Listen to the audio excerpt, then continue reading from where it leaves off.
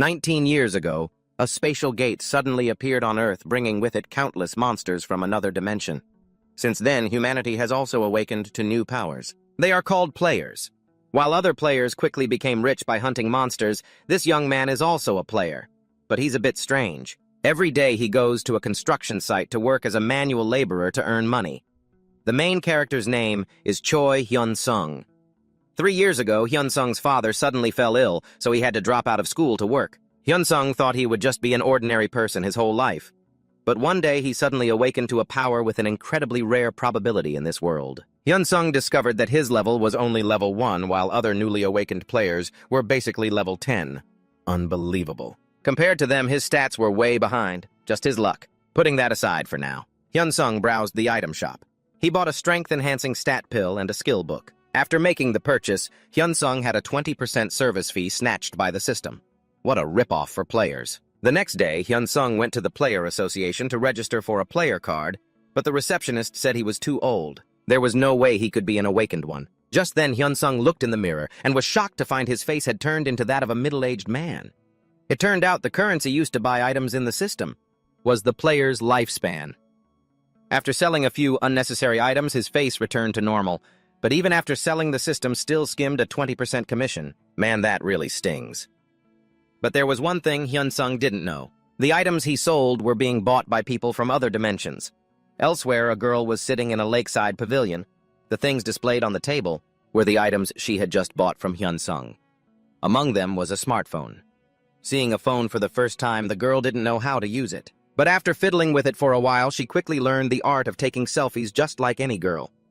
At the Shadow Castle, a demoness had also bought a few items that Hyun-sung had put up for sale. She bought them because they looked quite unusual. At that moment, the demoness was staring intently at a game console because this thing could actually work without magic.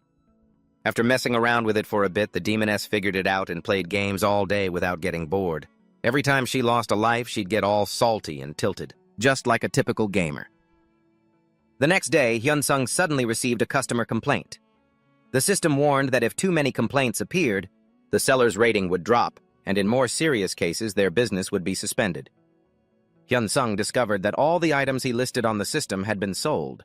At first, he thought no one would buy them. Luckily, someone snatched them up. This time, Hyun-sung decided to raise the prices a bit to earn some extra money. But before he could even celebrate, customers continued to report him. Out of the 20 items sold, 14 received complaints. As a result, Hyun-sung's shop was suspended for 3 days. He discovered a customer had reported him because of a mobile phone. The one she had just bought broke after only 6 hours of use. But in reality, the phone wasn't broken.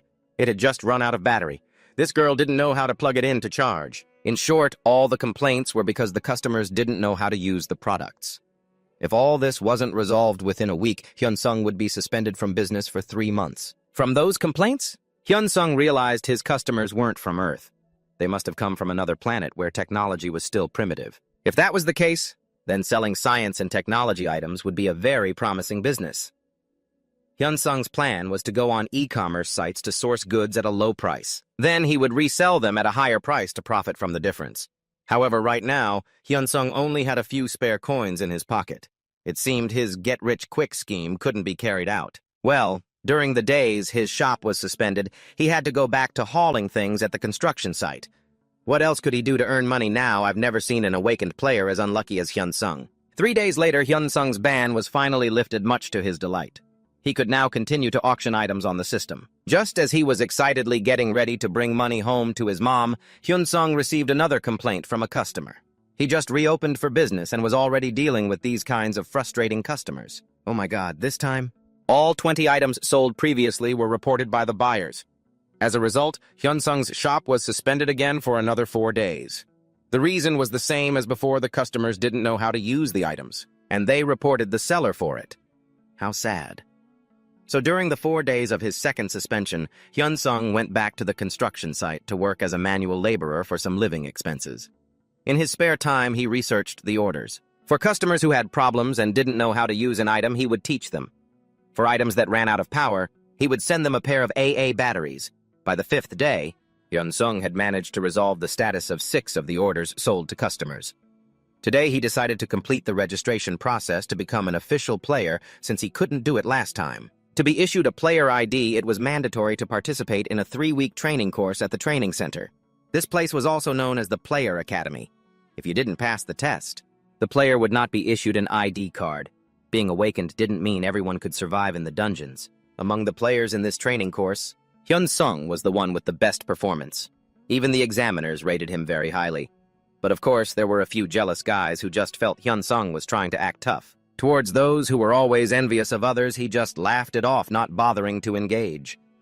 3 weeks later, the training course at the Player Academy ended. Hyun-sung had obtained the ID card issued by the Korean Player Association. He just wanted to quickly earn a lot of money to pay for his father's medical treatment. That afternoon, Hyun-sung went to buy equipment to prepare for entering a dungeon. Everything he needed here was expensive. Just renting a mid-range set of armor and a sword cost him over 700,000 won. But on top of that, entering a dungeon costs 200,000 won an hour. The place Hyun-sung chose was the Horned Rabbits dungeon. This is a dungeon with an average level of 15, so it's perfect for a newbie like him.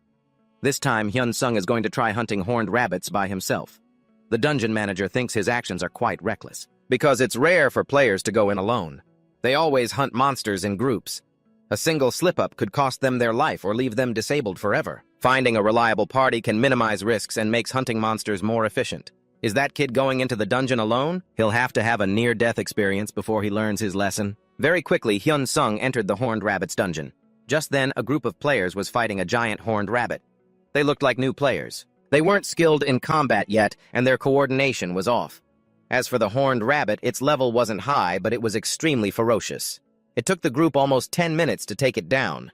Hyun-sung felt his stats were high enough to go solo, so he activated stealth mode to explore. Inside the dungeon, members of the Cello Guild were also hunting horned rabbits. The short-haired girl's name is Soo-hee, and the long-haired girl is Jisoo. Along with the two of them were one man and one woman. They were very confident in their skills. Soo-hee had received a request to hunt the Horned Rabbit King. She figured it wouldn't be a problem since the Horned Rabbit King was just an ordinary monster. On their way, the group saw someone walking alone. It was Hyun-sung. Jisoo thought he must have been separated from his teammates, but Soo-hee didn't think so, because she noticed that Hyun-sung didn't have a single scratch on him. What's more, the armor he was using was rented. Based on those details, Soo-hee guessed that Hyun-sung was a new player. He had figured out an easy way to hunt horned rabbits without them noticing by using his stealth skill. Then he stabs them deep from behind. A player can get experience points and items if they hunt higher-level monsters. However, if a player hunts monsters that are 20 times lower in level, they won't be able to receive any experience points at all. The chance of a monster's corpse turning into an energy stone is also reduced. After luring the rabbit mob with a sneak attack strategy, Hyun-sung had obtained 5 energy stones. But he quickly realized he was still at level 1.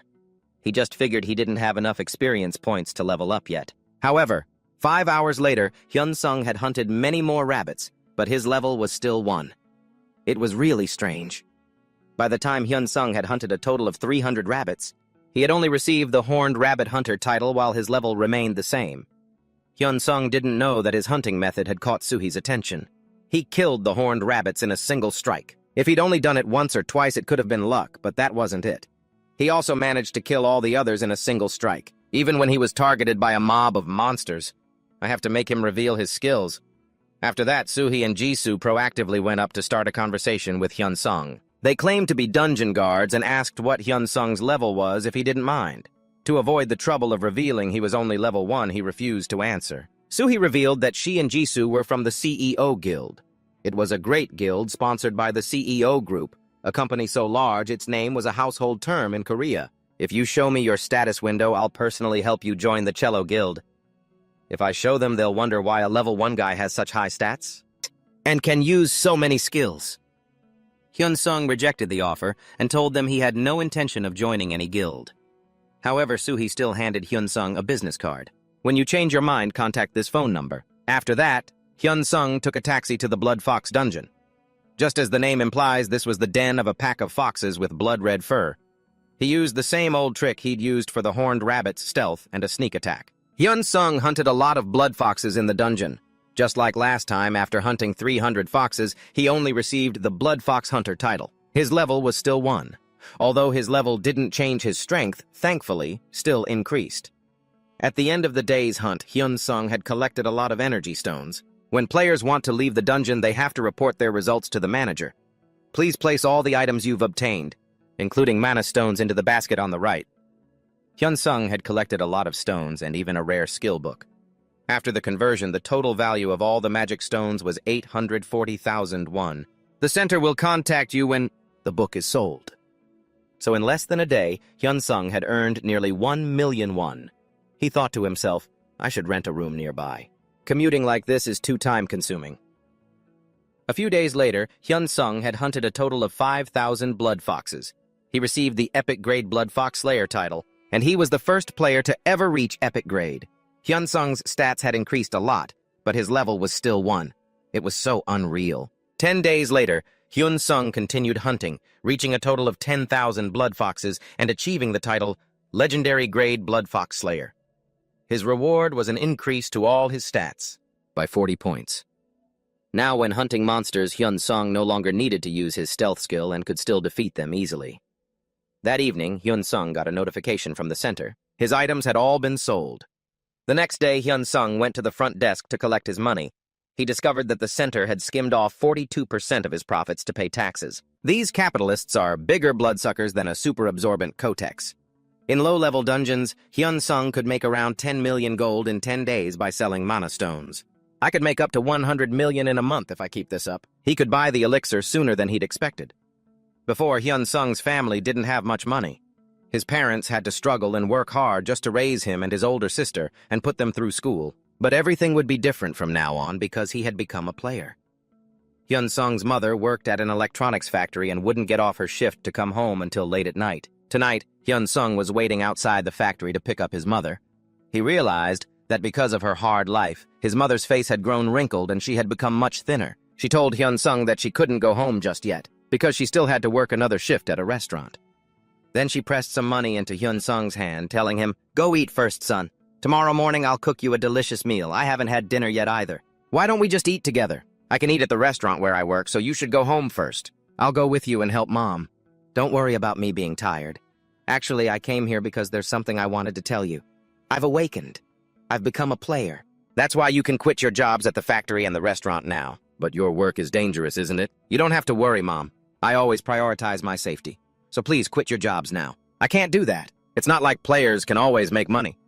Besides, I heard that new players have to spend a lot of money at first." "Don't worry, Mom. I basically just hit the jackpot. If you don't believe me, take a look. What is this? Is this really 1 billion won? I found a rare item while hunting and sold it. With this money, we don't have to worry about Dad's hospital bills or our debts anymore." Hearing this, his mother was deeply moved, because her son had grown up and could now support the family. "Thank you, my son." After that, Hyun-sung's mother still went to her part-time job at the restaurant as usual. She even brought him along to introduce to her co-workers, saying, "This is my son."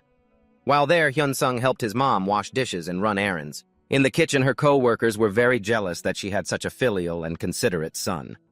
"Thanks for helping, Hyun-sung.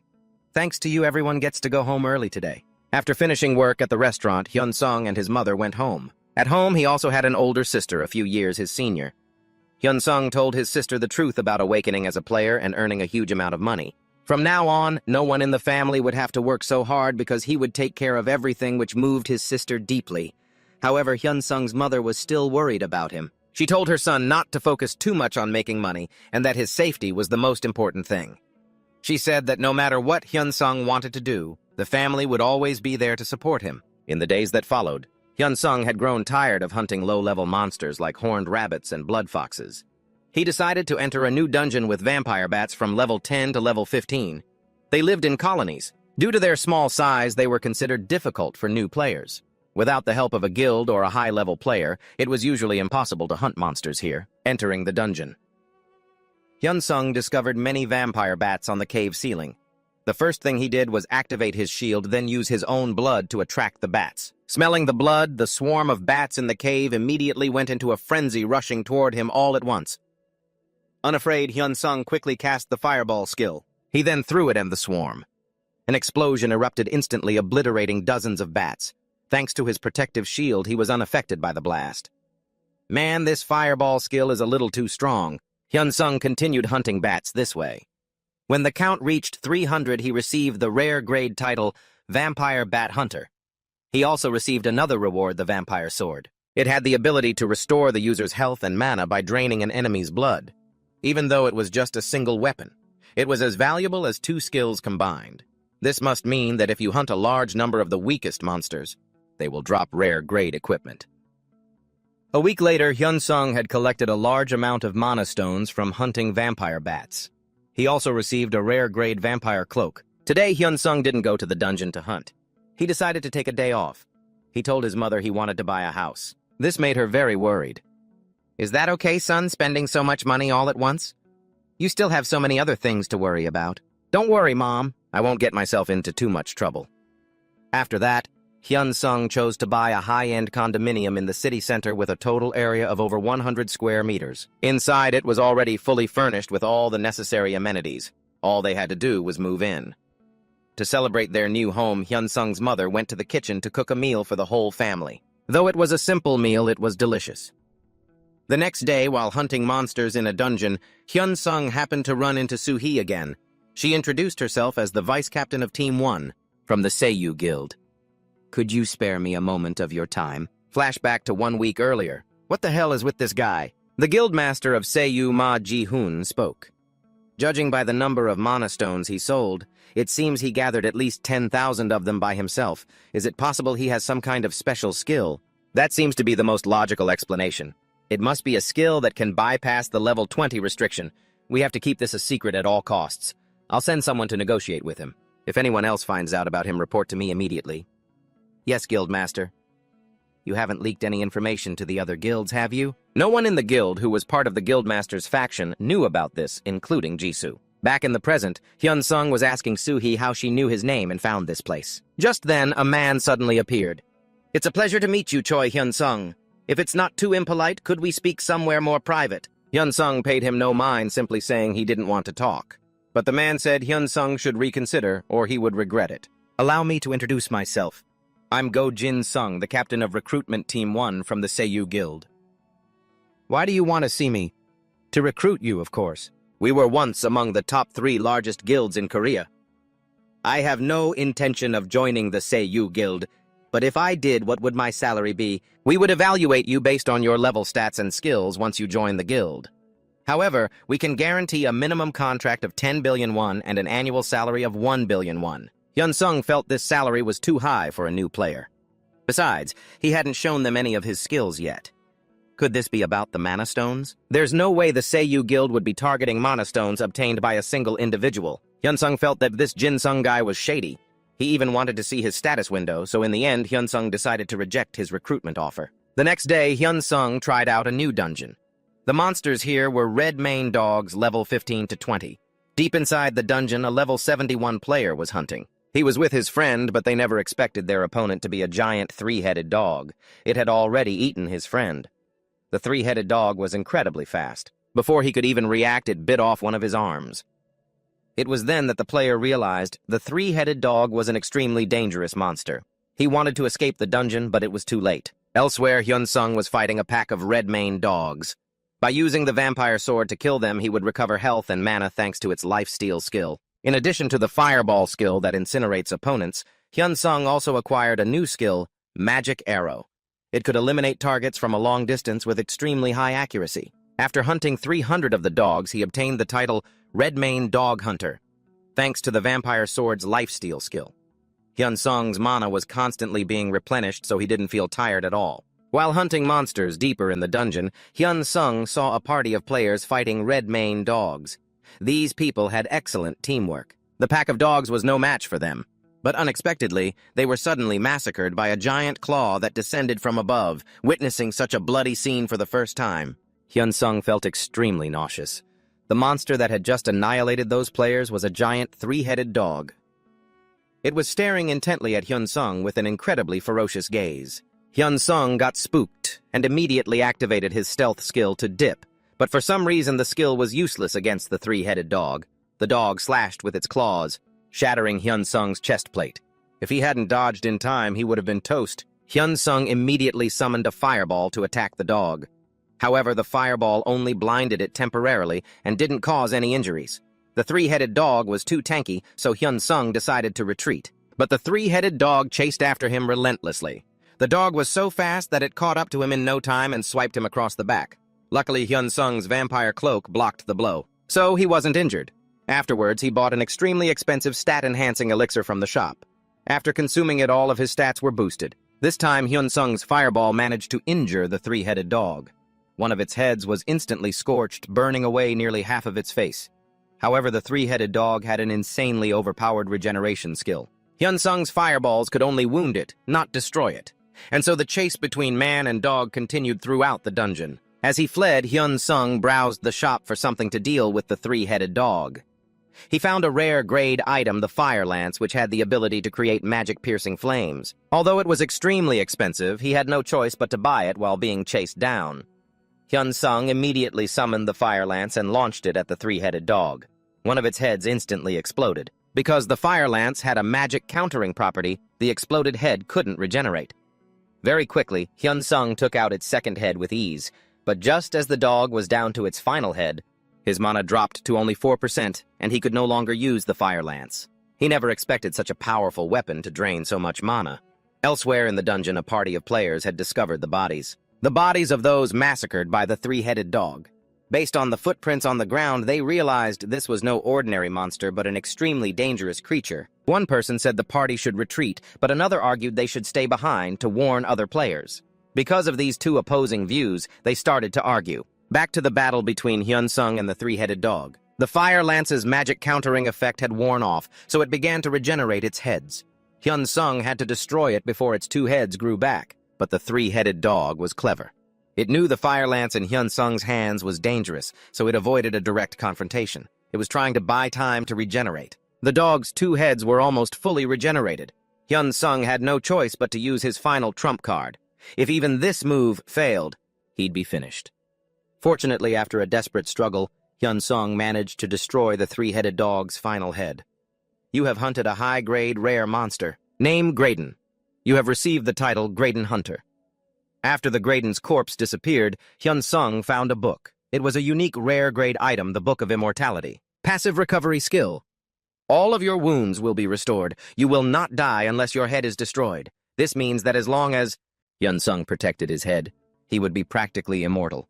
He'd never seen a book with such an overpowered skill in the shop before, even though it was just a rare-grade item. But it was comparable to an epic or even a legendary grade item.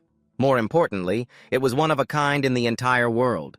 Hyun Sung learned the passive skill from the Book of Immortality. All the wounds on his body healed instantly. The skill used the player's stamina to recover from injuries. The hunt was over. All of Hyun Sung's stats had increased significantly. It was totally worth getting chased by that dog all day. Now that's what I'm talking about. Somewhere in the dungeon, the player alliance had appeared after receiving a report about a high-level monster that had massacred numerous players. This woman was their leader, Shin Jun-ah. Jun-ah sent out an alert to all other players. Evacuate the dungeon immediately. The number of player casualties has doubled. We have no leads that could point to what it might be. A high-level monster. No, there's nothing here, just red-maned dogs. Wait, I've just found a player. Which direction are they coming from? How many of them are there? It's just a single player. He's all alone. The player the Alliance was looking for was none other than Hyun Sung. They quickly found his location in the dungeon. Sir, are you all right? Yes, I'm fine. You look pretty shaken up. You must have seen it then. Yes. A high-level monster that has no business being in a red-maned dog dungeon. Hyun Sung thought to himself, it's best if I keep the fact that I hunted it a secret. He said that he only caught a glimpse of it by chance. Jun-ah immediately asked, where is it? Is it nearby? Realizing she was being a bit forward, Jun-ah offered Hyun Sung a healing potion. He recognized it as a rare-grade healing elixir. It was extremely expensive, and its effect was to accelerate wound recovery. There's something else about the monster I saw, he said. I saw a giant three-headed leopard. With fur as black as ink, I've never seen a monster like that. Its size, it must be as big as a house. It ran in that direction. After Hyun Sung showed them the way, the group thanked him and hurried off. They moved so fast that Hyun Sung couldn't even keep up. As expected of high-level players, it's a good thing I managed to kill that three-headed dog. Otherwise, before the Alliance members got here, the number of casualties would have been much higher. Deep inside the dungeon in front of the players' alliance was a gate. Are we going back after we enter the gate? It seems so, but the problem could get more serious. Once it smelled blood, we have no idea when. It will attack again. Let's just report this to the association first. Thinking back, I wonder if that guy we met earlier made it out safely. I think he lost his comrades and barely managed to survive. But in reality, he was overjoyed because he'd just scored an expensive potion. All of you just wait here. Leader, where are you going? I just want to check on the player. Who was left behind? Something about him bothers me. He's all alone. He might be in trouble. In that case, we'll wait for you here. Thank you. Junna went back to check on Hyun-sung, to see if he was okay, only to find he had already left the dungeon. I guess he's safe now. The next morning, Hyun-sung was sprawled out on the sofa, enjoying his day off. He didn't want to do anything since he'd earned a pretty penny yesterday. You're home early today, and what's wrong with your face? Crap. I used too many points yesterday. It's nothing, Mom. I just overexerted myself a little. Then I'll make you something to eat right away. Just sit there and wait a bit. While Hyun-sung's mother was cooking, she suddenly saw the news. Many hunters were killed in the dungeon today. So that's why you came back early. I didn't even see it, Mom. You don't have to worry. I think this is too dangerous. You're putting yourself in harm's way for our family. Don't worry, Mom. I'm only doing this because I like it. I enjoy hunting monsters and getting stronger. After the incident where the three-headed dog slaughtered players, the Red Mane Dog Dungeon was temporarily closed. 2 security officers died here. They couldn't even fight back. There are more signs that the monster entered this area, but among them there are no signs that it ever left. Player Kim Dong-soo, a professional monster tracker. So the monster is still in the dungeon, but we've already searched this entire place. I don't know what's going on either. First, let's just follow its tracks. Cerberus attacked a few low-level players while they were hunting in this spot, and then it moved over there. There's something strange. What is it? Cerberus attacked many players, but one person survived. He fought back and pushed it back, and they continued to battle with magical attacks. The player who fought here wasn't a group, but a single individual. I can feel some remnants of fire magic. It seems this player has high-level agility. Someone who could fight Cerberus must be a magic swordsman. Cerberus was critically injured around here, and it bled a lot. I think it was from the magic swordsman, but it could also be a magic-type player with high-level agility. It seems some kind of magic skill was used. The opponent killed the monster. There are no corpses around here, which means it turned into a magic stone or an item. This is ridiculous. There are only a handful of magic swordsmen in this world, because it's a difficult class. Did that person really hunt all these monsters alone? Based on this hunt, we can be sure that this player's level is at least level 24. No player can enter this dungeon without help from a party. Something's not right. If that person could hunt Cerberus, there's no reason for them to be hunting in a low-level dungeon like this. Did we find any traces of the person who hunted Cerberus? Let me try to find something. The player's tracks disappeared right after the battle ended. It seems we're going to have a hard time finding a trace of that player. This dungeon isn't exactly the ideal place to track someone. Junna wanted to find the player who had entered the dungeon that day, because she believed he was an incredibly powerful high-level player, and if a player like that existed, she had to recruit him into the association immediately. The player association is managed by the state, with each guild being a separate organization. In the early brutal stages, the player association held significant influence. The number of players in the association was high, and their skills were among the best. But recently, the number of players under the association has been steadily decreasing. Meanwhile, private organizations have begun to grow in power, even those useless ones with no real knowledge. Even those who knew nothing about monster dungeons were now in the high ranks of the Korean Player Association. They began to influence players by giving them an advance payment, a meager one in the name of patriotism. Guilds, on the other hand, were the complete opposite of the association. They gave players an advance payment, a huge one from sponsors and corporations. Because of that change, the guild's scale is expanding more and more. At that moment, Hyun-sung was resting in a hotel near the dungeon. He currently had too many mana stones and wanted to hide them to avoid drawing attention. He couldn't trust anyone from the player group he had met at the dungeon gate. He also had to avoid the staff's gaze. What was their reason for inspecting players' personal belongings to check for monsters or some kind of seed? The real reason was to prevent players from evading taxes. Hyun-sung thought there had to be a way to hide the mana stones he had collected. While checking the shop, he found an item, an active skill book. A player could use it to open a subspace on the condition that it could not contain living creatures. Although the skill was very expensive, Hyun-sung needed it, so he had to buy it. After mastering the skill book, Hyun-sung was able to open the space with his hands. He peeked inside and saw that the area was much larger than he had imagined. It had to be as big as the study room Hyun-sung used to live in. That evening, Hyun-sung went back into the dungeon to hunt monsters. One strange thing happened. This time when the dungeon manager saw his name, Choi Hyun-sung, he suddenly told him to scan his fingerprint. He didn't think much of it, just assuming it was part of the dungeon's registration process. After going inside, Hyun-sung hunted more red-maned dogs. Bringing the total to 1,000, he received an achievement reward, the title Red-Maned Dog Hunter, along with a lot of mana stones. He collected all the stones into his secret space. He only kept a few out to get past the dungeon guards.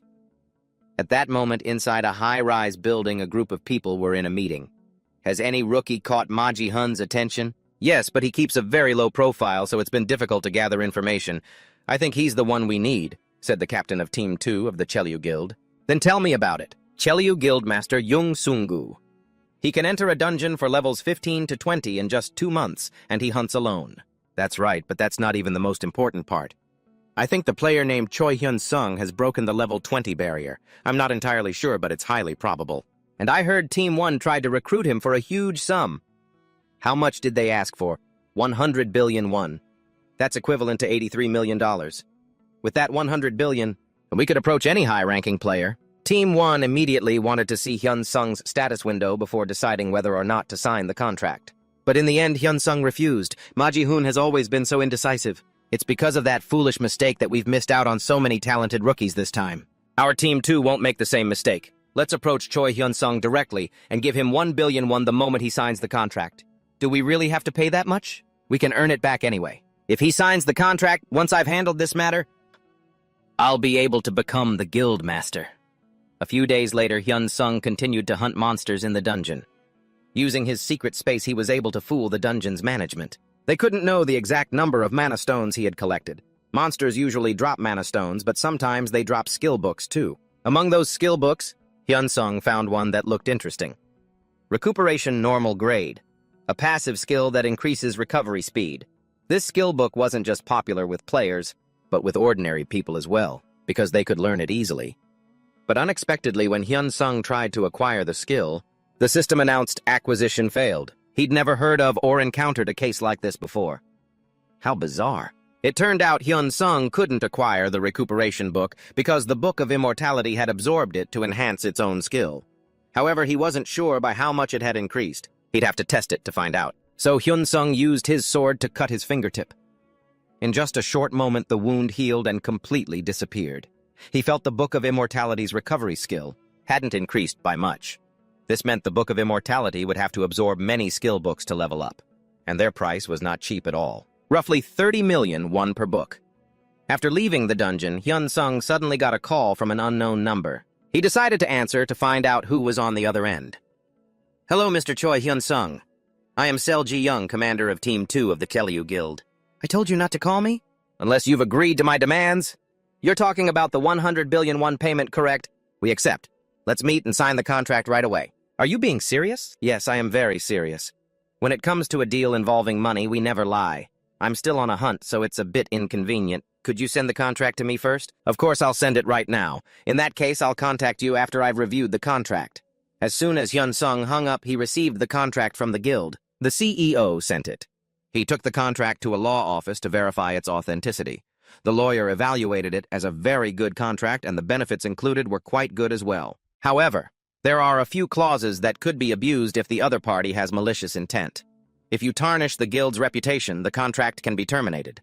This part is based solely on the judgment of the guildmasters. It's a bit unreasonable. Furthermore, the contract can be terminated if the player has poor skills. This clause is similar. I don't know how much the advance payment is, but the penalty fee is quite high. If you do anything that violates the contract or terminate it unilaterally, you will have to pay back 10 times the advance amount. In my opinion, if you request that the penalty fee be equal to the advance payment and ask them to remove the unreasonable clauses, you won't be at a disadvantage and can proceed with signing the contract. At that moment, a member from Team 1 called again. So Hyun-sung excused himself from the lawyer to take the call. Hello, Mr. Choi Hyun-sung. Regarding the payment, do you agree to the price of 50 billion? That's still not enough. The amount I want is 100 billion, not 50 billion. I'm aware of that. But please consider the practical side of things. Even for a guild as large as Cell IU, agreeing to such an amount is still too risky. This 50 billion is already a number. I had to fight hard for them to approve. I'll reconsider it, but before that can, I see the contract. Of course, I'll send it to you immediately. After that, Hyun-sung gave the contract to the lawyer to check. Was this written by the same guild that sent the last contract? No, that's right. How did you know? Because the basic content of the two contracts is the same, only the payment section is different. It has fewer harmful clauses, but for the most part it's the same. Why do you think the same guild would send two different contracts? It seems there's an internal power struggle within the guild that wants to recruit you. Look at how they sent a completely different contract. This means the internal factional conflict is quite serious. The lawyer suggested that Hyun-sung drag things out as long as possible as he would benefit more from it that way. Hyun-sung went home. He looked up all the information related to the Chelu Guild. According to his investigation, it seemed that Guild Master Ma Ji-hun and Vice Master Jung Sung-gu couldn't stand each other. Hyun-sung decided to use this to his advantage and squeeze them. First, he called Team 2 to say the amount was too low. He wanted to raise it to 300 billion. Of course, Team 2 did not accept this absurd request. However, after hearing that Team 1 also wanted to recruit Hyun-sung, they were willing to pay any price. Team 2 would unconditionally meet whatever Hyun-sung demanded, at a higher price than Team 1. After that, Hyun-sung called Team 1 and did the same thing. Finally, he recorded both calls and sent the recordings to both sides. After all that was done, he threw his phone in the trash and went completely off the grid. A month had passed since Hyun-sung sent the voice files. The guild master and vice master of the guild each had their own factions, leading to the guild being completely split in two. The guild accessed dungeon records to find Hyun-sung, but no matter how hard they tried, they still couldn't find him. Because of this, the two factions began to clash, and sharing information within the guild became difficult. Meanwhile, the one who caused all this, Hyun-sung, had vanished. Speaking of our protagonist, he was currently hunting monsters in some godforsaken dungeon. It was known by very few people. The reason was that the monsters were tough, and the drop rate for good items was extremely low.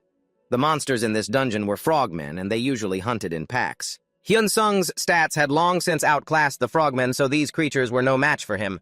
With just a few slashes of his sword and a couple of fireballs, he easily took their lives. While taking inventory of his loot, Hyun-sung suddenly received a complaint from a customer. The other party had bought a lot of AA batteries from him. Now he was pressuring him to cut the price in half. If not, he would continue to file complaints, so, "This guy is trying to sabotage my business. Should I give this a try?" On another planet, someone had bought all of Hyun-sung's batteries, and was also the one who had repeatedly sent unreasonable complaints. His name was Oha. Oha was an awakened on this world, and he quickly became a powerful player on his home planet. To acquire exclusive skills, Oha had to spend a lot of points, but no matter how hard he tried to earn them, it was never enough. Oha had been watching Hyun-sung's shop for a long time. He assumed he was a player who had used up all his points to collect special items from his own planet. Therefore, he bought all of Hyun-sung's AA batteries and a few other interesting things. Oha's plan was, after buying everything, he would continuously complain about the products until Hyun-sung's shop was suspended for 3 months. 3 months later, he would use the same tactic over and over again to force him to sell items at a low price, since new players are terrified of having their accounts suspended. Then Oha would buy Hyun-sung's items for cheap and resell them to others at a high price. Eventually, he would replace Hyun-sung and become the exclusive supplier of all these items. However, Oha had no idea that AA batteries on Earth are extremely cheap. Hyun-sung could buy and sell countless batteries every day. Oha planned to use all his savings to buy out Hyun-sung's entire stock. However, his supply was endless, so in the end he had to give up because he ran out of money. A medieval person trying to mess with an earthling Hyun-sung declared they're not even in his league. Since sales of his current products were steadily increasing, Hyun-sung had started thinking about selling used items as well. At that moment, the Demon Queen was browsing Hyun-sung's shop when she discovered he had just listed a home game console, a 32-inch television, and some super popular games.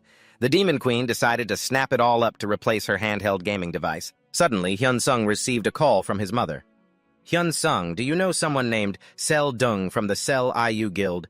He says he's the leader of Support Team 2 from the Sel IU Guild. He came to our house. He's at the front door right now. Should I hand the phone to him?" "No, don't, Mom. I'll call him myself. Also, don't open the door for him, okay? I'll tell you about this later. This is Choi Hyun-sung." "Hello, Hyun-sung. I finally managed to get in touch with you." "What the hell are you doing? Why did you approach my mother?" "You're overreacting a little. First, just calm down. We're concerned about your father's health. This is too big of an issue for you to decide on your own. I just came to tell your mother the truth. I'm the one who signed the contract, not my mother." But shouldn't you discuss such an important decision with your family? You send me that kind of contract and you still have the nerve to say that to me. The contract. What's wrong with it? What are you worried about? Are you seriously asking because you don't know I've already talked to a lawyer and found a dozen problems in there? That's just a precautionary clause, you know. If you have the talent we're looking for, then you have nothing to worry about. It'd be nice if the contract didn't require me to open my status window, but I can't. I don't think the Cell IU Guild would agree to that. If that's all you have to say, I'm hanging up. I'm also changing my number after this call, so it'll be useless for you to call back. If you dare show up at my mother's house again, I won't let it slide. How dare he be so rude to me? Team leader, have you found his location yet?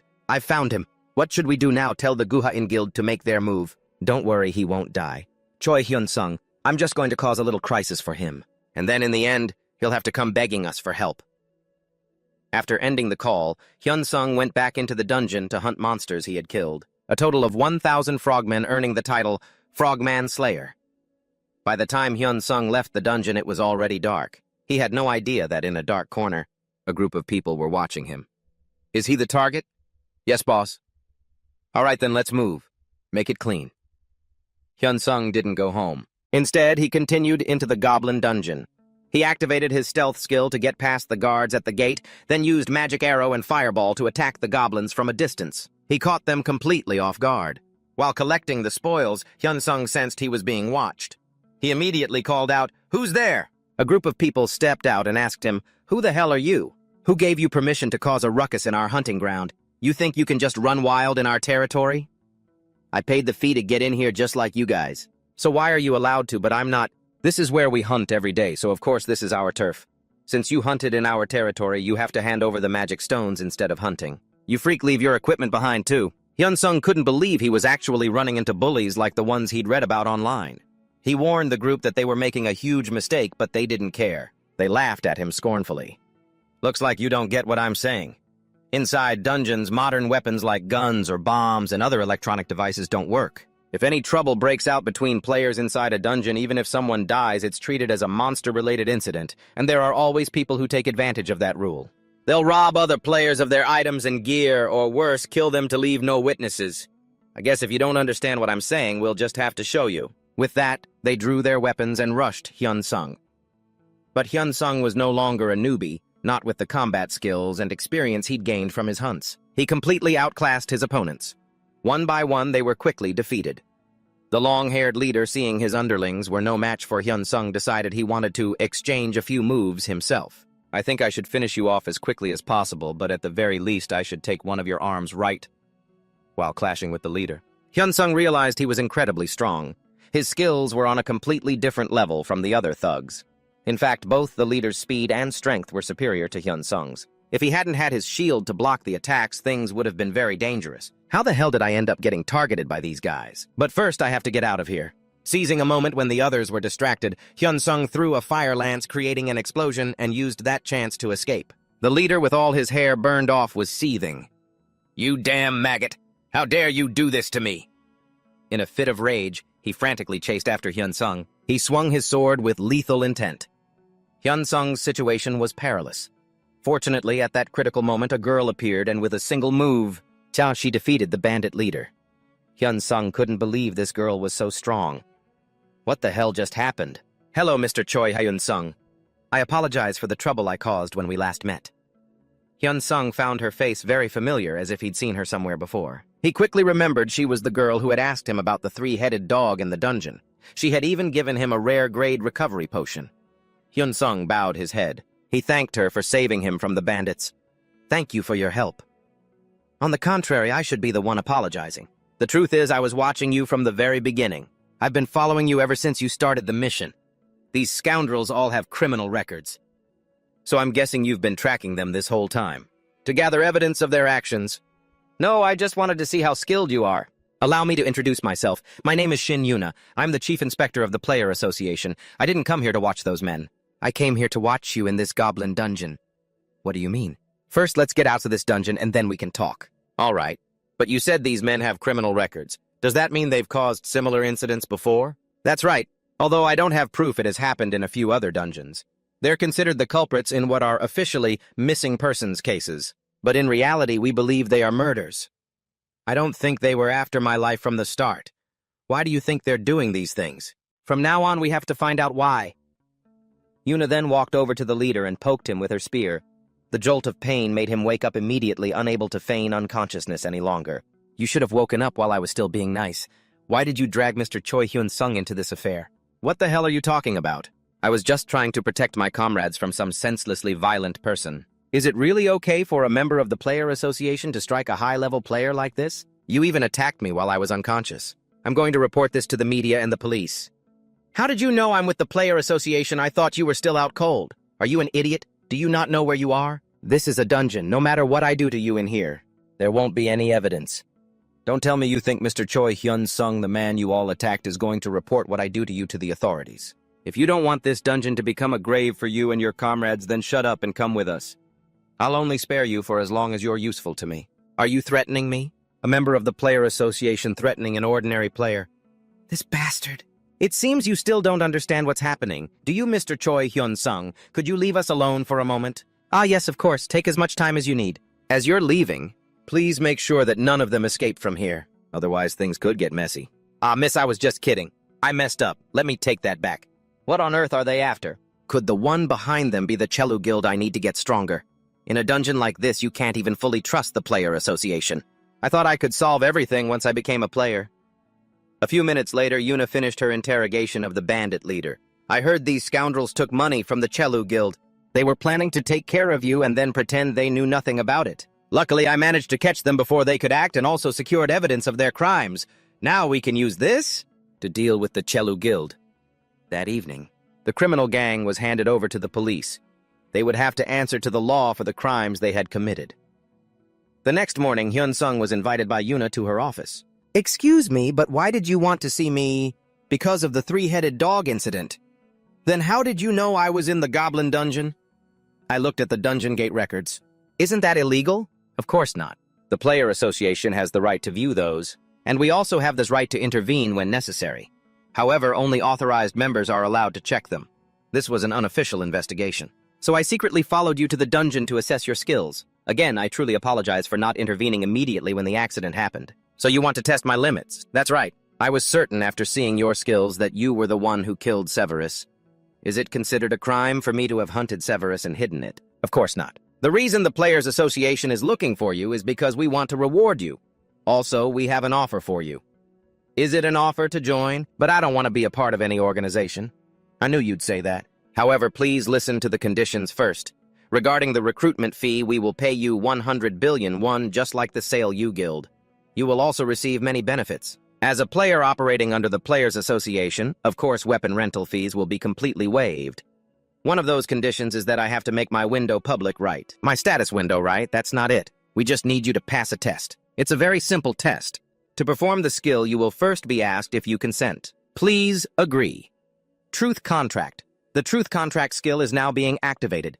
Please sit comfortably and answer my questions. Did you really only awaken 3 months ago? No. Do you know how to break the level 20 rule? No. I know you're around level 140. Why are you hunting in such low-level dungeons? You have a unique skill, don't you? You must answer this question. Is there a reason you hunt low-level monsters? Yes. Can you give your unique skill to other players? No. Did you use your unique skill to bypass the level 20 rule? Yes. Very good. We're done. Are we going to have to do this again? No, I don't think we'll have to do it again. I have no more questions either, because you've only told the truth. So you really do have a unique skill, huh? Don't tell me you also have a skill. A unique one of your own. Of course I do, but I can't tell you what it is, so I'm not the only one with a unique skill. You don't have to be so disappointed. A unique skill can only be used by one person. Moreover, all players who have obtained a unique skill are already at the top of the rankings. Does that mean Shin Jun-ah is also at the top? I thought she was just a high-level manager. There's some information about players who avoid the media. Even if you're a high-level player, you can't possibly know everything, especially information about players who possess unique skills, which is protected by national security laws. Is it really okay for you to be telling me that? Because we're about to be in the same boat, so it doesn't matter. I never said anything about joining the association. Well, that makes things a bit difficult. From the moment you said you had a unique skill, you no longer had any other choice. What do you mean by that? You don't need to look so serious. This recruitment offer isn't from just any association. This is an exclusive contract with the National Players Association. These conditions have never been seen in non-national level contracts. There aren't many mandatory clauses either. the payment for emergency jobs, is many times higher than average. Not only will you receive deployment allowances when incidents occur, but your rights to mana stones and item trading are also guaranteed. However, there's one problematic clause. Aren't lifetime contracts also called slave contracts? Not all players belonging to the association have to sign a contract with conditions like these, right? If we offered this to everyone, we would go bankrupt. The reason we're setting these conditions is because of your unique skill, Hyun Sung. Even when you kill low-level monsters, your skills still increase, and mana stones still drop. That means you can level up at any time. This is a chance to recruit a player who could become the best in the world. Only a fool would try to save money right now. If that's the case, can I amend the contract a little? Is it about the contract term? Do you know how many people in this world have a unique skill? I don't know the exact number, but as far as the government knows, there are fewer than 80 of them. Before you appeared Choi Hyun Sung, I was the only person in Korea with a unique skill. I know the contract term isn't ideal for you, but we can't let someone with a unique skill this rare in Korea slip through our fingers. We also don't want them falling into the hands of another organization or guild. That's why the contract term is for life. Please share your thoughts and just tell me what you want. I want to change the term to 1 year, not a lifetime. You know that's impossible. Then let's lower the down payment. For someone in the top 40, 10 billion is a bit much. The contract term is 2 years and the corresponding down payment is 20 billion. After 2 years, if there are no problems between us by the time the contract expires, the player association will be my top priority for renewal. If you refuse this proposal, I won't sign a contract with the player association at all. It seems you're planning to seek shelter in another country. It's just that I don't know much about the player association yet. And I hate being tied down by a contract forever. But you can see the contract's terms have more benefits than obligations. Hundreds of billions paid in advance. Of course, it's hard to even imagine that much money, but I can't let myself be blinded by such a huge sum and just trade away my future. What I need right now is a place to stay. I'm not the one who decides. I need to report this to my superiors. Could you wait a moment? Of course, take your time. We agree to your proposal, but there will be a few conditions. When you receive an invitation to join a player association or a guild from another country, the condition is you must inform the Korean Player Association first. In any case, the contract is signed. It's a pleasure working with you. You too. First, you need to exchange your items. All of your equipment is rented, isn't it? But they really do have everything. Equipment and items. If I'm a direct member of the association, can I rent all this equipment? The regulation states that the level of the rented item depends on the player's level. Of course, you're an exception. I'll tell you about how the association works while your equipment is being prepared. Let me check which team Mr. Hyun Sung has been assigned to. You've been assigned to the inspection team. Their mission is to handle any accidents that occur in dungeons and resolve disputes between players. I can do that if it's a low-level dungeon, but if it's a medium-level dungeon, I don't think I can handle it. With your current level, Mr. Hyun Sung, I'll still consider putting you in the field, so don't worry. Just be sure to tell me the dungeon's location every time you go hunting. I'll register for the mission at the nearest office, okay? I'll give you a separate card to cover your rent. Is doing this really okay? Of course not. If the other members of the association find out about this, I think they would be extremely angry. So let's keep it a secret. Thank you. I have to do everything I can. That's the only way you'll sign a new contract with us in 2 years. It looks like my work here is done. The insurance is all set, so you can just think of this as your own car and drive it. Well, then I'll see you later, come to think of it. On second thought, 2 years still feels really short. It seems you're disappointed that it wasn't a lifetime contract. Of course I'm disappointed. I should have acquired him at any cost. You're just trying to take advantage of him. I'm the chairman of the Korean Player Association. Even in your case, it's not like we're paying you a pitiful salary just because it's a lifetime contract. Isn't that what you did at first? If I hadn't said anything, you wouldn't have even considered increasing anything in the contract. I should have gone for a short-term contract like Choi Hyun Sung. Yours was the very first case we discovered. If it weren't for you, we wouldn't have known anything about these unique skills. Then you should have treated me better. We promised many things in this contract. With Choi Hyun Sung, it was based on your feedback. If you hadn't gotten involved in this, then we would have made him sign a lifetime contract for 100 billion won. If you did that, the information would leak and he'd be targeted by other powers. Are you threatening me? You yourself said you would tell the other associations. When did I say that? I only said there was a high probability I would. Honestly, if you hadn't objected, we would have secured a lifetime contract with Choi Hyun Sung at any cost. You're a real piece of work. You think I'm doing this for myself? This is for our country. A successful transfer to Mom's account. 1 billion won. That's about 18 billion dong. With this, I don't have to worry about Dad's hospital bills or our living expenses for the next 15 years. For now, I can only buy one of each type of recovery-related book because I need to nurture this immortality skill and see how much it needs to eat to grow. Wow, I sold a lot. The game console and the notebook sold the best. The makeup and perfume sold too. I can't believe the watch sold so well. Now this is the best way to show my filial piety. Welcome to the second-hand appliance store. How are those plug-in batteries coming along? Everything is all prepared, sir. The batteries are fully charged too. Very good. Next time, make sure you prepare the same full amount. Of course, they have to be fully charged. Absolutely, sir. Please rest assured. Exchange points have been discounted through direct payment. If you need any more products, please contact us. I'll use everything and keep about 3 points. All the lowest grade elixirs cost around 5 million points. The higher grade ones are 10 million points. To get all my stats to 200, I'll need about 5 billion points. I'll invest the remaining 5 billion points into the Book of Immortality. Hello, Hyun-sung, this is Shinjuna. I obtained the evidence and filed a police report against that executive director of the Chelu Guild. They've all been arrested. Even though the Chelu Guild has some connections with the prosecutor's office, they won't be able to recover from this. You could even say the prosecutors were very cooperative. Was it because of a conflict between factions? That's right. Guild Master Ma Ji-hun didn't stand in our way. He even gave me data as if he wanted me to get rid of them as fast as possible. What happened to Young Sung-gu? The list of those arrested hasn't been released yet, but that guy won't be free for long. His murder and robbery charges have been confirmed. You should turn on the TV to get more details on the case. In a murder case connected to a major guild vice guild master, Young Sung-gu has been expelled from the Hexes Guild. He has now been arrested by the police and the Player Association. As you can see, his arrest was inevitable. Even the people in his own faction turned their backs on him. He's just reaping what he sowed. Thank you for taking care of this. It's no problem. I should be the one apologizing for not resolving it sooner. Let me treat you to a meal next time as thanks. I almost forgot. I still need to find some skill books. This is the last book. I've used all the contract money to buy skill books. The passive skill book of Immortality Unique Rare Grade has evolved to Unique Epic Grade. Wahahaha! It finally leveled up. You will not die unless both your heart and head are completely destroyed simultaneously. All wounds will be restored. The skill can continue to evolve. It already cost this much just to get it to the Epic Grade. So how much will it cost to get it to the Legendary Grade? The next day, Hyun-sung arrived at the inspection team office to start his new job. Today's your first day, isn't it? It's a pleasure to meet you. I'm Seo Tae-chun. Hello, I'm Choi Hyun-sung. All right, just wait here for a moment. Someone will be here shortly to give you more instructions. If you plan on entering a dungeon below level 100, you can go with Soo-kyung. Her name is Lee Soo-kyung, and she's 25 years old this year. She's also right around the level 100 mark, just like you. Hyun-sung Soo-kyung, you should introduce yourself as well. Don't be so rude. He looks younger than me, though, so I'm just going to speak casually. Sorry if that offends you. This girl seems like she doesn't like me. I'm sorry about that. She's not normally like this. It's fine. But I'm not actually younger than you, Ms. Soo-kyung. In fact, you could even call me Appa. I'm 27 years old this year. Oh, is that so? You look much younger than your age. I get that a lot.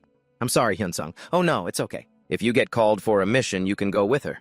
I'd love to pair you with someone else, but she's the only person here who's level 100 or lower. If she's level 100 or below, my stats already surpass those of a level 200 player. I'd be perfectly fine even going alone. Here, this is your spot. When you don't have a mission, feel free to relax. Read a book or do whatever you want. I think I overslept. Must have been about 4 hours. It doesn't look like much from the outside, but it seems they've invested a good amount of money into this place. How about we sign up for the night shift and just sleep here? Let's move. Please follow me.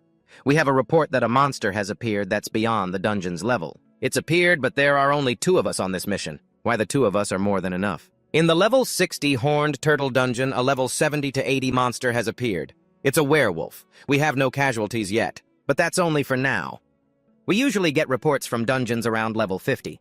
Players get their first jobs after hitting the level 50 mark. They become security personnel for low-level areas, but dungeons from level 50 and up usually don't have security personnel. The problem is, the players have gotten used to being protected.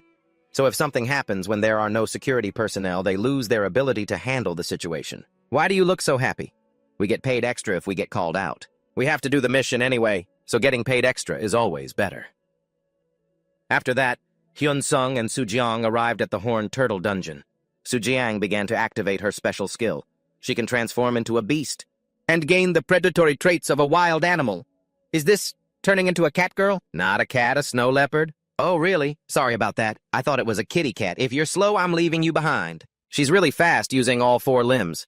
A snow leopard's sense of smell is extremely sharp.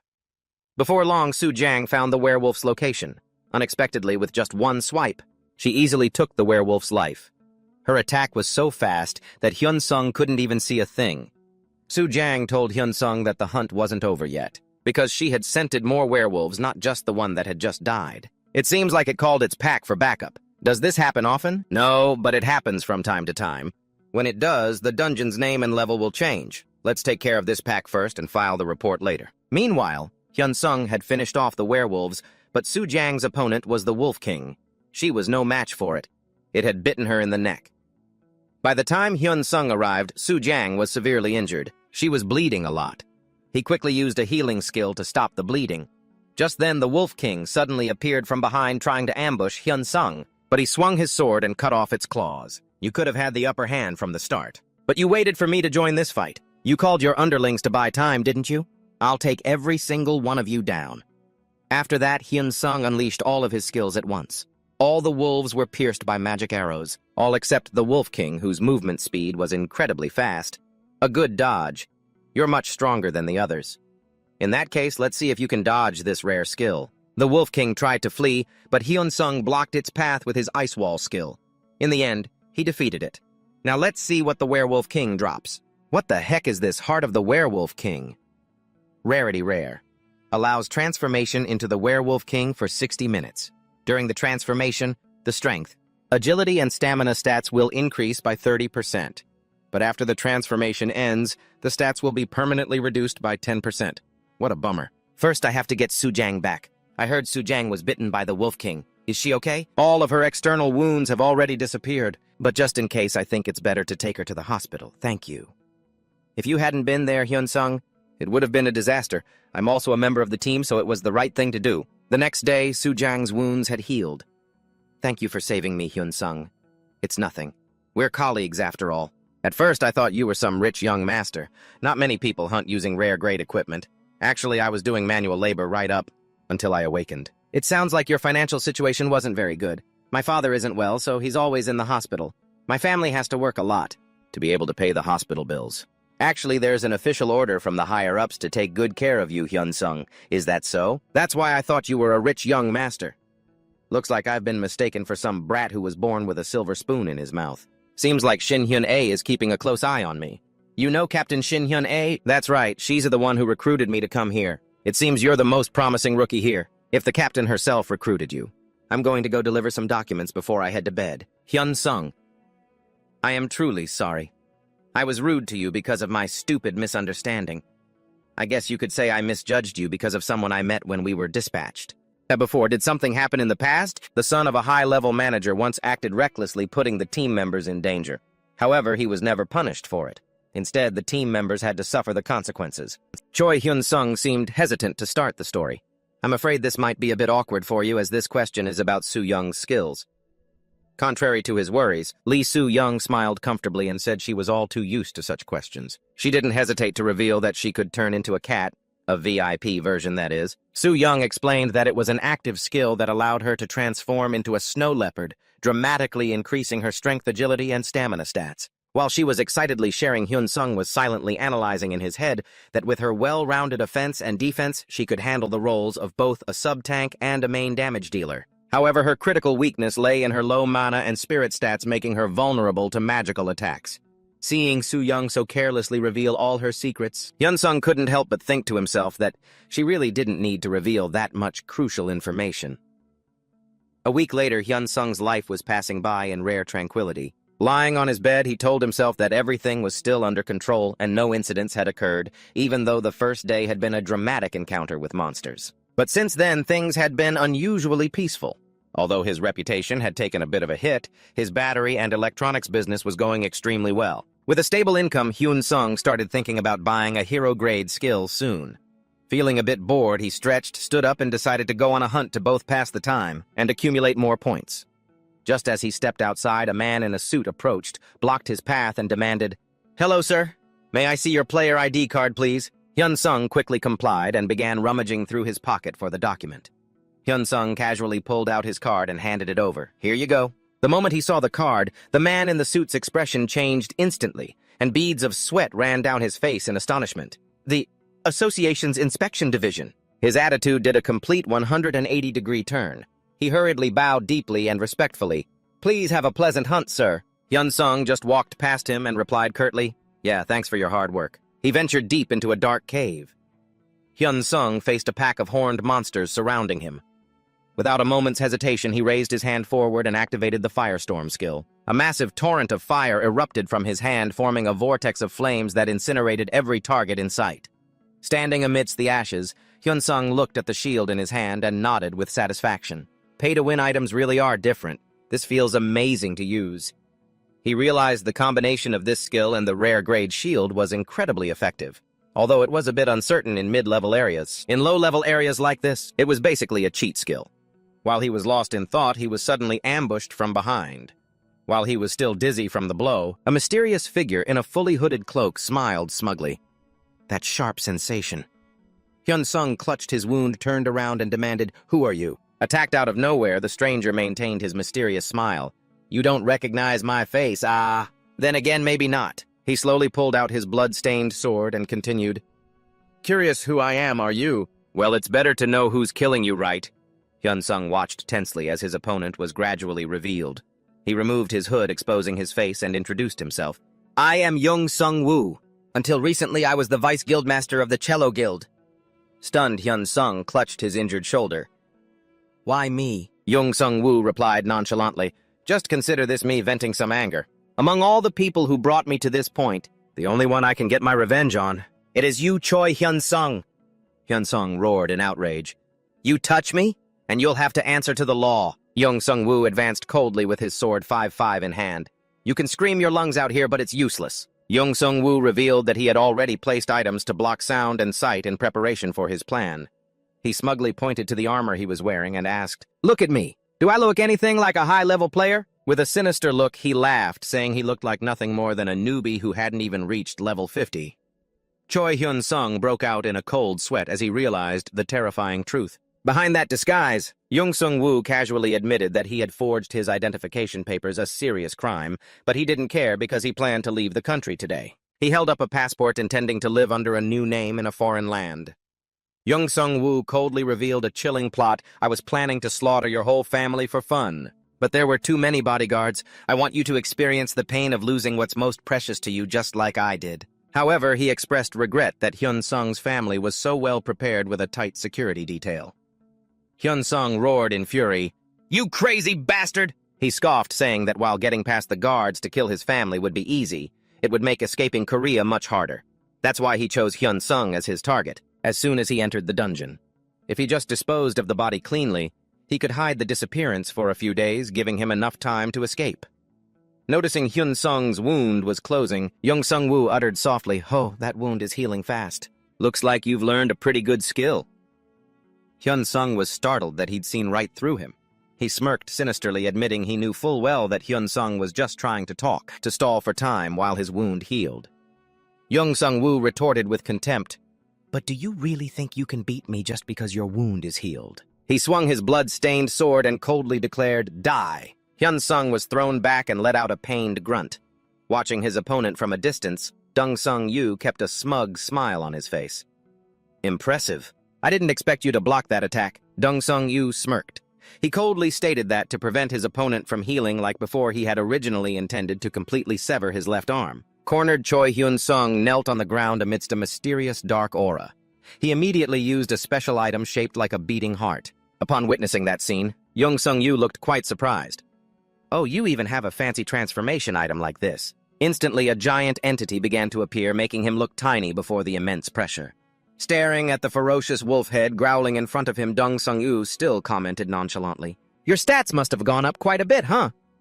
While he was busy checking stats in the middle of a fight, the beast stomped its foot on the ground and shot towards its opponent with terrifying speed. It gathered energy in its palm, creating a blazing fireball, and threw it forcefully at him.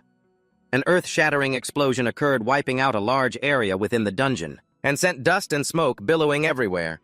However, Dong-sung-yu had already dodged the attack, closed the distance, and leaped onto the beast's back. He raised his blood-stained sword. With a cruel smile, he taunted, "You think you can escape?" A murderous glint flashed in his eyes as his sharp blade was perfectly positioned.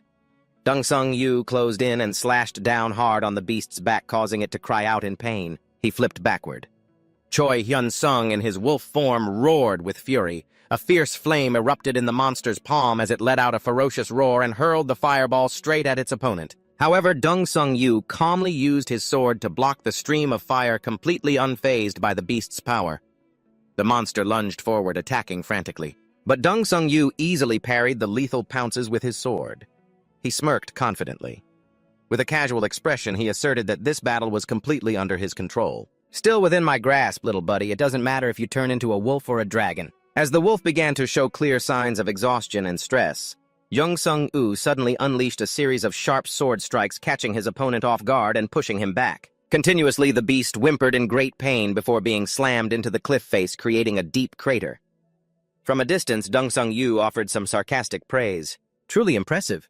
He slowly approached and taunted, "But hey, do you know what my nickname is?" While the beast was still dazed, a brilliant blue electricity began to envelop his body and sword. His eyes became colder than ever, as he boldly declared, "It's lightning sword." A massive charge of electricity erupted from his hand, striking down on the beast with terrifying force. The wolf howled in agony as it was completely overwhelmed by the electric current. As the dust slowly settled, Dong Sung-yu casually slung his sword over his shoulder and looked at the defeated foe with a hint of regret. "What a waste," he sighed, looking down at his opponent and said, "If you had just obediently listened to me back then, you could have been put to good use." Looking at the powerful entity that was slowly fading, he mumbled that with this level of power, it would have been well worth spending hundreds of billions. Dong Sung-yu delivered a powerful electric strike, causing the beast to roar in pain and then collapse to the ground. He slowly approached, sat down beside it, and asked in a calculating tone, "Spit out the cheat code. Hurry up." He smiled, adding suggestively, "If not, just telling me the secret that helped you get so strong so quickly will do." Despite its wounds, the beast still growled with resentment. "Stop your nonsense!" Dong Sung-yu immediately pointed the tip of his sword at his opponent's eye to threaten him. "If you talk, I'll let you live." The response was one of utter contempt. "You think I'd believe a word you say?" He slung his sword over his shoulder, casually admitting that even he found it hard to believe. However, he made another terrifying offer. "But I can give you a peaceful death. I'm being sincere. You can trust me." His eyes turned completely cold. Then he suddenly swung his sword and stabbed hard, making the beast scream in absolute agony. A series of new wounds were created, making the scene horrific. Dong Sung-yu nonchalantly lectured, "The faster you heal, the longer I get to torture you." He coldly explained that the victim still has to feel the full extent of the pain, while the torturer feels no pressure at all, especially for a beginner like him. The bone-deep pain caused Hyun-sung's resolve to waver. He wondered if he should reveal the existence of his unique skill, in exchange for his life. But he immediately realized the man before him was nothing but a piece of trash, and his reason for coming here wasn't simply for revenge. The beast gathered its remaining strength and roared with determination, "Just kill me! I will absolutely not say another word." He grabbed the beast's head coldly, confirming that his opponent would rather die than do anything that would benefit him. Dong Sung-yu coldly declared, "I also need time to process the corpse, so as you wish, I'll send you off cleanly right here and now." He swung his glowing sword down with great force, finishing off the motionless beast, thinking it was all over. He nonchalantly turned his back and walked away, muttering, "Time to collect the other pieces." Suddenly, a grotesque, pitch-black hand from behind pierced through Dong Sung-yu's chest. He exclaimed in shock, "Huh?" Looking at the bloody hand lodged firmly in his chest, he couldn't believe his eyes. "What the hell is this?" Dong Sung-woo collapsed to the ground, completely unable to resist the fatal sneak attack. The beast rose up powerfully, its breath radiating an overwhelming, terrifying pressure. Meanwhile, Dong Sung-woo lay gasping in a pool of his own blood, his eyes filled with hatred as he stared at his opponent. Why isn't the script the same as before? He slowly faded away. With the silhouette of the beast still standing menacingly in the distance, Dong Sung-woo finally took his last breath, a large hole in his chest. Choi Hyun-sung slowly returned to his human form. He slumped to the ground, letting out a sigh of relief. "I'm alive. The main character's plot armor is too damn strong." He was still in shock as he realized his body could still move. Even though his neck had been slashed in his beast form, he raised a hand to touch the wound. Hyun-sung thought to himself grimly, but still, what am I supposed to do with Dong Sung-woo's body? He realized he absolutely couldn't let this get out. Reporting it to the Player Association was also too risky. Hyun-sung analyzed silently if people found out someone of his level could take down a high ranker like Dung Sung-gu, they would definitely become suspicious of his true abilities. He walked closer to the body and told himself there's no need to reveal my secret. Hyun-sung raised his hand and activated his fireball skill. A blazing fire erupted in his palm, ready to incinerate all traces at the scene.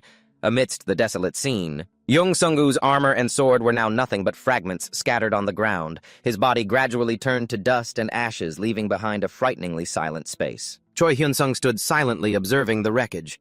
Suddenly, he noticed a strange blue light emanating from the pile of ashes. He let out a stunned, "Huh." A shimmering skill card materialized out of thin air. It made him wonder, isn't this something only monsters are supposed to do? It was an item drop after the opponent was eliminated. Hyun-sung stepped closer, holding the skill book named Breath of Set in his hand. A detailed system notification window appeared. This is a hero rank active skill book. It creates a powerful electric shield around the user while simultaneously enhancing all attacks with the power of lightning. Of Set and paralyzes enemies with no cooldown time. Looking at the prize before him, Hyun-sung smiled faintly with satisfaction. Oh, he stood before the system's confirmation. Regarding whether he wanted to acquire the Breath of Set skill, he didn't hesitate for a second and confirmed it. It's free and it's top tier. Why would I be dumb enough not to take it? As soon as his finger touched the control panel, Idai, a brilliant blue current of electricity immediately erupted and enveloped his entire body. Hyun-sung loudly declared Breath of Lightning to test his new power. He then proceeded to activate Magic Arrow. A brightly glowing energy sphere crackling with accumulated bolts of electricity appeared in his palm. The moment it was launched, it created a world-shaking explosion. It completely annihilated a section of the area in a blinding blue light. Hyun-sung stared blankly at his hands, which were still sparking with crackling electricity, and exclaimed, "Isn't this just too amazing?" He realized the class of his skills had now completely changed. Curious about his own progress, he opened his status window to check. There, the name Choi Hyun-sung appeared with a level of 1. But his strength, agility, and magic stats all exceeded 200 along with the new title First Rebel. The system recorded that he had single-handedly defeated a player higher than him by 100 levels. And congratulations, Level 1 Superman, on sending off the 200-year-old ancestor. The accompanying reward is an upgrade for the First Rebel title to higher tiers. Hyun-sung was surprised to realize the system also applied this rule to players. Looking at the electricity surrounding his hand, he wondered if it were now. Could I have defeated Dung Sung-gu? The image of that bastard, with his cruel smile as he cornered him, flashed in his mind. He had coldly declared, "Let me send you off, it'll be a clean death. It won't hurt a bit." Hyun-sung gritted his teeth and told himself, "I have to get even stronger," but his eyes glowed within an aura of electricity. He realized a critical weakness while in the Breath of Set state. I should limit my use of long-range skills. The massive magic consumption would force him to be more careful in combat. 1 month later, in the bustling Shincho district, Hyun-sung was relaxing in his apartment. He rested his chin on his hand, deep in thought. Before him was the shop interface with 2 extremely tempting hero-rank passive skills, Wild Instinct and Life-Steal Attack. He wondered to himself, which of these 2 should I buy? Although he really wanted both to increase his power, the reality wasn't that simple. Being broke but wanting fancy things is a real struggle, folks. Hyun-sung broke out in a cold sweat, his face showing clear tension. I don't have enough points. He couldn't help but feel dizzy when he calculated the total. A whole 600 billion points. His footsteps were heavy on the floor. He decided to put it all aside. I'll just think about it tomorrow and decide then. He grabbed the remote, turned off the TV, and flopped onto his bed, wearily looking at his phone. He told himself he needed to rest. After all, this was his only day off for the week. Hyun-sung sprawled out on the large bed, enjoying the rare moment of relaxation. Next to a bag of snacks on the TV screen, a handsome male lead was confessing, "I like you, let's go out." Immediately after, an intense fight scene unfolded with the fiery clash of swords. The male lead yelled, "Get out of the way, I have to go save them now." Choi Hyun-sung lay hugging a pillow watching the movie. He watched intently during the climactic scene as another character tried to stop him. "You can't guildmaster. If you go in there, everyone will die." Hyun-sung reached for a potato chip, thinking to himself, so this is that hit TV drama commemorating the 25th anniversary of the Great Change. He realized the production crew really spared no expense. They even had the actors wear full sets of rare-grade equipment for filming. Watching the scenes that reenacted the past, Hyun-sung sighed softly as he remembered the hardships he'd gone through on that day. On the exact 25th anniversary of the Great Change, the whole world had been buzzing with anxiety, not knowing if another terrible event would occur. However, just like the 15th anniversary before it, no special incidents occurred. If anything, there were just a few reporters spreading fake news about dungeons gradually disappearing, which caused a stir among the online community. Back to the movie, where the female lead was sobbing, "I love you, Senior Hyun-sung," giving him goosebumps. He scratched his head, annoyed by the movie's overly cheesy dialogue. He turned off the TV and flopped onto the bed, his eyes filled with deep thought as Hyun-sung tossed and turned. He was still racking his brain, unsure which skill to spend his points on from all the tempting options. Suddenly, a powerful tremor shook the room, accompanied by a dull thud. He shot up on alert. What was that? Immediately after, a loud explosion rang out, along with the blood-curdling scream of a woman from outside. Ah Hyun-sung quickly leaped out of bed, wondering if it was an earthquake. Outside the window, dust and rubble from the buildings began to rain down.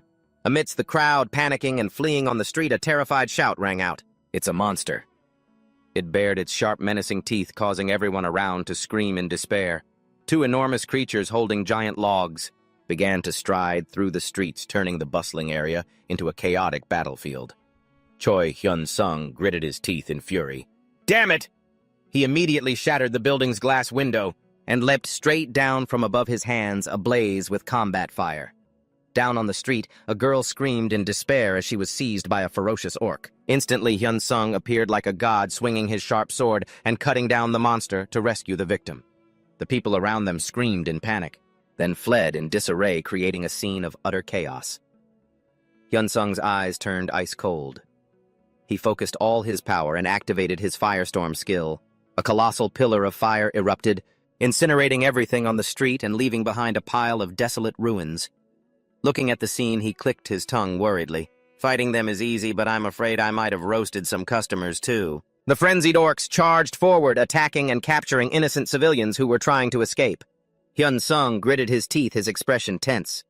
What do I do? Just as a couple was about to be killed by a monster, a warrior in a red cloak suddenly appeared, swinging his sword to save them just in time. In the distance, other groups of players, along with mages, had also begun to join the fight to repel the attack. The red-cloaked warrior turned and shouted to Hyun-sung, "I'll take the easy one, you can carry the hard one."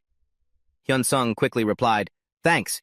He then received a determined response, "Don't mention it." At that moment, warning sirens began to wail across the sky. On the large screens in the city, an emergency announcement rang out. Martial law has been declared.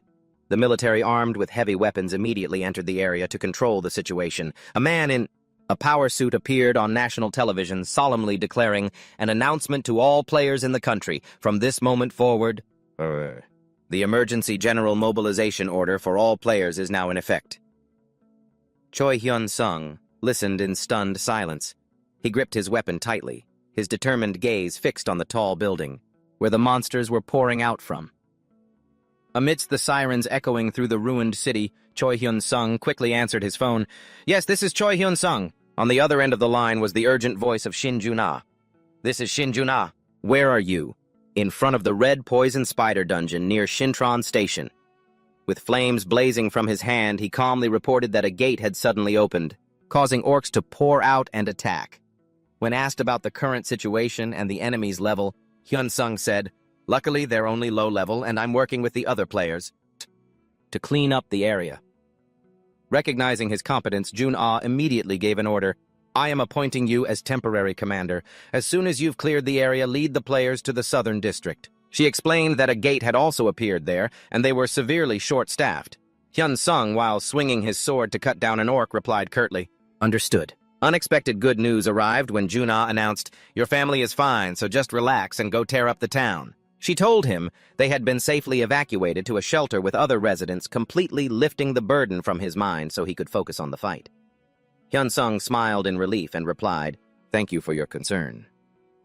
However, seeing the increasingly complex scale of the attack, Hyun-sung realized he needed more power and couldn't hesitate any longer. He told himself, "There's no more time to hesitate." He immediately opened the shop interface and decided to spend nearly 30 billion points to buy the hero rank passive skill book, titled Vampiric Strike. This is an extremely powerful skill that converts mana into the shadow attribute, increases attack power, and most importantly, allows for the recovery of health. and mana by absorbing the enemy's blood. As soon as the system confirmed the skill acquisition, a new surge of power began to flow through Hyun-sung's body. He smirked confidently. All right, time to clean this up quick and get moving. With a snap of Choi Hyun-sung's fingers, he instantly activated his firewall skill. A massive pillar of fire erupted in the middle of the street, incinerating the monsters amidst their horrific screams. Standing before the sea of blazing fire, Hyun-sung calmly observed the now cleared area, preparing for his next move. Now then, let's begin. He picked up a megaphone and announced loudly, "I'm from the Players Association. Listen up, listen up. Everyone gather round and listen to your boss's orders. It's time to farm." Amidst the chaotic streets, other hunters stopped their communications to pay attention to his call. Watching the crowd converge, Hyun-sung muttered to himself, "Leading this bunch into battle is going to be a real headache." He quickly assigned tasks to the group of hunters. "We'll leave a small number of people here. The rest of us will head out to the South Ion district immediately. Since the Shintron area is basically clear, I just need those staying behind to carefully guard the gate's entrance." Just then, an orange-haired hunter raised his hand. "I have a question. How many gates have appeared in total?" Hyun-sung answered bluntly, "You want the truth? The entire country is turning into one giant dungeon." This information left everyone around him stunned and anxious. Meanwhile, in the vicinity of South Ion Station, the situation was becoming dire. Skyscrapers were heavily damaged under the dark night sky.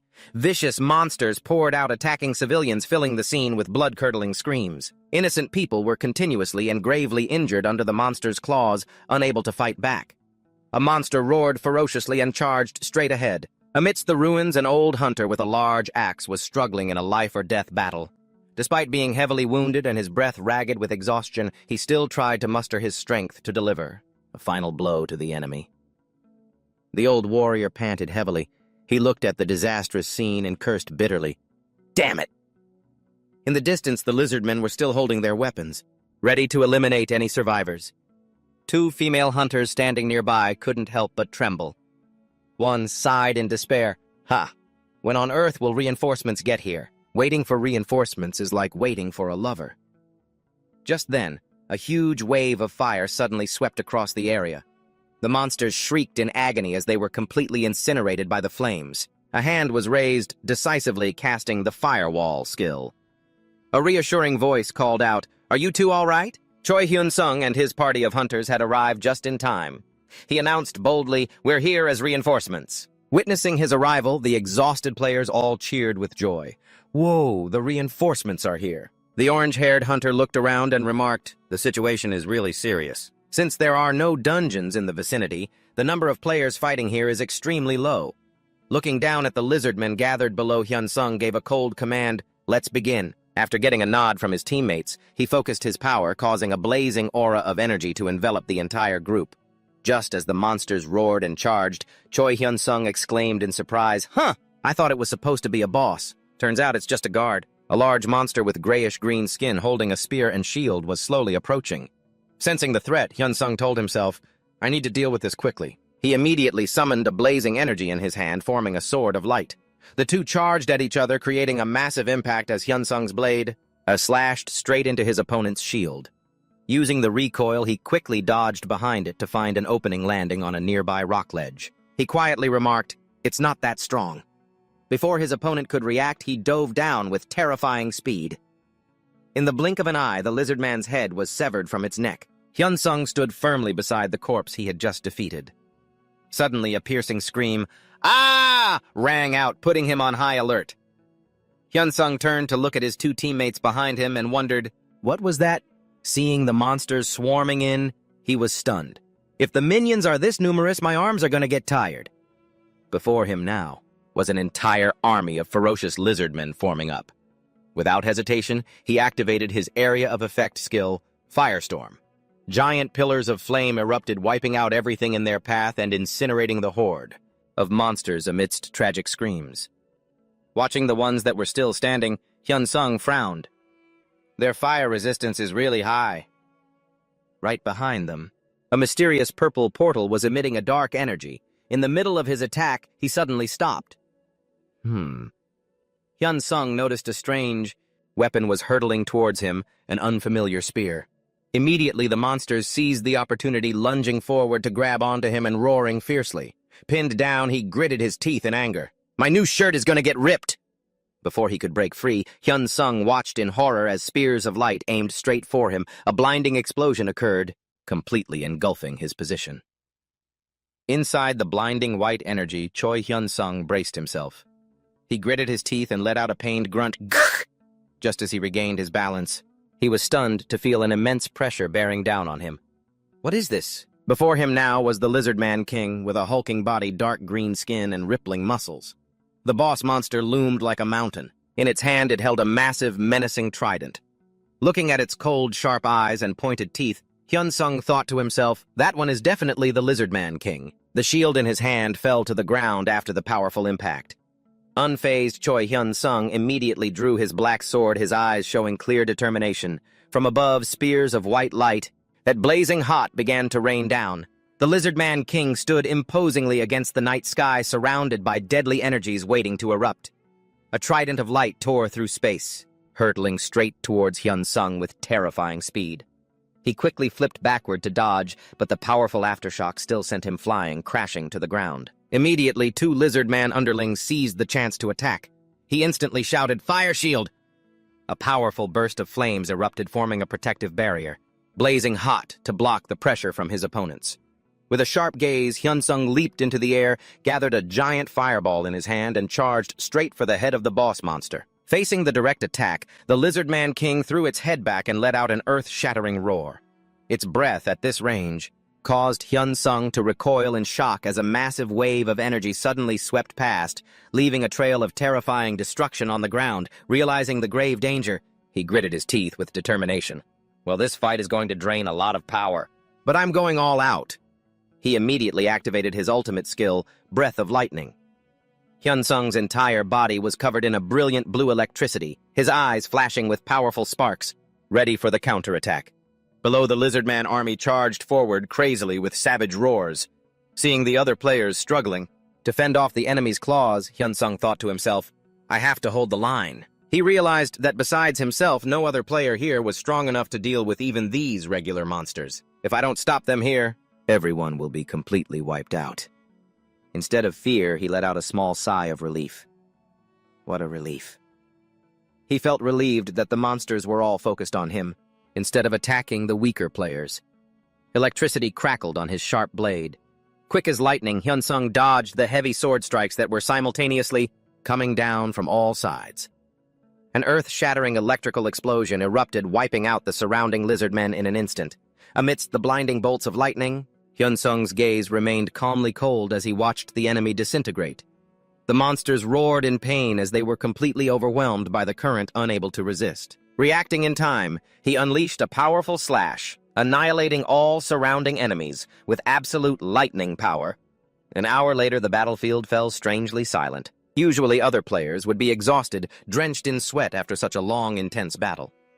Choi Hyun-sung walked on. Casually observing the fallen monsters, he turned his gaze to the final opponent and coldly declared, "Now it's just you left." Hyun-sung enveloped his entire body in a brilliant blue current. He declared loudly, "Let's end this quickly." The monster roared madly and charged, but Hyun-sung, quick as a flash, zipped past it and delivered a critical slash, severely wounding his opponent while holding his electrically charged sword firm. He confidently asserted, "A one-on-one duel will be over in no time." With terrifying speed, Hyun-sung closed the distance, narrowly dodging the Lizard Man King's attack. A powerful slash left the Lizard King no time to react. The scene turned grim as his opponent collapsed to the ground instantly. Standing amidst the rubble, Hyun-sung panted exhausted after putting all his strength into the finishing blow. He flopped down in the middle of the desolate streets, looking around and silently assessing the situation. It's not too bad. Despite his exhaustion, he still hoped for a worthy reward. I hope something good drops. Instantly, a brilliant blue light erupted from thin air. "A new broken skill is coming!" he exclaimed in astonishment and excitement. A mystical skill book materialized amidst sparkling motes of light right before his eyes.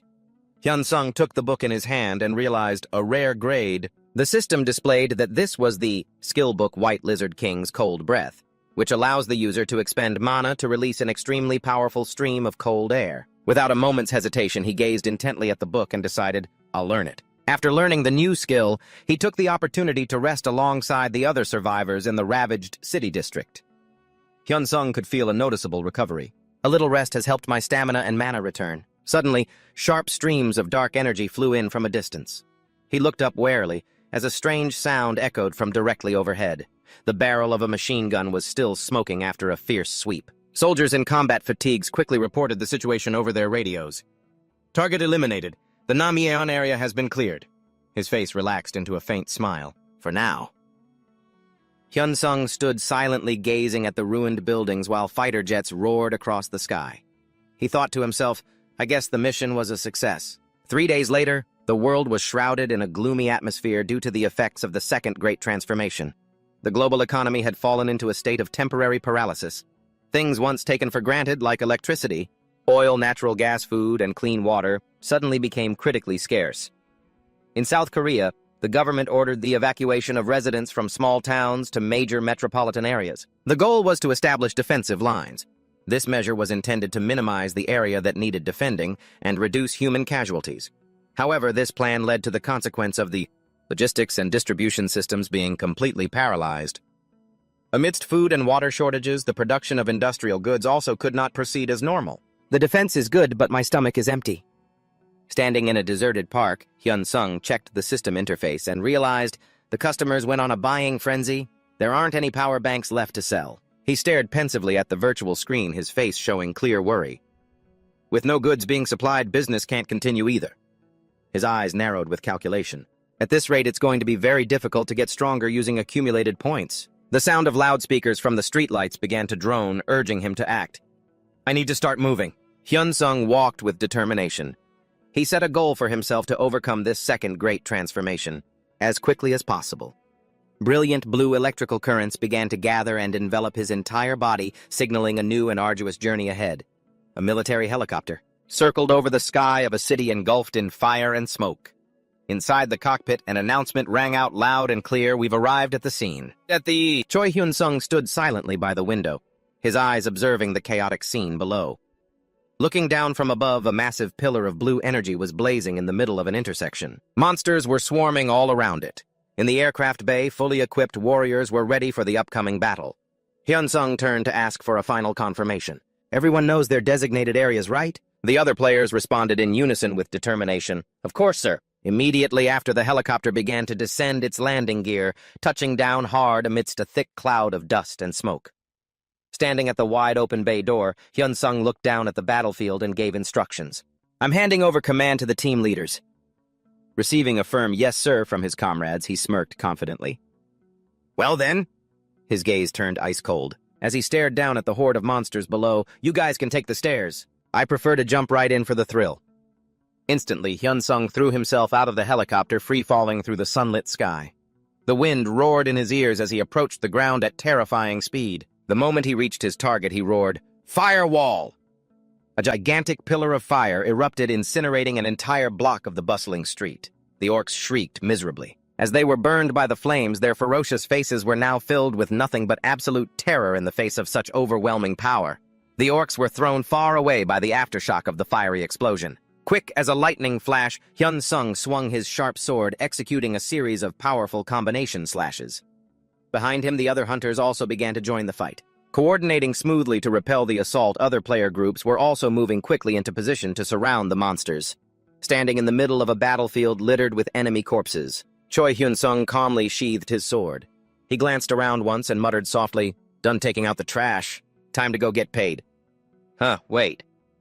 A piercing scream rang out as the giant foot of a strange creature slammed down onto the pavement. A ferocious bull with glowing eyes roared threateningly amidst the dust and smoke. However, instead of charging in to attack the monsters, all turned and fled for their lives. Choi Hyun-sung muttered in confusion. Huh? He squinted at the backs of the fleeing trolls and noticed something very strange. What is this? The monster's face was a mask of sheer terror, sweat pouring down as if it were running from something. Something even scarier than death itself. Standing in the middle of the street, Hyun-sung watched the monsters and mumbled, "What's going on?" He couldn't help but wonder why the trolls, who were usually so aggressive, would choose to flee the moment they were attacked. These ferocious trolls are running away after just one hit. Despite his doubts, he quickly made up his mind. He couldn't let them escape. Hyun-sung immediately activated his skill, Breath of Lightning. Brilliant blue sparks enveloped his body in an instant, but he didn't stop there. He followed up by casting Flame Spear. With a confident smile on his face, Hyun-sung casually remarked, "Well, this just makes things even easier." He stomped his foot on the pavement and shot forward at an incredible speed. Hyun-sung closed in on his target, unleashing a powerful strike that caused a massive explosion right on the giant's back. He continued to glide across the battlefield, electricity crackling powerfully at his fingertips. A blazing spear of fire shot from his hand, piercing through the enemy and creating a gigantic pillar of fire that consumed everything around it. Smoke dust and embers slowly faded into the blue sky. Hyun-sung calmly raised his hand and muttered, "Counting the kills, 15 down. Anyone else?" He scanned the devastated scene and wondered, was that the last one? In front of him, the lower half of a monster was still smoking, electrocuted to a crisp. Choi Hyun-sung stared ahead pensively, his gaze sharp. Suddenly, he exclaimed in bewilderment, "What the?" A deep guttural growl echoed right after. A dark blue arm with tough scales and razor-sharp claws suddenly appeared. He stared in shock at the entity before him, wondering why that thing was here. A pair of blazing yellow eyes full of killing intent glanced over. It was a creature of at least level 350, possibly even over level 400. It threw its head back and let out a world-shaking roar that made the very space around them tremble. A gigantic monster with rippling muscles appeared in the middle of the bustling city. "I'm in for a world of hurt." Hyun-sung broke out in a cold sweat, his eyes wide with shock. That's the highest level monster out there right now. Before him stood the hero-class monster known as the Blue Drake. Standing before this towering creature, Choi Hyun-sung's figure seemed incredibly small and alone. Meanwhile, at the command center, a female staff member was typing furiously, her face etched with anxiety. "I hope it all ends at this level." She mentally calculated that, out of approximately 100,000 players in Korea, only about 5,000 high-level players had completed their 4th job advancement. Other staff members were also anxiously watching the numerous monitoring screens. They concluded that while the military's firepower could cover the areas where low to mid-level monsters appeared, a bigger problem was emerging. As the number of gates decreased, high-level monsters were appearing with greater frequency. This was causing a severe shortage of high-level players. Suddenly, a piercing alarm blared through the system. A frantic staff member reported an emergency situation. "A new gate has just opened in the Gasan area." The female manager immediately demanded, "What kind of monsters?" The staff member hastily replied, "We're confirming the visual now." Images of winged creatures soaring through the sky appeared on the screen. The staff member yelled, "A flock of wyverns has broken through." The female manager clutched her head in exhaustion, realizing, did we run out of the normal ones? Why is it all hero-class monsters now? Another staff member quickly asked, "The Gasan area is under the Doctor Guild's jurisdiction, right?" As soon as he received confirmation, he reported, "The Doctor Guild is urgently requesting immediate reinforcements. Their main forces are primarily tanks and melee warriors, so they're having a lot of trouble taking down the wyverns flying overhead."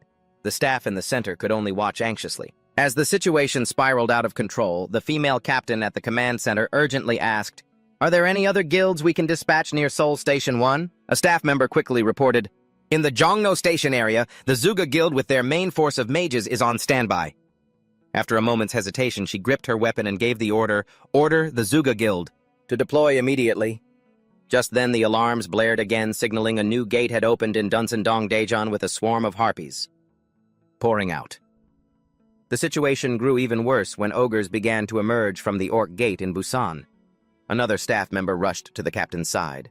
"Captain, we have a report that the Blue Drake has appeared at the Troll Gate in Osan City, Gyeonggi Province."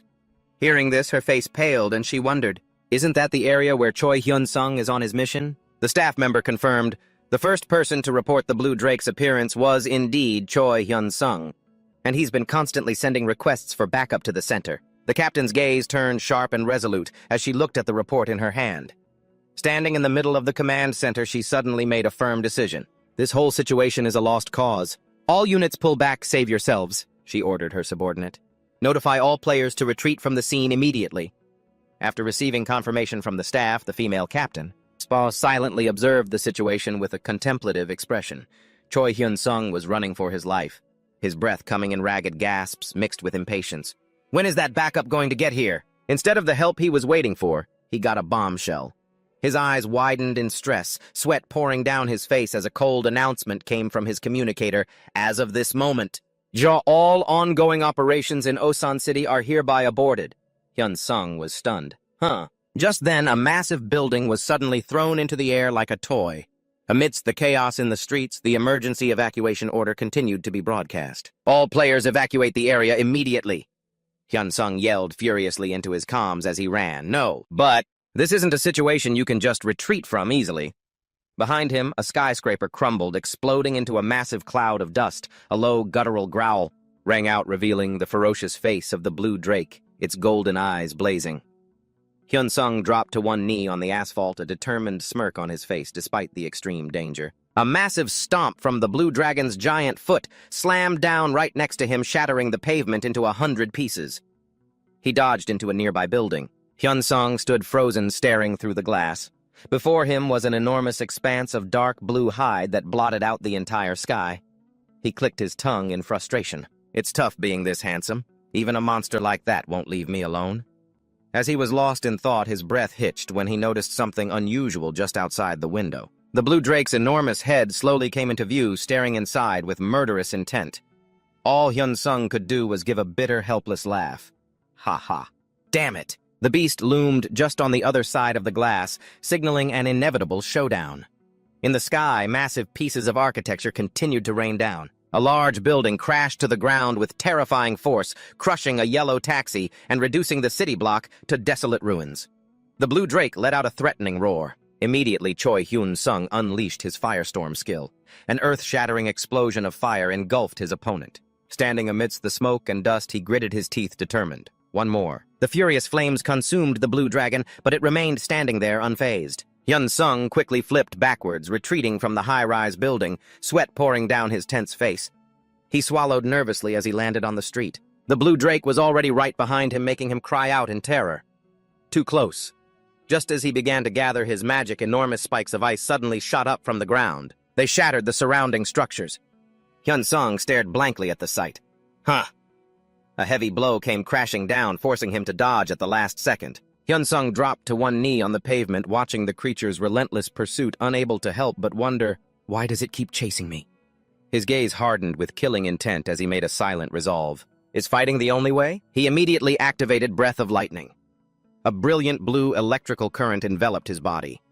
Amidst the blue drake's thunderous roar, Hyun-sung gripped his short sword and declared boldly, "Let's see how you like this." He seized the moment, darting forward like a bolt of lightning that caught the blue drake by surprise. However, a strange phenomenon occurred that made him freeze. What is this? Before he could register it, a massive impact sent him flying. Urk! He groaned in pain as he was launched into the air. While in free fall, his eyes shot open in disbelief. Huh? A powerful whip of the blue dragon's tail had sent him flying at an incredible speed. Caught off guard by the attack, Choi Hyun-sung gritted his teeth and cursed, "Son of a bitch!" The blue drake's cold, sharp eyes tracked his every movement. Amidst the wreckage debris from the powerful collision scattered across the street, Hyun-sung realized its defenses were too solid. Its scales are too tough. He stood frozen before the monster's gigantic frame, silently calculating. The only place that might be a weak point is... A sharp, determined glint flashed in Hyun-sung's eyes. He braced himself and shot forward like a bolt of lightning toward the massive blue dragon in the middle of the intersection. He closed the distance and leaped onto the creature, searching for an opening. He aimed straight for the target he'd already identified, its underbelly. With all his might, he swung his weapon. He slashed hard at the monster's underside. Bathed in a brilliant electrical aura, his face was a mask of intense concentration as he executed the risky close-range attack. The blue drake swung its massive tail across the pavement, forcing Hyun-sung to leap back to dodge.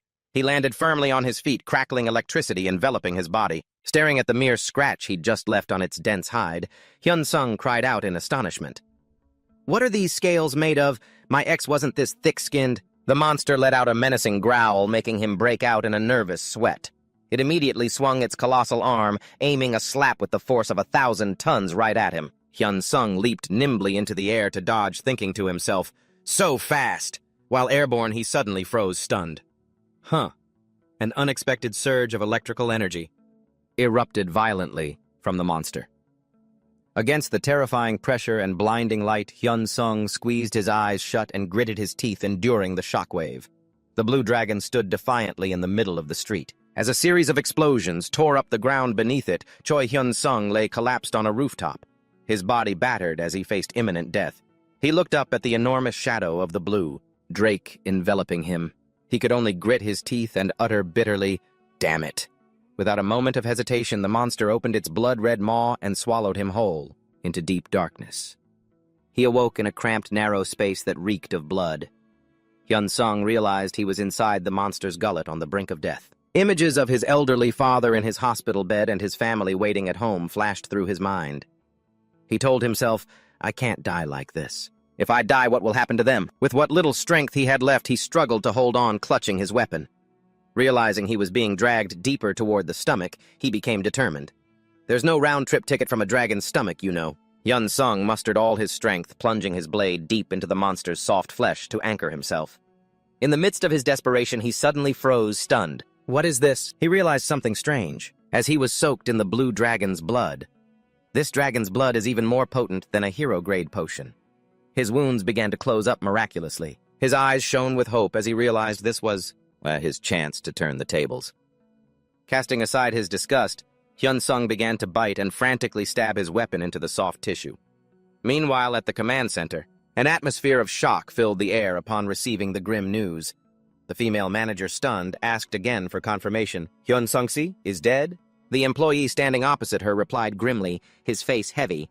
That's what they're assuming. She demanded furiously, how could this have happened when I gave a clear order for all players to retreat from the scene immediately? Another female employee holding a tablet explained, because Hyun-sung was in charge of the critical mission of sealing the spatial gate, he was the one closest to the monster. Even though the blue drake tried to move as soon as the retreat order was given, the sudden appearance of the hero-grade monster likely didn't give him enough time to escape. The female manager lowered her head and gritted her teeth in anguish, whispering, damn it. She asked worriedly, does his family know about this yet? The employee reported, although the association hasn't sent a direct death notification, the list of fallen players has been widely circulated online, so his relatives have probably already found out. The manager sighed helplessly. She brought a hand to her forehead to hide the exhaustion and regret that was overwhelming her. Right then, deep inside the monster's body, another sharp attack was launched. After a struggle, he was knocked back, tumbling around in the cramped space of the stomach before slumping down, exhausted. In his tattered clothes, Hyun-sung looked down at his body in shock. His eyes suddenly lit up as he noticed a significant change. He shot to his feet, his face filled with excitement. All right, Hyun-sung cheered to himself as he saw his status bar begin to stabilize. I'm a walking health potion. I can take on the whole dragon clan now. Looking at the blood flowing all around him, he realized this was an endless resource to sustain his life. Because there's so much blood in here. Without a moment's hesitation, he repeatedly stabbed the fleshy wall with his knife to activate his absorption skill. Feeling his strength gradually returning, he smiled, faintly satisfied. Excellent. Suddenly, an extremely powerful jolt shook the space around him violently. Hyun-sung blurted out in confusion, whoa, is this dragon driving recklessly because of a stomachache? His entire body was thrown. He slammed hard against the slippery flesh walls as the monster thrashed violently. He cursed in pain, damn it! In this perilous situation, Hyun-sung gathered all his strength. He plunged his weapon deep into the fleshy wall to keep himself from being thrown around. He hung suspended inside the monster's stomach, breathing heavily with exhaustion. Hyun-sung thought grimly, what the hell is going on out there? His eyes were wild but remained alert to the continuous tremors. At the same time, outside, the blue drake was rampaging, its giant feet shattering the ground. Witnessing that horrifying scene, Lee Soo-young was frozen in place with terror. What is that? The hunter with her could only reply in shock, yeah. Lee Soo-young stood silently watching the blue drake's strange behavior. She wondered, does the blue dragon have a sudden acute stomachache or something? The monster let out a world-shaking roar and thrashed wildly, causing the surrounding skyscrapers to collapse. They crumbled into clouds of dust. Soo-young gasped, oh, as she watched the scene instantly turn into a desolate wasteland deep inside the monster's body. Choi Hyun-sung was navigating through the dark, fleshy walls. He cheered excitedly, found it, when he spotted his crucial target. Looking at the intricate network of vessels before him, he confirmed, the blood vessels, they're definitely here. Hyun-sung immediately activated his flame sword skill, then swung the burning blade, slashing hard at the flesh wall to destroy it from the inside. The searing pain made the blue drake roar in agony. Ah! Hyun-sung held on tight and thought to himself, good. He noticed the wounds on his body were closing rapidly thanks to the abundant amount of blood. With a triumphant smile, he once again gathered power into his weapon, creating bright circles of energy as he prepared for the decisive blow. His footsteps sloshed through the deep red fluid. Before Hyun-sung now was a giant pulsating mass of flesh contracting with each beat, standing before the monster's heart. He didn't hesitate for a second, swinging his sword and plunging it straight into the center of the most vital organ. He ripped through the soft flesh of the giant internal organ.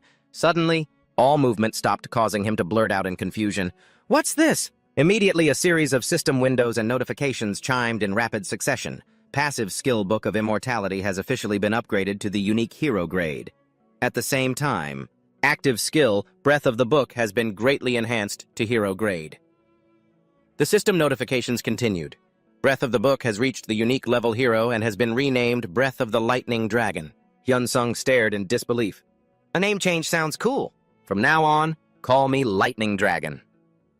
He was stunned to receive a flood of unbelievable achievements for single-handedly defeating Blue Drake Jettos, a named hero-grade monster, with a level difference of over 300. Looking at the wreckage around him, he muttered softly, "I knew it wasn't just some ordinary foe." Hyun-sung looked around at the now quiet space and wondered, is it over? The system continued to announce, rare grade item blood-sucking sword has been successfully restored. Hyun-sung exclaimed in surprise. Huh? The sword was immediately upgraded to the unique hero grade with the new name Dragon's Blood Sword. Holding the new menacing-looking weapon in his hand, he smiled softly. Oh ho. Suddenly his eyes widened in astonishment as he saw a brightly glowing blue magic book floating in the void. Hyun-sung approached and took the book titled Scale of the Lightning Dragon Hero Grade. It was a passive skill book that dramatically increased physical defense skill resistance and resistance to lightning-based attacks. He nodded in satisfaction. Nice. With armor this good, who could possibly beat me? He stood before the system's prompt asking if he wanted to acquire this skill. Hyun-sung smiled confidently and affirmed, "Of course I'm going to learn it." The book immediately glowed brilliantly and dissolved into his body. Footsteps echoed on the gravel-strewn asphalt. A girl stared at the devastated scene, her face filled with shock, and exclaimed, "What in the world happened here?" Before them lay the motionless corpse of a giant blue drake. A fellow hunter couldn't help but wonder. That's right. He recounted how just moments ago the monster had been thrashing about wildly, all by itself. But then its movements gradually slowed, and it suddenly collapsed and stopped breathing. The hunter put a hand to his chin, speculating, maybe it caught some kind of disease? A hero-class dragon isn't some factory-farmed chicken. The girl immediately dismissed the idea. She had never heard of a drake dying from an illness. Suddenly, the man narrowed his eyes at the pile of rubble and exclaimed, "Huh, there's someone over there." The girl asked, bewildered, "What?" Right where the blue drake had fallen, a lone figure slowly emerged from the thick cloud of dust, causing them both to stand frozen in place, with faces full of doubt. In the sky, a military helicopter glided through the clouds. Inside the cabin, hunters were taking the opportunity to adjust their gear. One member let out a sigh of relief. "The grind's over. Time to go home and catch up on some sleep." His teammate next to him agreed, saying they had never experienced such a dizzyingly busy period before. Shin Juna gripped her weapon tightly, thinking to herself, "He's not the kind of person to die so easily."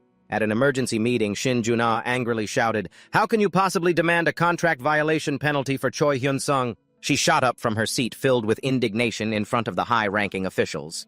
The man in glasses sitting opposite her remained calm and cold. "Calm down, team leader Shin Juna." He casually let slip a venomous remark. In any case, he's a dead man now. Shin Juna gritted her teeth in fury upon hearing those heartless words. The official continued to explain that with the current catastrophic damages, it was absolutely essential to cut costs as much as possible. He narrowed his eyes at her and retorted, "Shouldn't we be minimizing our expenses as much as we can?" Shin Juna glared at the official with utter contempt and asked in a low voice, "Are you trying to cheat my friend out of his money? Want to eat fists instead of food?" Faced with her fury, his face went pale as he stammered that she was going too far. However, the pressure from Juna's killer intent made the official tremble, sweat pouring down his face in fear. She glared at him, questioning if this was how they handled their business and whether they would act just as cruelly if she were the one who had fallen. Facing the terrifying threat, the official quickly bowed his head and begged, "Please, please, calm down. I'll retract that decision immediately." Back in the present, Jun-ah still couldn't believe that a player as strong as Hyun-sung had died fighting the Blue Drake. Suddenly, a subordinate rushed over out of breath to report some urgent news. The staff member wearing a headset announced with a trembling voice, The Blue Drake has been eliminated." This news left everyone around them in shock. A blonde-haired hunter asked, stunned, "Was it one of the ranker parties that took it down?" However, everyone agreed that there were currently no teams capable of such a feat. The staff member continued, revealing a shocking truth. The player who was swallowed by the blue drake is actually still alive. He attacked it from inside and took it down. The staff member confirmed it was a member of our association named Choi Hyun-sung. Upon hearing that name, a faint knowing smile appeared on her lips. At the same time, in a bustling city district, a weary Choi Hyun-sung was pouring water over himself to wash off the filth. Looking at his state, he let out a soft sigh, thinking how truly pathetic he looked right now. Choi Hyun-sung moved slightly. He realized the wounds on his body seemed to have completely vanished. A male hunter standing nearby came over, handed him a blue cloak, and said, "Here, take this. You almost gave everyone a live nude show." Hyun-sung accepted it gratefully. "Ah, thank you." After putting on the cloak, he asked hesitantly, "Hey, could I possibly borrow a phone for a moment?" He explained that he really wanted to call his family right away. A female hunter standing nearby quickly pulled out her phone and handed it to him. "Of course, here, feel free to use it for as long as you like." Hyun-sung took the phone, moved to a quiet corner, and began to dial. As soon as the other end picked up, he said softly, "Hello," while the two hunters continued to watch quietly from a distance. Hyun-sung spoke shyly into the phone. "Mom, it's me, Hyun-sung." The voice on the other end asked in utter disbelief, Is it really you? Is that really my son, Choi Hyun-sung?" He calmly affirmed, "Yes, it's your son." Hyun-sung explained that there must have been some kind of mistake because he was alive and well, but for some reason, his name had been put on the list of casualties. He continued, "Is sis doing okay? And Dad?" The only reply was the sound of his mother's choked, heartbroken sobs. Hyun-sung, flustered, tried to reassure her. "Mom, don't cry. I just took a bath in dragon blood. I'm super healthy, Mom." His mother still couldn't believe it was real. She asked one more time just to be sure her son was truly safe and sound. Hyun-sung nodded in affirmation. "Yes, that's right. I've been eating and sleeping very well this whole time." Hearing her son's words, his mother choked out, "You've been through so much. Thank you, my son. Mom is truly, truly grateful that you're still alive." However, she suddenly revealed something that made Hyun-sung's eyes widen in astonishment. It turns out yesterday, people from the Player Association came to our house. She explained that not only did they pay the full death compensation, but the representative leading the group even got on his knees to take the blame and apologize to our family with the deepest regret. Choi Hyun-sung's mother said shyly over the phone, "It's not a mistake, honey. You don't have to hide anything from me." Behind her, his little sister was sitting with her head down, trembling and covering her face with emotion. His mother continued to comfort him. "Come home, son. Money isn't important at a time like this. And thank you truly for making it back alive." Hyun-sung stood frozen in the middle of the night street. He quietly hung up his face deep in thought after the emotional call. He threw on a green cloak and silently walked through the rubble, finding a hidden corner to rest. He slumped down and let out a sigh. Phew. Immediately, he pulled out the new sword to inspect it. First, let's see how the blood-sucking sword has changed. A system window appeared with information on the Dragon Blood Sword Unique Hero rank. He looked at the words, "Item has been bound," and wondered, "Item bound. This thing is so good, the system automatically locks it, folks." However, he was quickly drawn to the third option regarding its growth potential if it continuously absorbed dragon blood. Hyun-sung smiled, satisfied. With this, I won't have to worry about weapons anymore. Next, he opened the information window for the skill, Breath of the Thunder Dragon, Unique Hero rank. Noticing there was only one new option, he clicked his tongue.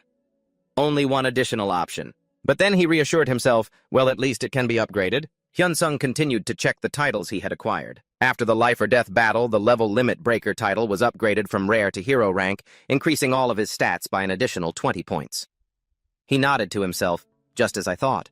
Another notification appeared revealing the title Solo Slayer of the Blue Drake Ghettos, which increased his magic power by 4 points. Unexpectedly, a strange title appeared, leaving him bewildered. What's this Shadow Warrior? This warrior is lacking clothes. Hyun-sung could only give a wry laugh at the system's humor. Haha, I'll take it as a bonus reward, I guess. He stared blankly into the void, but then he suddenly realized his own ridiculous situation. When are they going to bring me some clothes? Hyun-sung sat hugging his knees, looking over at Lee Soo-young standing in the distance. He lamented to himself, I really want to go home. All of a sudden, he sensed a presence hurtling towards him at high speed. Hyun-sung was startled. Huh. A figure was running for their life in his direction. In the deserted streets, he recognized the person and exclaimed in surprise, "Miss Shinjuna!" The girl rushed forward and threw her arms around him, crying and choking out, "If you had died, I would have made this entire guild pay for it." Shinjuna buried her face in his shoulder, sobbing. "I'm so glad." Hyun-sung froze in embarrassment, able to do nothing but look at her with a flustered expression. It was then that Juna suddenly realized something was wrong. She pulled back and stammered, "Oh, where are your clothes?" She turned beet red when she saw he was only wearing a makeshift cloak. Hyun-sung scratched his head, sweat pouring down his face from the awkwardness. "Ah, well, about that." He gave a pained smile, explaining his pathetic situation.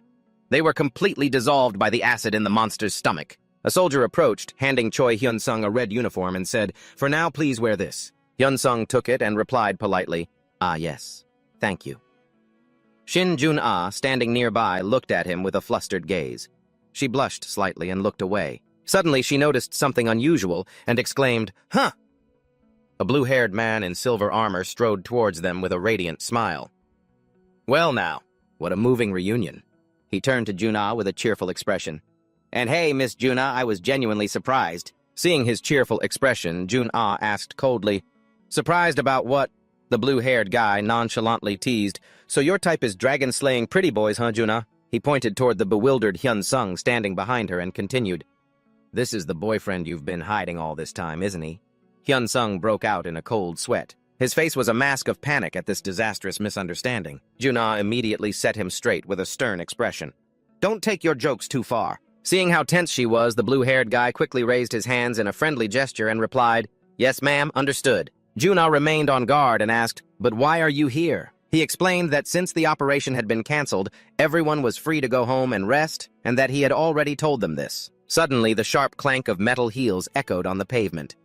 Lee Soo-young in a purple cloak appeared unexpectedly and retorted, "After seeing that, how could I possibly go back?" She drew closer, her eyes full of curiosity.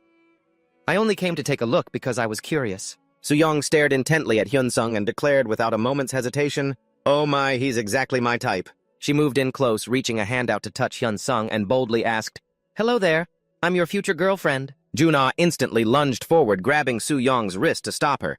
"He just barely escaped death," she snapped angrily. "Can you please stop joking around?" Soo-young maintained a placid smile and replied, "I'm not joking, you know." She stared piercingly into Juna's eyes and goaded, "But why are you getting so furious, Miss Juna?" Soo-young smirked meaningfully. "Could it be—" Before she could finish her sentence, Jun-ah cut her off and declared firmly, "Hyun-sung needs to rest right now." She looked at him with concern and added, "We also need to go to the hospital to check for any abnormalities." Shin Juna's eyes hardened as she looked toward the crowd gathering around them. She said coldly, "It looks like everyone has come here." It was all out of curiosity about how Choi Hyun-sung managed to take down the Blue Drake, but this crowd was truly a huge disrespect. Turning to Hyun-sung with a concerned look, she suggested, "Let's go to the hospital first." He nodded slightly in agreement. "I understand."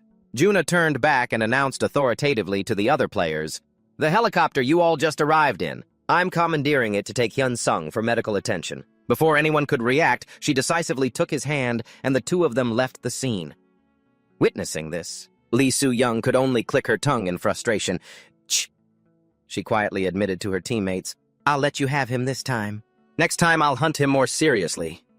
Standing behind them, the blue-haired hunter watched the two figures thoughtfully. "But I'm really curious, how could he possibly hunt a blue? And Drake all by himself?" His companion agreed, seeing how much Jun-ae cares about him. He's definitely not some ordinary player.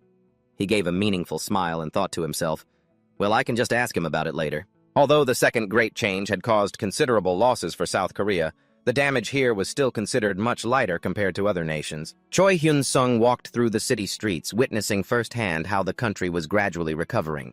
After successfully averting the disaster, destroyed infrastructure was being rapidly repaired and rebuilt. At research institutes, experts had also begun analyzing the newly collected monster corpses and mana stones to serve technology development projects.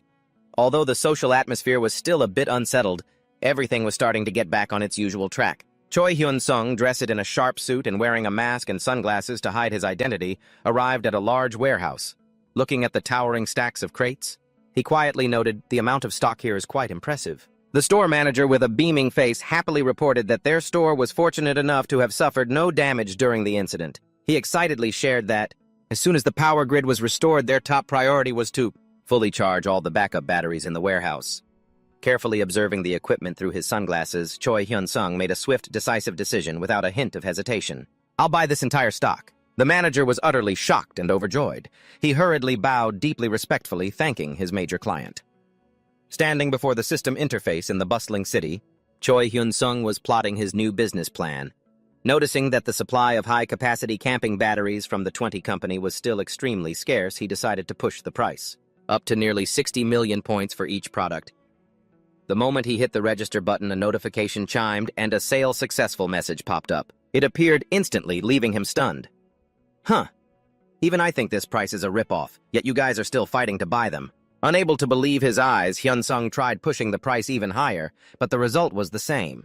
The stock was wiped out the moment it was listed. He let out a slight smirk. A sly smile spread across his face. Heh, this means I can raise the price even more aggressively. A few days later, Hyun-sung went to a dealership to gather more stock. Faced with his request for a large quantity, the manager, sweating bullets, explained nervously, "I only ordered the amount you usually buy, so I don't have enough in stock right now." Hyun-sung remained cold and expressionless in his black suit and a mask that completely covered his face. "Then place an order for more immediately," he said firmly. The manager quickly reassured him that the factory was still operating normally, so production wouldn't be a problem, and promised to contact other branches to gather the stock for him right away. He was single-handedly buying up the entire supply chain. As Hyun-sung prepared to leave, the manager pleaded, "If you leave your phone number, I'll let you know as soon as the stock arrives." However, to protect his identity, he bluntly refused. "No need. I'll come back myself tomorrow." Walking down the street, Hyun-sung thought to himself, "It would be so much better if I could deal directly with the factory." He recalled the time before the second great change. He had tried to contact the factory, but they had flatly refused him because they didn't work with individuals, even though he had promised to place an extremely large order. But his contact had stood firm, stating that they only accepted orders from corporations or officially licensed businesses. Standing amidst the flow of people, Hyun-sung pondered thoughtfully, should I register a business and just buy a warehouse? But then a more audacious idea popped into his head and his eyes grew sharp and full of determination. No. What if I just open my own electronics store? A few days later, before Choi Hyun-sung stood the imposing Heimdall building. Congratulatory flower wreaths were neatly arranged at the entrance, marking a promising new beginning. Looking at the bustling crowd, he quietly remarked, "Wow, it's really packed for a weekday." Suddenly, a woman with long brown hair called out with a bright smile, "Oh, Hyun-sung?" Seeing his sister, he thought to himself, I knew I was right to entrust the business to her. She can just handle this while I go slay dragons and bring home the money. She continued updating him on the stock. "I just moved a few sets of batteries into the warehouse. They should have arrived by now." Hyun-sung waved goodbye. "All right, I'll go check on them right now." When she asked if he needed to order anything else, he answered a bit awkwardly, "Well, that kind of depends on the timing." Seeing him about to leave, she pulled his arm affectionately. "You might as well stay for lunch. Mom's on her way too." Hyun-sung happily agreed. "It's my treat today. Bring out the most expensive item on the menu for Mom and you." The manager beamed and agreed. "Of course." At his private warehouse, Hyun-sung stood alone observing the system interface. Gazing at the sales list, he let out a soft sigh. Looks like it's about to end. The consumption rate of goods in the virtual market has stagnated. The sales speed has almost come to a complete stop. However, he quickly regained his composure. Well, that makes sense. After all, sales have been insane this whole week. The electronic items had earned him a massive amount of points, enough to carry out his bigger plans. He walked over to the sofa, sank into it, and thought to himself, what's all this money for? To upgrade myself, of course. Hyun-sung immersed himself in the list of high-level items and skills, pondering, now what should I buy? He began to take stock of his current powers. As of now, I have a total of 5 hero rank skills. He looked at the details of his hero rank skills. He immediately noticed a limitation in his skill set. My only active skill is Breath of the Thunder Dragon. He realized he only had a single attack-type skill. What's more, it was a damage over time skill meant for sustained combat. Recalling his fierce battles with monsters, he knew he desperately needed an active skill he could use freely at any moment. Or at the very least, he needed a spatial transference skill to escape from dangerous situations. Sitting alone in the warehouse, Hyun-sung was glued to the system screen. Searching for the optimal choice, he decided he would buy both types of skills, sealing the deal without even looking at the price, a classic big-shot move. Besides, compared to passive skills, active skills were relatively more affordable. His finger swiped quickly through the item list, from the Sword of the Elf, Warrior to the Hammer of the Dwarf Clan. Hyun-sung paused when he saw that the prices for spatial transference skills were not cheap at all. Some of them cost nearly 700 million points. He clicked his tongue, recalling that before, even items related to alternate dimensions had always been this expensive. He realized that only skills at the hero rank were capable of teleporting living beings, though they came with countless strict restrictions. The system allowed him to read the reviews from previous buyers, which Hyun-sung found extremely convenient. After careful consideration, he stopped on a skill book called Hero Rank Flash. This skill allows the user to teleport to any location within their line of sight, though the mana cost is proportional to the distance and it cannot be used in places with unstable mana flow. Hyun-sung told himself, "You get what you pay for." He hit purchase. Even with a colossal price tag of 40 billion points, he didn't hesitate. A system notification chimed. It asked him to confirm the purchase of the Hero Rank skill book, warning that the item would be non-refundable. As soon as he hit agree, a stream of blue, mystical light erupted and enveloped his entire body. Hyun-sung stood up, feeling the new power merging with him as he walked through the silent warehouse. "Guess I'll test it out a bit." Hyun-sung decided to immediately try out his newly acquired skill. He softly uttered, "Flash." Instantly, his body teleported to another location. In the blink of an eye, Hyun-sung was incredibly excited. "Oh, it works!" He told himself he'd save the long-distance teleportation test for another time and casually walked on. Returning to his room, he continued to scroll through the system interface, searching for more power. Although he'd looked through a series of skills from fire, wind, and ice to lightning, he still hadn't found anything that truly satisfied him. Just as he was about to give up, his eyes suddenly lit up when he saw a hero rank skill book called Black Lightning. This was an extremely powerful dark element attack skill. It consumed both the user's stamina and mana to unleash devastating blows. Even with a price tag of nearly 30 billion points, Hyun-sung was extremely interested. "This seems pretty good." After carefully reading reviews stating that the skill was 3 times stronger than normal, but could easily cause exhaustion, he was confident that his own abundant stamina could completely compensate for that weakness. Regarding the mana, without a moment's hesitation, he made a firm decision. "I'll buy it." A true big spender. If he likes it, he gets it. As soon as the system confirmed the transaction was successful, Hyun-sung immediately began to absorb the new skill, but unexpectedly a failure notification popped up, causing him to mutter, "Just as I thought." However, something unexpected happened. My one-of-a-kind, hero-rank Thunder Dragon's Breath skill suddenly absorbed the black lightning on its own and powered up immensely. Hyun-sung breathed a sigh of relief when he realized it. Even though it's a dark-type element, it can still fuse perfectly with my existing power. And now the protective shield that used to activate automatically and drain so much of my mana can finally be controlled at will. He strode forward decisively, thinking to himself, "Guess I'll head to the dungeon for a little test run." As he ventured deep into the dark forest, a swarm of demon bats began to stir, flying erratically through the night sky. They opened their mouths full of sharp teeth and let out ferocious roars. He raised his hand forward to activate his skill, and magic circles appeared in a brilliant flash right above the heads of the monsters poised to attack. A blazing purple energy flared in Hyun-sung's cold, sharp eyes, making the creatures shriek in terror. Standing amidst the smoke dust and crackling purple lightning that filled the air, he gave a slight, satisfied smirk. Not bad at all. He thought to himself that this new power was definitely worth the massive amount of points he'd spent. Using up all my points on this was totally worth it. Spending money really does make life better. 5 hours passed. All that remained at the scene were dying embers and the littered corpses of monsters. A system notification suddenly popped up, recording an incredible hero rank achievement. Hyun-sung had single-handedly wiped out 5,000 demon bats, of a high level, earning him the title Demon Bat Butcher. Beads of sweat streamed down his exhausted face as he panted, "Man, that was exhausting. I guess that's enough for today." Hyun-sung quietly left the dungeon. The lights of the Himax building were already shining brightly against the city's night sky. "Hey, sis, you haven't gone home yet." She looked at her brother's rugged, travel-worn state and asked, "Have you been out hunting all this time?" After Hyun-sung's brief reply, she smiled encouragingly. "You've worked hard. The batteries have been stacked neatly in the warehouse. Go on and check." He replied quietly, "Thanks, sis."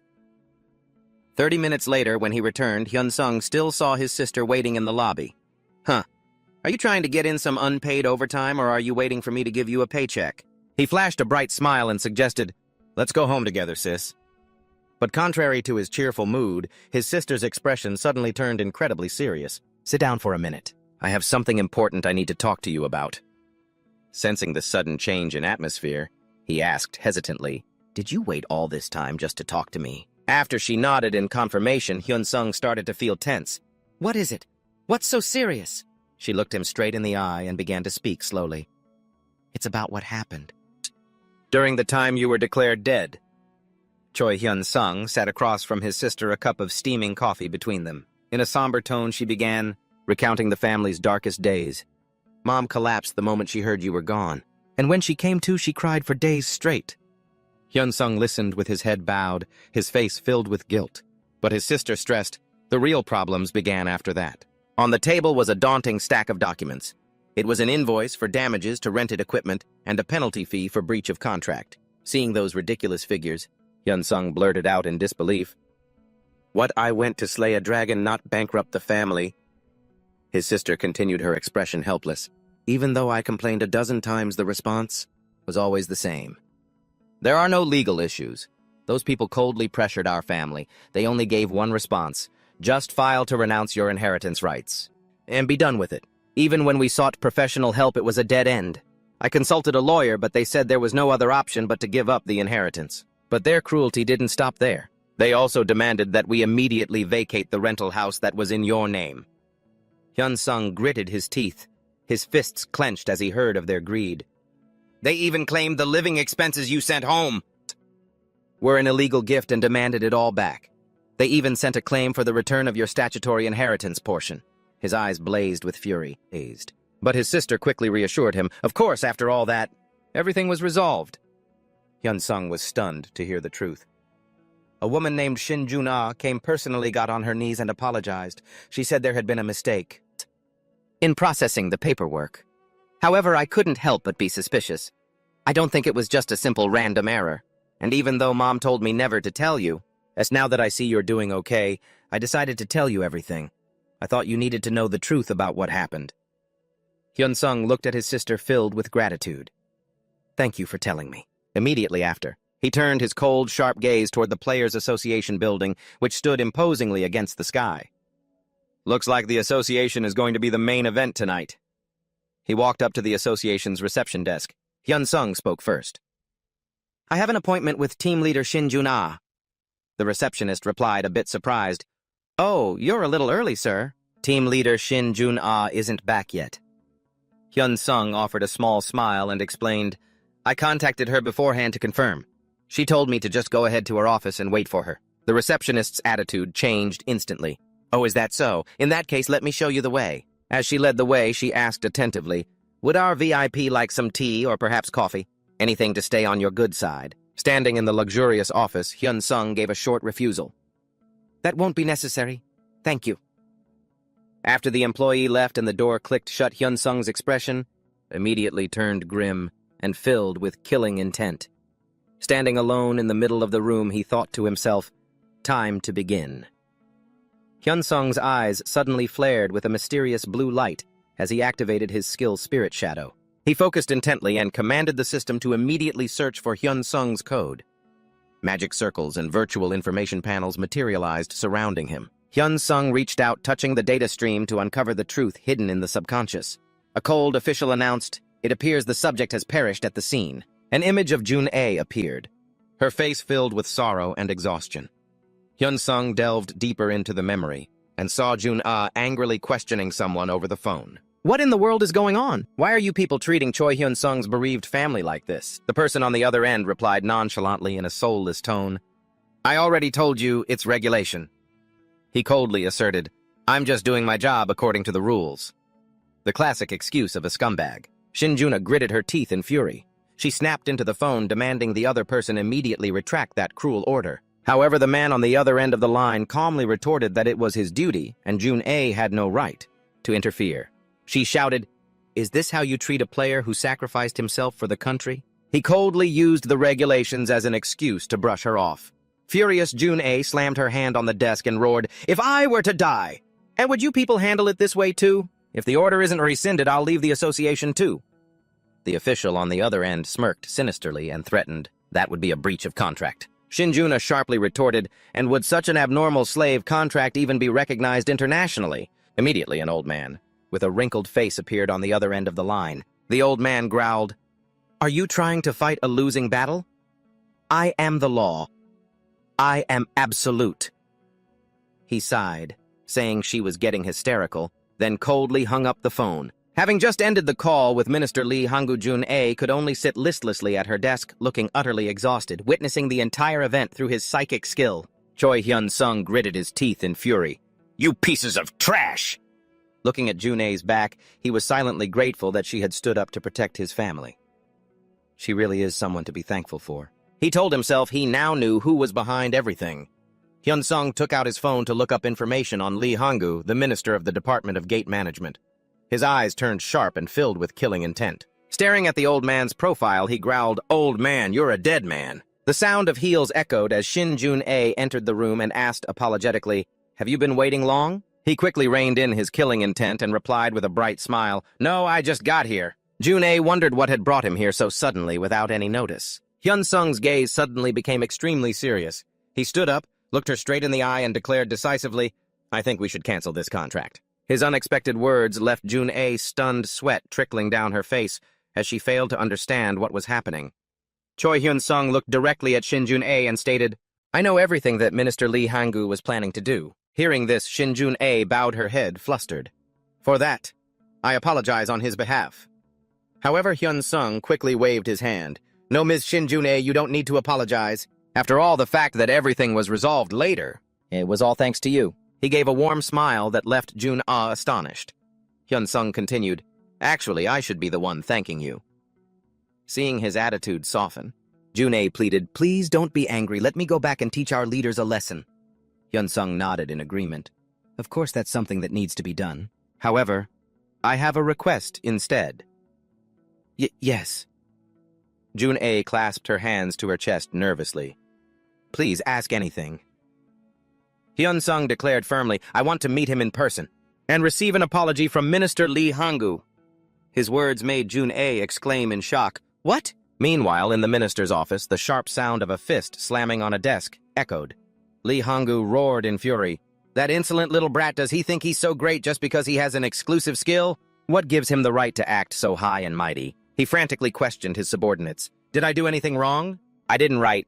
This old man really needs to take a look in the mirror." A lackey quickly chimed in, "It seems he's still young and doesn't understand the ways of the world yet, sir." Another one added, "The minister was simply carrying out his duties according to legal procedures. We must file an immediate protest." Lee Hanggu loosened his tie, gritting his teeth. "Damn it, that's right. I was just trying to do my duty according to the law, so why the hell should I have to apologize to a little punk like him?" He slammed his hand on the desk again, full of resentment. "In the end, I didn't even do anything to him." The subordinate next to him continued to grovel. "That's right, sir. The minister has been so magnanimous and forgiving, and yet he's not only ungrateful but dares to act so out of line he needs to be taught a lesson." Lee Hanggu smirked sinisterly. "Yes, he should. But how should we teach him that lesson model?" While his subordinates were still flustered, the old man's anxiety was palpable. This matter had already reached the VIPs. "What are we going to do?" A heavy silence filled the room, infuriating the old man. This bunch of useless fools. No solutions, just standing there muttering. The two henchmen could only bow their heads in fear. "We're sorry, Minister." Suddenly, Lee Hanggu gave an order. "Tell that kid to shut up and get over here. Meet me." As his subordinates stared in bewilderment, the old man roared, "Do I have to lower myself to go to that brat's house to apologize? I'm very busy. If he wants an apology, then tell him to drag his ass over here." The henchman scrambled away to pass on the order. "Yes, I'll relay the message immediately, sir." Lee Hanggu sat alone, his eyes burning with hatred as he clenched his fists. "There is absolutely no way I'm humbling myself to go see that little punk." Standing in front of the government building, Choi Hyun-sung thought to himself, "He tells me to come and then makes me wait like this." He strode down the empty hallway, realizing he was later than expected, but told himself it wasn't a big deal. Looking around, he silently assessed the place. This is a den of corruption, a place where the major guilds and dungeon managers collude. Noticing the staff here were all ordinary people, Hyun-sung smirked. This way it'll burn even better. The clacking of heels echoed on the hallway floor. A female secretary in a black suit approached and motioned for him. "Follow me," she said curtly. "The minister is looking for you." Hyun-sung stretched, stood up, and replied casually, "I understand." He silently followed the secretary into the office, preparing for a direct confrontation with the man in charge. As soon as he caught sight of him, Minister Lee Hang-gu spoke in a condescending tone. "So, this is the kid who sells batteries, huh? You look pretty average." The old man looked him up and down, remarking that he was probably around his grandson's age while letting out a prejudiced sigh about kids these days. Not giving the old man a chance to dominate, Hyun-sung coldly cut him off with a blunt question. "Let's get straight to the point. Where's your apology?" At that moment, he secretly activated his spiritual image skill to see through his true intentions. Lee Hang-gu cleared his throat and offered a reluctant apology. "Ahem. I apologize for that incident." The old man began to justify himself, claiming that, as a public official, he had no other choice at the time and that a minister can absolutely not let personal feelings interfere with official duties. Through his special skill, Hyun-sung saw the old man's true nature. Realizing the man was in collusion with everyone involved, he silently cursed, "What a filthy bastard." Lee Hang-gu continued his act with a self-righteous expression. "A hero hiding behind the law only good for pocketing money." Hyun-sung raised an eyebrow contemptuously and shot back, "The law, you say?" He bluntly criticized the old man's reasoning as forced and full of inconsistencies. Hyun-sung directly questioned the demand for compensation for damaged equipment when it clearly resulted from carrying out official duties. Hitting a nerve. Lee Hang-gu's face changed as he widened his eyes and roared, "What?" Choi Hyun-sung pressed on questioning the unreasonable contract termination fee demanded by the association. He emphasized that he had been confirmed as killed in action. "I was officially declared killed in action while carrying out the very mission you assigned to me. I died fulfilling the contract doing the work you ordered me to do. And you have the nerve to say that—" Hyun-sung yelled in the old man's face. "What in the world is going on in that head of yours to come up with such a thoughtless argument, huh? You're a complete moron." Lee Hang-gu slammed this table and shot to his feet, his face twisted with rage, roaring, "Do you have any idea who I am talking to me so insolently?" Hyun-sung calmly replied, "Weren't you the one who was rude from the very beginning, minister?" He muttered contemptuously. "How can someone be so ignorant?" The remark drove Lee Hang-gu insane. The old man's eyes bulged as he yelled, "You bastard!" "What did you just say?" The old man frantically boasted about his position as a minister and his past as a congressman to intimidate him, then berated him as an arrogant brat who doesn't know his place for daring to speak so insolently. The classic lines of a washed-up has-been. Hyun-sung just casually cleaned his ear, infuriating the old man even more. He silently cursed him as uneducated trash, who just got lucky with an awakening and dared to insult his noble status. However, when Hyun-sung turned back with a sharp, murderous glare, the old man froze. Hyun-sung calmly dropped a deadly question. "Behave and you'll live. Resist and I'll send you to meet the Blue Drake." Seeing the genuine killing intent from someone who had returned from the dead, Lee Hang-gu was so scared that sweat poured down his face. His legs trembled, unable to stand firm. Hyun-sung slowly advanced, getting right in the terrified old man's face, and warned him, "From now on, try to live with a little more class. And please use that brain of yours to think before you spew any more words." He lightly tapped the old man's forehead mockingly. "This thing isn't just for show, you know." Tapping the minister's forehead like a bell in front of his terrified subordinates, Hyun-sung held up his phone and coldly announced, "Ah, and all those insults from just now. I've recorded everything. I will be filing an official complaint about this. And I can also file a report for the crime of defamation, just so you know. Then I'll see you in court." Choi Hyun-sung coldly left him with those words and walked away casually. Behind him, the minister's helpless roars echoed down the hall. Hyun-sung smirked to himself, thinking this skill was more useful than he'd imagined. He realized that against ordinary people, the provoke skill was practically a cheat code, easily making his opponent lose control and attack blindly. A few days later, a media firestorm erupted. News of Minister Lee Hang-gu's slush fund scandal and illicit dealings flooded the online papers. The complete ledgers of his embezzlement were leaked all over the internet, igniting an unprecedented wave of outrage. At first, it was just individual players, but then small and medium-sized guilds also began to protest in the streets, even going on strike to demand justice. While the whole world was in chaos, Choi Hyun-sung was leisurely relaxing in his apartment. He was intently reviewing the information panel for the hero-grade psychometry skill he had just used. It was an incredible ability that allowed him to read information from an object's past in the form of holographic images and sounds. Hyun-sung gloated to himself. With this 4K hidden camera system, I'll know about anyone's shady dealings.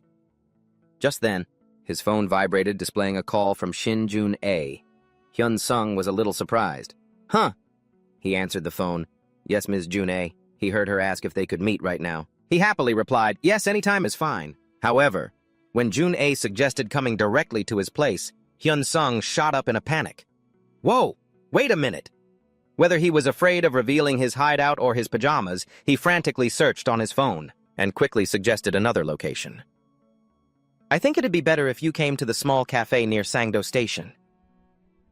Receiving her agreement and a notification that she'd be there in 30 minutes, Hyun-sung quickly threw on a jacket, straightened himself up, and left the house. I see. At the small cafe, she asked bluntly, the recent scandal with Minister Lee Han-gu, was that you're doing... Hyun-sung casually took a sip of his coffee and asked back, why would you think that? She stated with conviction that he was the only one capable of pulling off something so sensational and warned him that government officials were reacting very sensitively as Hyun-sung was suspected of being behind it. She advised him to act carefully. Hyun-sung pondered for a moment, then posed a hypothetical. If it was discovered that I did it, what would happen? The woman replied coolly that he could be arrested for illegal trespassing and theft. Hyun-sung realized that under the special laws for players, he would definitely face a more severe punishment than usual. She emphasized that if that scenario were to actually happen, he would have to find a way to use public opinion to his advantage. Hyun-sung nodded in agreement. I see. But... He gave a knowing smile and insisted, I'm innocent. I'm just a battery salesman who was passing by. Even so, the woman didn't forget to remind him to be extremely cautious. She revealed a harsh truth: those in power absolutely do not want players to have real power in their hands. However, she also admitted that this incident was definitely a sufficiently powerful warning to the authorities. She continued her analysis, saying that after this, Hyun-sung had certainly made himself quite a few enemies, and the government's vigilance towards him would increase tenfold. Therefore, she advised that in the coming days, it would be best for him to keep quiet and avoid attracting attention. Hyun-sung laughed and replied, well, even though it has nothing to do with me, things are pretty chaotic right now. Hey, so staying quiet is probably for the best. He affirmed that he didn't want to get caught up in any more baseless suspicions. The woman, satisfied with his quick wit, concluded, you're right about that. It's best to avoid useless suspicion. The two sat facing each other in the quiet atmosphere of the cafe, tacitly confirming an agreement to lay low amidst the coming changes. A missile tore through the skies of Pyongyang, creating a world-shaking explosion in the heart of the city. Standing before the blazing scene, North Korean soldiers asked each other nervously, is it finally down? But the reply they received was full of despair. A missile is just a toy to this giant earthworm. From within the rubble, an ancient creature with tough scales began to emerge, revealing a menacing set of sharp teeth. The giant emoji monster raised its head. A soldier standing nearby was horrified to feel strange droplets of liquid fall on his face.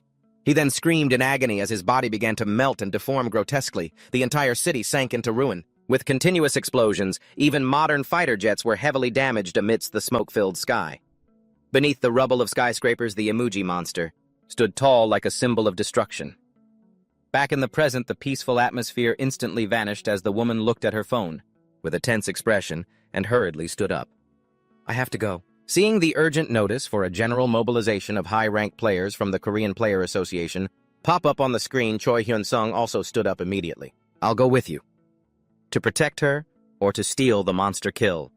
Receiving his assent, the two quickly left the cafe.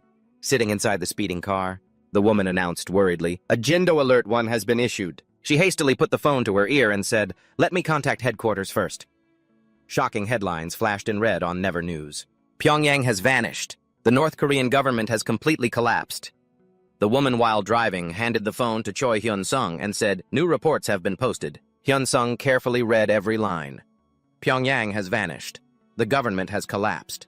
An emoji monster of immeasurable level is moving south. Sweat trickled down his face as he mused, if I could sell the battery from this thing, I'd probably make a few trillion points, huh?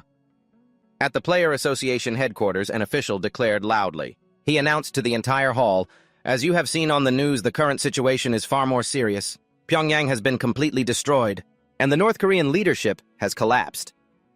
He explained that because North Korea's high-level rankers and players had all been killed in battle with the emoji, The dimensional gates there are now erupting with a rampant wave of monsters. Lee Soo-young and her colleagues listened in silence as the spokesman continued. While the stream of refugees and defeated soldiers is pouring south, the monsters are following right on their heels, flooding down as well. A red-haired man stepped onto the stage and stated decisively, "That concludes the briefing on the current situation." He looked down at the most elite hunters and announced, "As for why I have urgently summoned all high-level rankers and players here, I will now explain your mission. You are to prepare to confront the emoji on the front lines and stop the monsters pouring in from the north." Hyun-sung was stunned, wondering to himself, the front lines 10 days later in Paju Gyeonggi province, a horde of ferocious orcs was on an aggressive invasion. When will this ever end?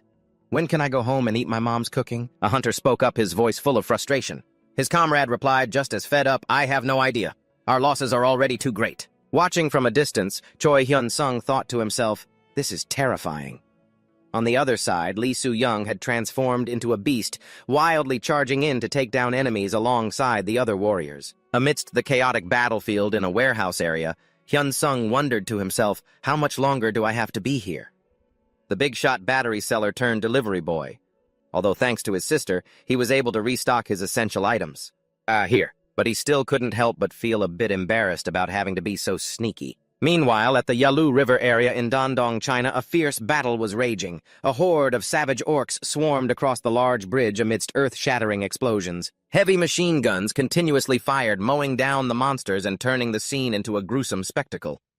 A giant foot stomped down hard, shaking the very ground. From the water, a massive red dragon entity emerged with a menacing appearance. A fireball suddenly shot forward, exploding right on the creature. The beast threw its head back and roared in fury. Watching from afar, a silver-haired female warrior uttered with cold contempt, "What a nuisance."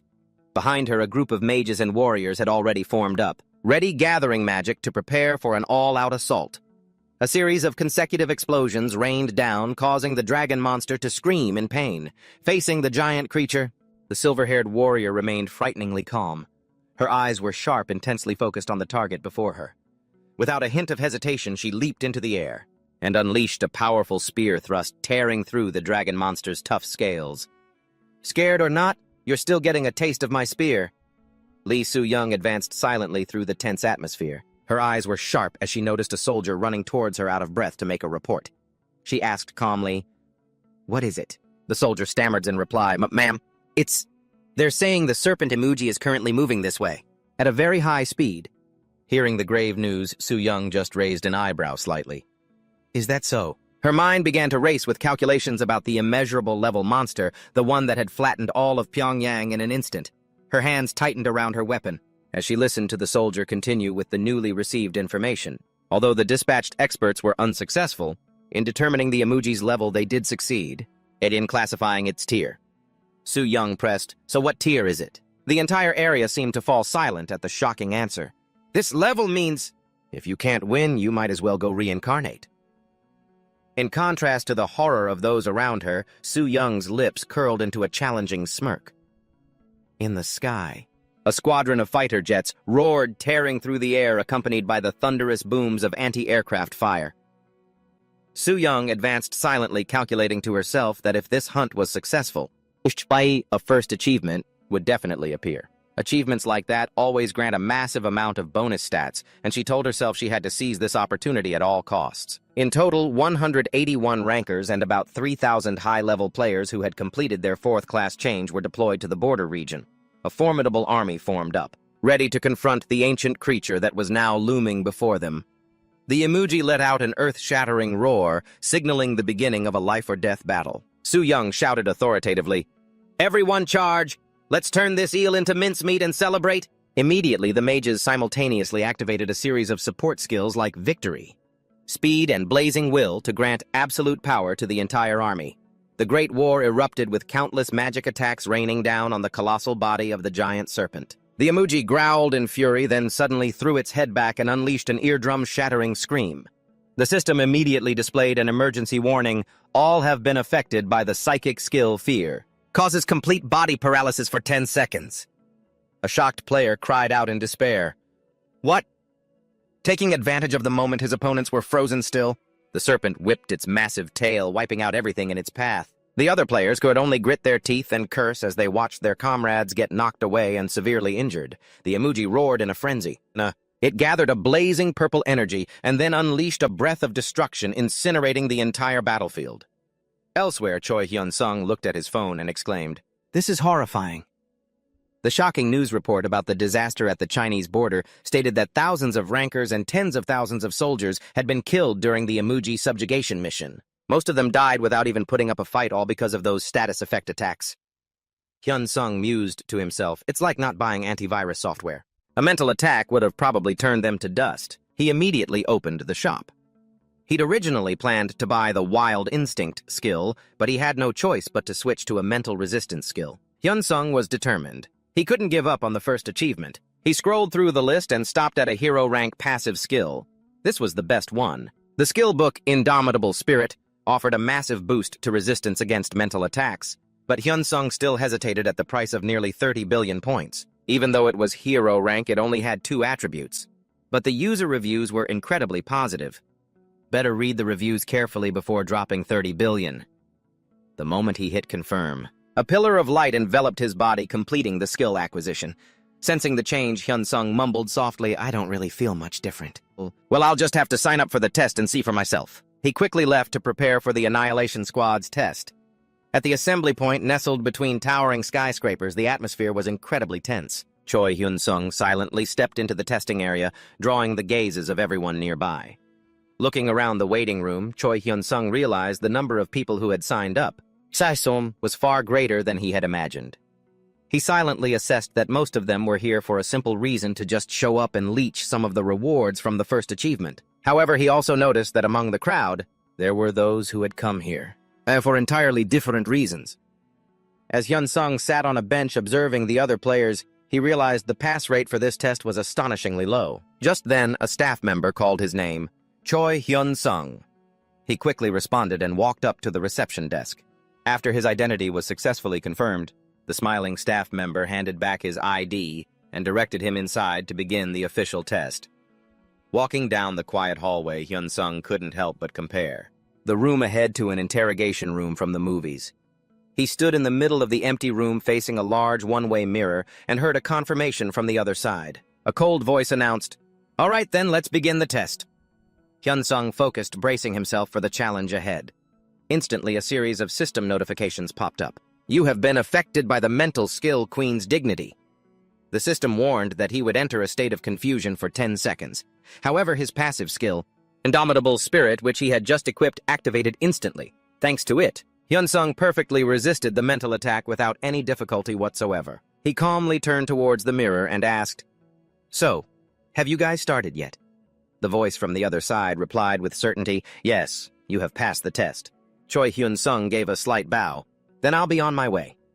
The association staff member replied politely, "You did well." Watching his figure disappear down the hall, the woman in charge of the test brought a hand to her chin, lost in thought. She murmured to herself that Hyun-sung was a truly unfathomable man. A moment later, she regained her focus and called for the next participant to be sent in. A few days later, in an area near the armistice line, the treads of tanks began to roar as they moved across the ground. Following intense discussions with the international community, the South Korean government had officially issued the order to advance north. In the sky, fighter jets had already entered the target's airspace and reported back to command. After receiving the order to proceed with the march, warships off the coast immediately launched long-range missiles aimed directly at the enemy. An earth-shattering explosion slammed down on the colossal dragon monster. It roared in agony before collapsing to the ground. Don't celebrate too soon. If that thing gets its head back up, we're in for a world of hurt. Choi Hyun-sung watched the purple electricity crackle in his hand and remarked that things were going incredibly smoothly. He was inwardly amazed at the incredible synergy between the mechs and modern weaponry, something that would have been an immense struggle for him to accomplish alone. A week later in Beijing, China, a high-level meeting was convened. In the tense atmosphere, an official asserted that the Great Serpent, this Orochi, must be dealt with by their own forces. A series of explosions tore through the mountain range where the ancient creature was hiding, creating a terrifying spectacle. A suggestion was made to mobilize all of Beijing's strongest mechs to eliminate the target, but it was immediately shot down. "If we send all our troops to hunt an eel, what are we going to do if another worm crawls into our home?" They feared that if all their forces were scattered, another legend-class monster similar to the Orochi could suddenly appear and attack the capital at any moment. Elite troops with weapons held at the ready remained on high alert against any unforeseen developments. A tactical discussion unfolded in a tense atmosphere as someone asked worriedly if using local mechs to confront the Orochi would be too much for them to handle. The official in the suit replied nonchalantly, "Too much for them." He insisted that if they gathered the top elites from each region instead of just any mediocrities, the plan was perfectly feasible. However, the reality of the battlefield was far more brutal. The great serpent Orochi let out a threatening roar, exuding a terrifying pressure. Just its breath alone was enough to wipe you all out. What followed was a scene of chaos as hunters were gravely wounded by the ancient monster's ferocious assault, setting off explosions that shook the very land. Amidst the chaos, healers desperately tried to restore their allies' vitality with green magic. The Orochi relentlessly unleashed lashing blows, with its powerful tail and released deadly purple lightning from its massive body. A shield-bearing warrior braced himself, protecting his comrades from the fierce onslaught. Seizing the moment, the monster revealed an opening. A decisive shout rang out. "Now's our chance!" A barrage of magical attacks from fire and ice to pure energy lit up all at once. Down on the serpent's head, a bewildered hunter muttered, "Huh," as he noticed something was off.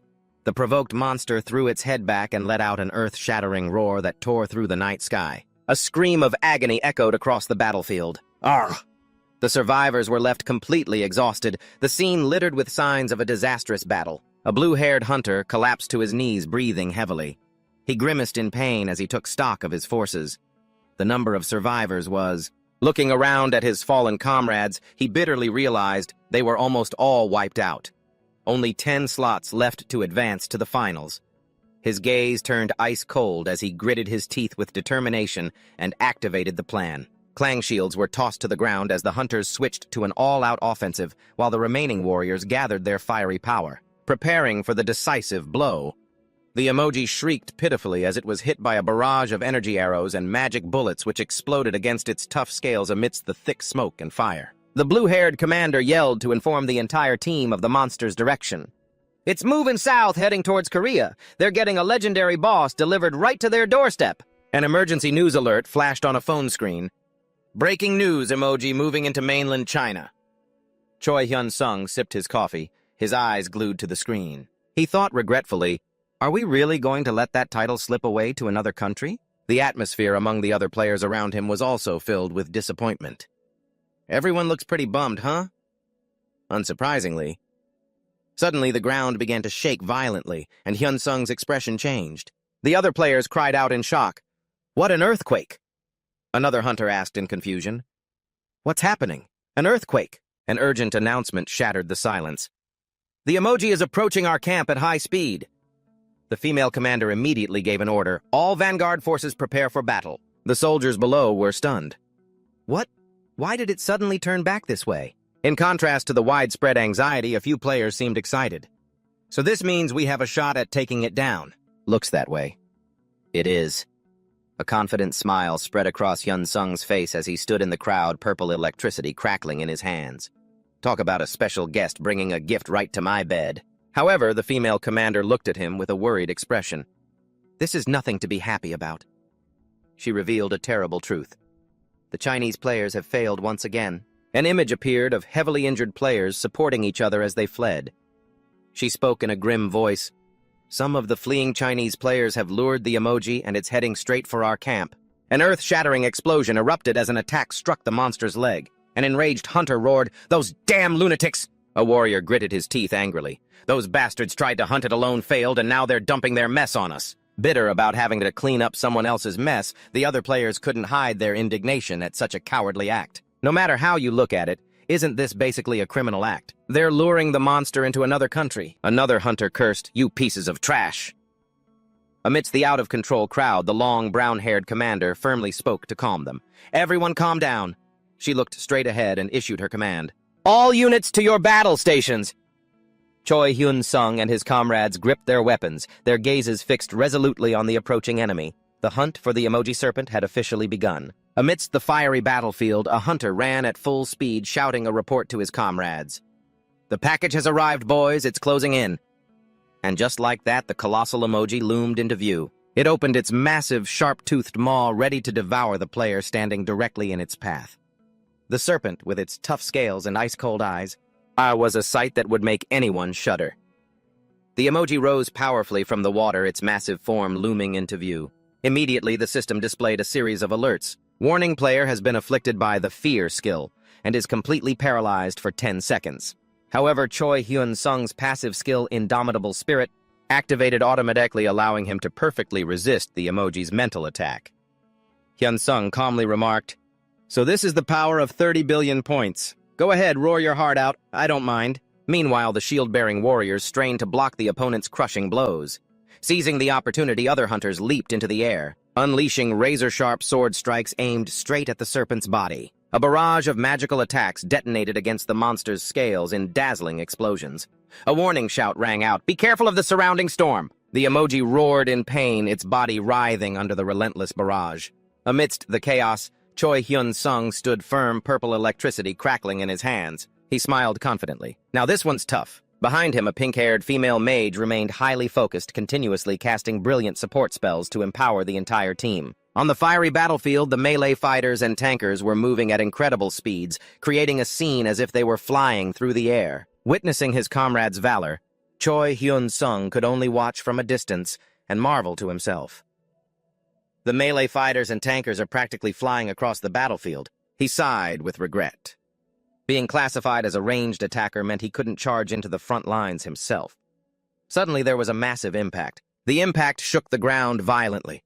A heavily armored warrior was sent flying back. He clutched his chest, crying out in pain, "Ugh!" Immediately, healing mages rushed to his side and worriedly asked, "Are you all right?" Observing from a distance, Hyun-sung silently concluded that a direct confrontation was too risky right now. "If I can't win in a straight fight, I'll just wait for it to bleed and then absorb some of its stats." He hatched a bold plan. He would wait for an opportunity to absorb the blood spilled on the ground to increase his own power. Meanwhile, the massive monster loomed with an overwhelming presence, forcing Hyun-sung to admit that it was on a completely different level from anything he had ever faced before. The creature was so fast it was hard to follow with the naked eye. He told himself that the only way to close the gap now was frantically grinding for achievements. Hyun-sung opened his personal status window. It showed he was still at level 1, but he already possessed 142 different titles. His immediate goal was to accumulate 1 trillion points to increase his stats without using expensive elixirs, while items like Dragon Slayer were still locked. About 30 minutes later, the great battle entered its fiercest phase, with relentless attacks leaving the monster severely wounded. Hyun-sung started to feel more confident. This isn't as hard as I thought. But just as he had that thought, disaster struck. He stood next to a teammate whose hands were gathering a blazing purple energy sphere, preparing to unleash an attack. But suddenly he froze on high alert. Huh. A close-up showed the serpent's menacingly sharp fangs. Realizing something was wrong, he yelled, "Everybody dodge! It's about to breathe fire and roast us all!" Right after that, the emoji threw its head back and let out an earth-shattering roar.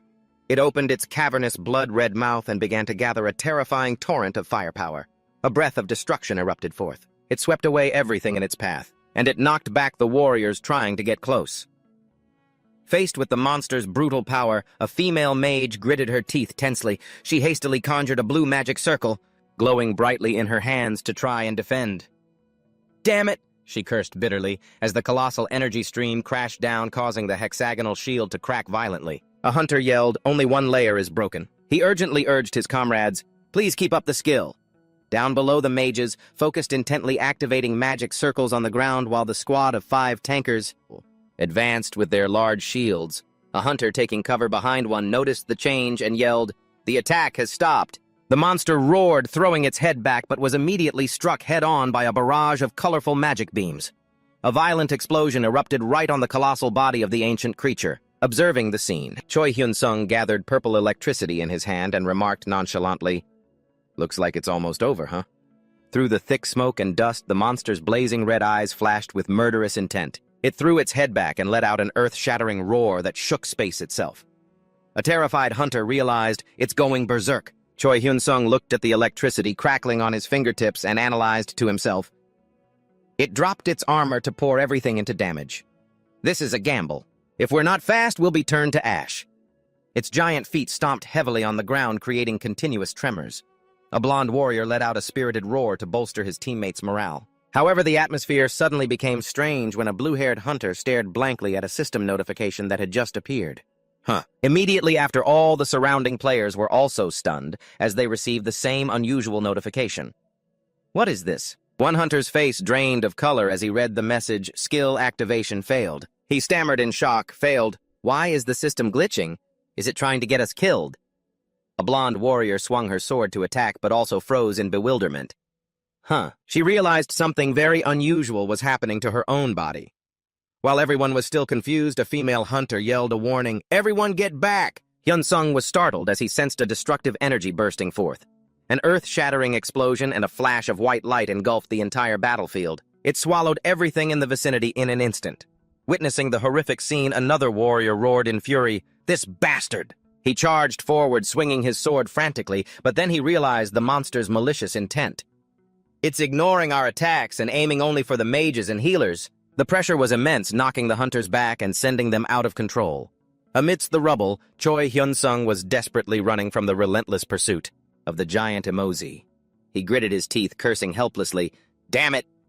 In this dire situation, Hyun-sung prepared to use a teleportation skill to escape. Flash. However, a cold system notification suddenly appeared. "You have been afflicted by the emoji's evil eye." He uttered in shock, "What the hell is this?" A series of red warnings appeared, informing him that he was under the fear status effect for 20 seconds. Immediately, his passive skill, Indomitable Spirit, activated. It reduced the crowd control duration to just 1 second. However, the worst had happened. His flash skill was cancelled, leaving Hyun-sung completely shocked. The emoji roared, throwing its head back, then swung its massive tail at him. The powerful impact sent Hyun-sung flying. He slammed hard into the ground, groaning in pain. "Ugh!" He pushed himself up, hands gripping the cold ground amidst the chaos, and stared at the ancient creature looming before him. With a tense expression, he thought, "It's huge, but it's as fast as lightning. No amount of luck can save me from this." Hyun-sung knelt on the ground amid the swirling dust, gritting his teeth furiously. "Damn it!" Refusing to surrender to his fate. He quickly held out his hand and activated his virtual space, reaching into his personal dimension to pull out his combat gear. He shot forward, with a sharp sword and a sturdy shield in his hands, ready for a fight to the death. Amidst the ruins, Choi Hyun-sung gritted his teeth in pain. It knocked down everything in its path, and created an explosion that rocked the entire mountain range. Lying on the ground, Hyun-sung groaned wearily. He struggled up, breathing a sigh of relief. Phew, that was close. I was almost turned into minced hunter. Reflecting on the battle, he was shocked to realize the enemy had other mental skills besides fear. As he was lost in thought, a piercing scream rang out. It startled him, and he warily turned back. In the distance, the emoji was still rampaging, attacking the other hunters, plunging the scene into chaos. Hyun-sung clicked his tongue. What a complete mess. Suddenly, he noticed something was wrong and let out a "huh" as he looked down at his empty hands. He realized with a shock that his most important weapon was gone. Wait, where the hell did my legendary sword go? He rushed to find it, intending to get it back immediately. But an unexpected system notification popped up. The unique hero-grade Dragon's Blood sword has matured. Hyun-sung stared in disbelief, wondering how the creature up ahead was still fiercely fighting back against the warrior's relentless assault. Looking at the monster's tail, he suddenly realized his sword was lodged deep in its tough scales. It seemed to be stuck there. When I blocked the attack from its tail, I saw the sword was continuously absorbing power and leveling up right on the enemy. Maybe I don't need to recall it just yet. He began to move, preparing for the next step of his plan. The battle with the giant emoji serpent entered a fierce stage as a barrage of arrows and magic rained down. Observing its colossal form and the state of the battle, a female warrior concluded that the outcome of this confrontation seemed to have already been decided amidst the chaos. Choi Hyun-sung suddenly froze when he noticed a system notification had just appeared. He muttered in confusion, The notification stated that the unique hero-grade Azure Dragon Blood sword had officially leveled up. Watching the screen flash continuously, he thought to himself, these notifications are popping up way too often. Others would kill for this, and here I am complaining about it. Hyun-sung wondered if absorbing the blood of a legendary grade monster was the reason the sword could mature so quickly. At that moment, the blade was still plunged deep into its scales, frantically draining its lifeblood, causing the monster to groan in pain. But it was quickly cornered by a group of hunters. Elite hunters. The serpent threw its head back and let out an earth-shattering roar, its crimson eyes flashing with killing intent. It let out a piercing, frenzied scream. It thrashed about trying to shake off those clinging to it as a series of magical explosions rained down, creating clouds of smoke and fire that enveloped the emoji's massive form. The thundering footsteps of the hunters echoed across the battlefield as they continued their assault. "Everyone! The boss is almost out of health. Use all your ultimate skills." They unleashed energy arrows and fireballs, creating earth-shattering explosions right on the ancient creature's back. The emoji was now exhausted, able to do nothing but moan. In agony, its breathing heavy. Amidst the wreckage, the giant emoji serpent rose majestically from beneath the water, right in the middle of the chaos. A small figure was desperately clinging near the ancient creature's head. A sharp sword plunged deep into its tough scales. A system notification appeared. It announced that he had obtained a classic hero-grade achievement. The system congratulated Hyun-sung for participating in his first hunt for a legendary-grade monster. The reward was the title First Contributor to a Legendary Monster Hunt. Cheers erupted across the battlefield. "We won!" The hunters began to jump up and down, in joy, shouting, "We finally took it down!" Their faces were radiant smiles spreading as they savored the moment of victory together. After the life-or-death battle, the colossal serpent's corpse began to collapse to the ground amidst a thick cloud of dust. The crowd of hunters stood silently, their eyes filled with astonishment. As they watched the final remnants of the ancient creature, a brilliant red object suddenly broke away from the monster's corpse and plummeted down at a terrifying speed against the deep blue sky. The sharp blade plunged into the earth, standing firm amidst the desolate battlefield like a symbol of absolute power. Choi Hyun-sung stood silently in the brilliant sunset glow. His hand gripped the newly awakened sword. Immediately, the system chime rang out repeatedly, signaling a series of unbelievable achievements as one blue notification window after another appeared. They confirmed he was the first to obtain hero-grade achievements for possessing a legendary-grade weapon and skill. Faced with these unexpected rewards, Hyun-sung could only exclaim in astonishment, "Whoa!" He gazed thoughtfully at the glittering azure dragon blood sword in his hand and murmured softly, "I wonder how much it's changed. This weapon is basically a game hack for sure." Hyun-sung reached out to touch the virtual screen to check the details. The Azure Dragon Blood Sword had now reached the unique grade. Legendary with the ability to absorb blood, to restore the user's health and mana, and to explosively increase attack power. Hyun-sung nodded slightly. "Just as I thought." Next was the legendary grade skill, Dragon's Blood Claw, a powerful active ability.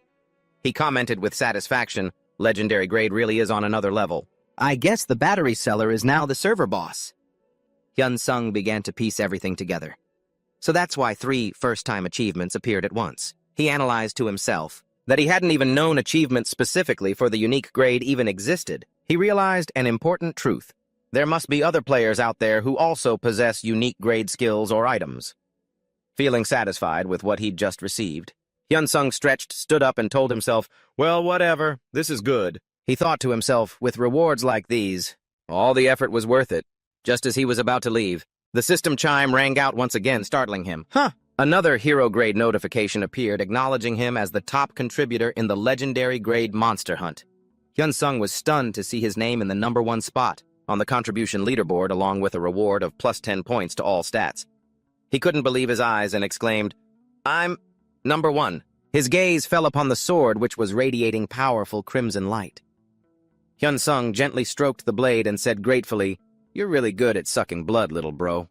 I'll take you to the spa tonight, okay?" However, he quickly returned to reality and began to worry about dividing the spoils. I wonder how they're going to split the items. Looking towards the other players gathered in the distance, he knew that it was customary to convert contribution into cash payments.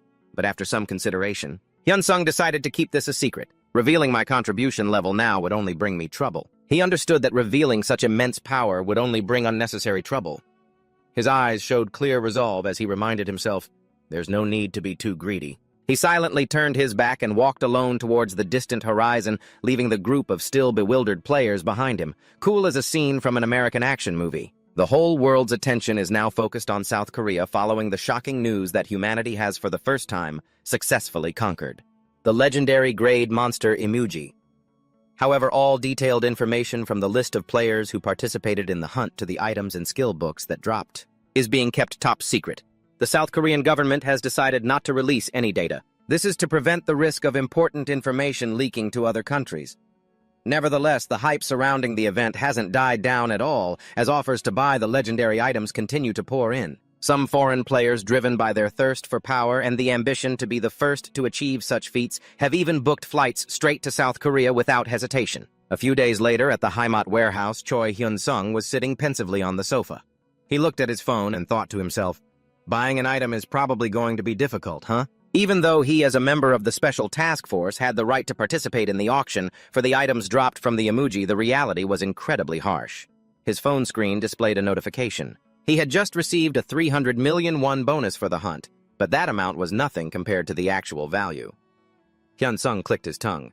Since they're legendary grade items, even the worst one would have a starting price in the hundreds of billions of won. He flopped onto the sofa trying to push aside his regret and comfort himself. But deep down, he was dying to get his hands on those auction items. Just then, his phone rang repeatedly. Hyun-sung answered. "Hello?" A familiar voice came from the other end. "This is Shin Juna." He quickly replied, "Ah, yes, Ms. Juna." Hyun-sung asked curiously, "But is there a reason you're calling me?" Juna gently chided. "You always get straight to the point, don't you?" She continued in a suggestive tone, "Can't I call you without having a reason?" Hyun-sung, a little flustered, replied, "It's not exactly that." But, he stated firmly, "I'm sure you must have something to discuss if you're calling." "Sigh." Juna sighed in resignation. "I really shouldn't have said anything, you're right." She became serious again. "All right, I can't win against you. I've got a sweet deal for you. Want to hear it?" Hyun-sung focused, listening intently. "What is it?" Shin-juna smiled as she asked over the phone, "Are you interested in the legendary grade items?" Choi Hyun-sung was startled. He broke out in a cold sweat and answered bluntly, "Of course. Is there any player who isn't interested in legendary grade items?" She immediately made an attractive offer.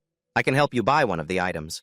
One of the legendary grade ones that just appeared." Realizing that there is no such thing as a free lunch, Hyun-sung asked cautiously, "Getting a legendary item for free is something that only happens in dreams. Just state your conditions." Juna calmly stirred her coffee and confirmed, "Of course." Hyun-sung mused, "What is it?"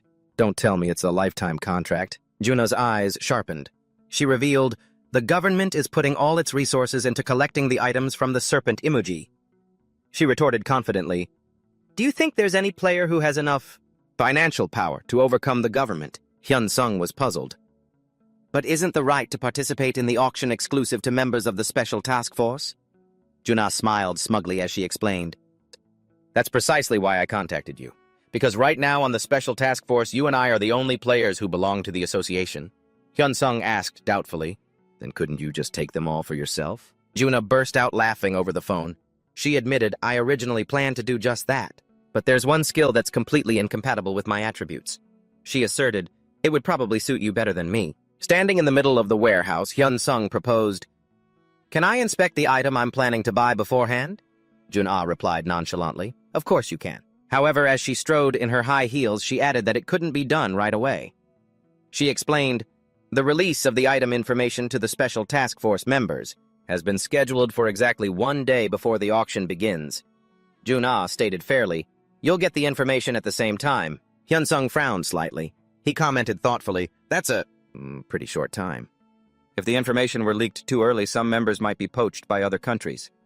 Choi Hyun-sung replied calmly, "Are you just looking into that now?" "I'd say they've all been poached already." In response to his statement, she said, "The government is currently investigating the matter." Standing in the middle of the warehouse, Hyun-sung said decisively, "First I'll see the item and then I'll decide. Let's do it that way. But I'm sure you won't regret it." A few days later at the Player Association headquarters, Hyun-sung was stunned as he held the information about the new item. Whoa! He couldn't help but be amazed when he realized that despite granting immense power, it didn't come with any severe penalties. It was the legendary grade active skill book Punishment of the Black Dragon. This skill converts mana to the darkness attribute, greatly increasing attack power but reducing recovery ability. Most notably, it allows the user to summon black lightning at will, without a cooldown time.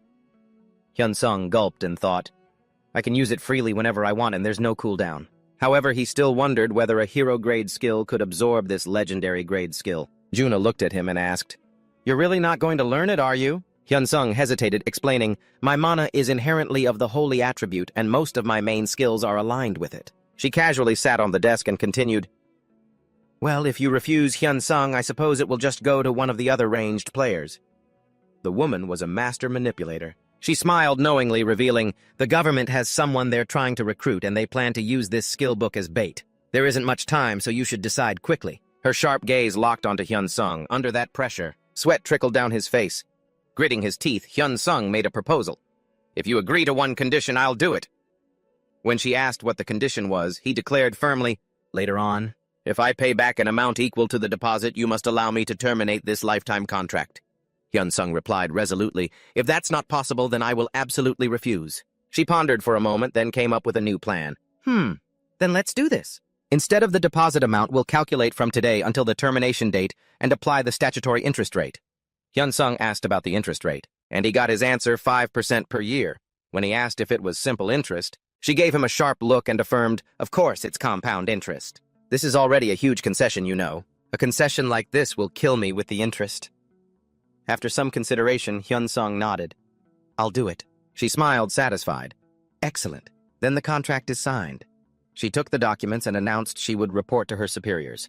Hyun-sung bowed his head slightly. "Thank you for your consideration." She just laughed in response. "Oh, it was nothing. Well, I'll be on my way." Hyun-sung silently watched her leave. Then he quickly pulled out his phone to make a call. The auctioneer on the high podium scanned the hall and asked loudly, "Is there anyone else who would like to bid?" Faced with silence from the guests, he began a 5-second countdown for the high rollers to decide who was the richest person in the room. Choi Hyun-sung and the other players held their breath, waiting in the tense atmosphere. "Congratulations," the auctioneer declared, concluding the bidding. "The Dark Dragon Spear now officially belongs to player Shin Juna." Lot number 003's screen displayed the record-breaking price of over 1.1 trillion won. Choi Hyun-sung applauded while silently assessing the situation. This fight was more intense than he had expected. He realized that this price was far beyond the financial capacity of any single individual. There had to be backing from major corporations, and that was just for one skill book and one weapon. The total amount spent on these two items had reached nearly 2 trillion won. And now for the final item of the auction. The auctioneer continued, drawing everyone's attention. Choi Hyun-sung watched intently as the staff wheeled the most valuable item onto the stage.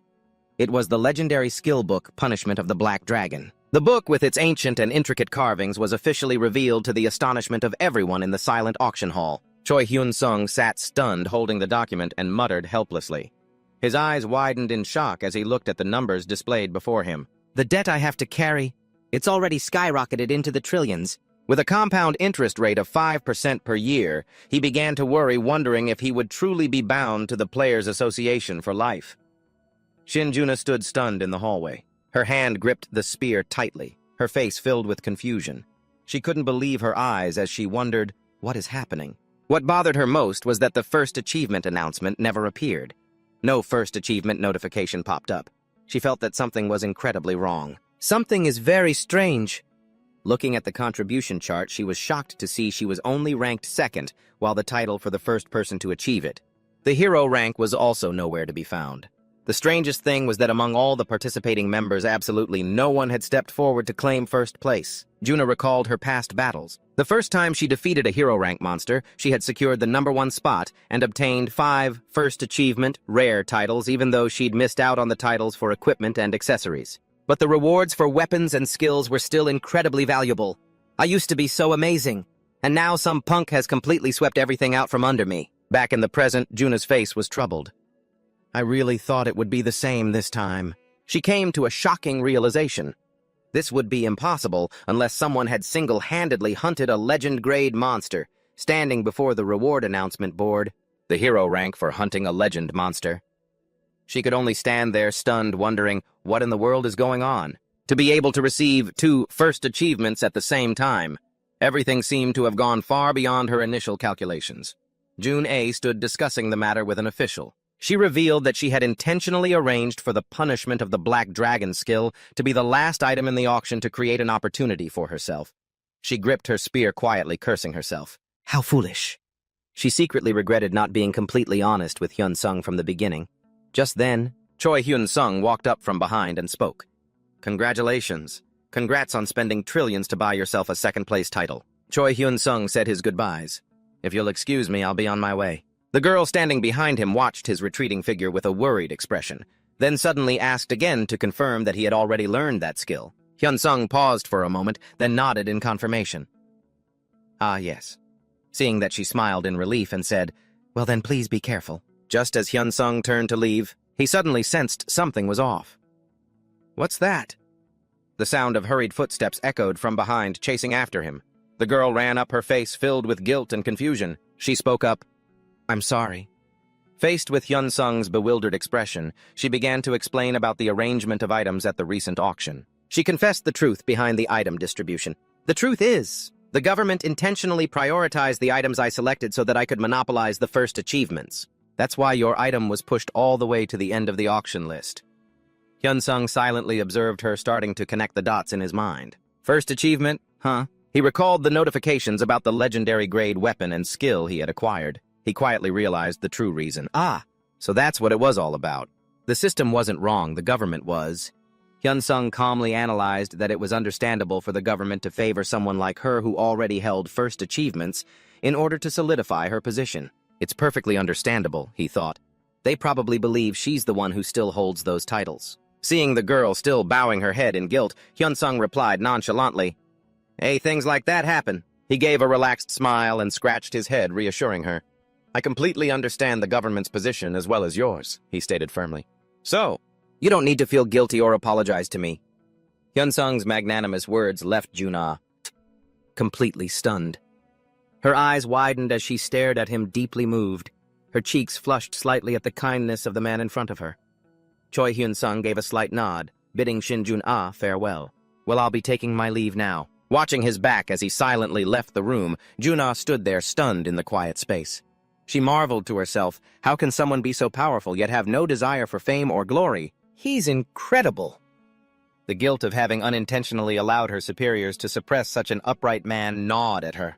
Jun-ah stood motionless, staring at the doorway he'd left through. She vowed to herself with determination, from now on, I will absolutely never do something like that again. Back at his place, Hyun-sung took off his jacket, mulling over the girl's confession. She really is an upright person. The thought that Jun-ah felt guilty enough to chase him down and apologize for supposedly stealing his first achievement made Hyun-sung feel a mix of amusement and guilt. He thought to himself, honestly, she didn't have to spell it all out. She could have just let it slide. His expression turned a bit awkward as he realized he was the one who had secretly harvested all the most valuable rewards from the serpent, and while she was tormenting herself with worry for him. Hyun-sung sat cross-legged on his bed and activated his virtual space, taking out the legendary grade skill book that was glowing with a brilliant golden light. Staring at the precious item in his hand, he pondered, should I try learning this and see what happens? His eyes lit up with curiosity as he theorized about the interaction between skills. Will it merge with my current powers, or will it exist as a separate skill? The moment he commanded the system to learn the Black Dragon's punishment skill book, a notification window suddenly appeared announcing that direct acquisition had failed. Hyun-sung was stunned to realize a strange phenomenon was underway. The unique hero grade skill, Breath of the Lightning Dragon, and the legendary grade Punishment of the Black Dragon were beginning to fuse. In a flash, a new power was born named Breath of the Black Lightning Dragon, a unique legendary grade skill. Hyun-sung was shocked to realize the nature of the process. It wasn't simple absorption, but a high-level fusion. But it didn't stop there. Another hero-grade achievement notification popped up, recognizing him as the world's first player to possess a unique legendary grade skill. Looking at his powerful new status window, Hyun-sung smirked smugly. Heh, just as I predicted. Guess being this strong gives you bragging rights. Choi Hyun-sung thought it to himself that participating in the emoji hunt was the wisest choice he'd ever made, just based on the bonus stats from the new titles he'd earned. It had already reached 450 points. Standing before a horde of grotesque, growling, one-eyed monsters, he calmly checked his power and current skills. This was truly a massive leap forward. The notification window displayed the details for the unique legendary grade skill Breath of the Black Thunder Dragon. It was an active skill that converted mana into the shadow attribute. It greatly increases attack power, but reduces recovery. It imbues all actions with the power of lightning and can instantly paralyze enemies. Notably, this skill has no cooldown and can be leveled up by absorbing other lightning-type items. Hyun-sung smirked confidently. First, let's test it out a bit, shall we? A stream of purple electricity began to gather and crackle in his hand right after. A colossal pillar of black lightning descended from the void. It devoured the monsters in an instant. The deafening thunder turned the monsters to dust. The brutal power of the current caused the grotesque creatures' bodies to melt and completely deform. Witnessing this terrifying power, Hyun-sung could only let out a soft gasp of amazement. He looked at his hands where purple sparks still lingered, his eyes shining brightly as he stood in the middle of the desolate battlefield. Hyun-sung thoughtfully observed his new power. He clicked his tongue, remarking that these monsters disappeared too quickly for him to fully grasp its true might. The screams of monsters echoed again as another herd of grayish-blue creatures frantically rushed to surround him. Hyun-sung silently walked past the corpses of the vanquished. He thought to himself that he needed to find a place with a high density of monsters like the blood-sucking bat dungeon so he could train to his heart's content. He glanced around and wondered if there was any place that was truly suitable. Time passed. A new offer suddenly appeared on his phone screen at 8:05 a.m. A message from Shinjun Ah popped up with an urgent tone. "I have something I need to discuss. As soon as you see this message, please contact me immediately." "The pretty lady is calling again, huh?" Hyun-sung wondered blankly. Wondering what important matter was unfolding, he walked down the night street, staring intently at the phone in his hand. The phone rang. "Hello, it seems you've made it out of the dungeon." Choi Hyun-sung replied curtly. "Yes." She continued with her offer. "Hyun-sung, are you interested in hunting in the northern dungeons?" Seeing his confusion, and she explained that the newly conquered low and mid-tier dungeons in the northern region are severely understaffed. Looking at the image of the ferocious Lizard King brandishing its weapon, "There are plenty of monsters, but all the hunters have fled." She offered an attractive compensation set at double the rate for emergency combat duty. Hyun-sung analyzed it internally. He understood that other players usually get nothing for hunting. He saw monsters of a lower level than themselves, so they wouldn't be interested. With a confident smile, he decisively agreed. "Of course I have to help. After all, aren't I the one who signed a lifetime contract with the Players Association?" The female manager replied happily, Thank you, I'll prepare a helicopter so you can depart immediately." Noticing her urgency, Hyun-sung thought, "Looks like the situation is pretty urgent." As she hurried about, she explained that the number of dungeons was increasing too quickly, while it hadn't reached the point of issuing an immediate emergency summons for players. "If this continues, it's entirely possible that it could happen." Hyun-sung nodded affirmatively. "I'll do my best." 2 weeks later, in the North Han area, a military helicopter glided through the sky above the vast mountain forests. Suddenly, a blue system notification window appeared before Choi Hyun-sung, announcing that his total accumulated points had surpassed 300 billion. "You can now use the mercenary system." Hyun-sung exclaimed, bewildered. "Huh, this game has a personnel management mode too." He stared at the newly unlocked interface with a look of utter amazement. He stood in a gray, bleak space looking towards the horde of monsters brandishing their weapons in the distance. Hyun-sung furrowed his brow thoughtfully, then suddenly activated a blazing purple energy that enveloped his body. He raised his hand and powerful purple sparks crackled from his fingertips. As he began to operate the virtual screen, Hyun-sung opened his personal status window to recheck his outstanding power stats, but he quickly realized there was nothing special in the status window. He curiously swiped through the other sections and suddenly cried out, "Oh, a new interface called Higher Mercenary!" Immediately appeared with a long list of warriors from hero grade to rare grade. Hyun-sung thought to himself, "Looks like I can even hire players. At the hero level." He curiously tapped on the information for a hero-grade warrior named Von Svicki. A detailed information panel appeared for Von Svicki, a melee assassin sword tank with extremely high defense and attack capabilities. However, the moment he saw the price, Hyun-sung was stunned. 600 billion points, and that's only for a mere 2 hours. Who could possibly afford this price? His face clearly showed his helplessness at the exorbitant cost. He decided to change his approach. First, let's try scrolling down to the rare grades and see. However, even in the rare grade, the price of tens of billions of points for each hire still made him click his tongue. Even the rare grades are this expensive. As he was engrossed in scrolling through the list, Hyun-sung's eyes suddenly stopped in surprise. He discovered a rare grade warrior named Lucia with a price significantly cheaper than the others. Among the rare grades, this is the cheapest one, isn't it? You get what you pay for, I guess. However, when he read the description carefully, it warned not to trust her too much because she was a deserter and a failure. Hyun-sung started to feel hesitant, but this line really is concerning. He squinted, trying to analyze the true meaning behind those warnings. What on earth could this mean? Could it be that she often cancels contracts on a whim? Choi Hyun-sung intently observed the mercenary interface displayed before him, thinking to himself, first things first, gathering information is the top priority. Money is just paper, and points are fleeting. I have to test this new system. He decided to select a name from the list. Immediately, a blue notification window appeared announcing you have hired the rare-grade mercenary Lucia. Remaining rental time 180 minutes. A burst of white light suddenly erupted behind Hyun-sung. From within the halo, a female figure gradually materialized. She bowed her head respectfully. Thank you for hiring me. Master? It was Lucia, a female warrior with long silver hair and a dark cloak. Lucia stood up straight, her eyes showing clear determination as she declared, I will fight with all my strength.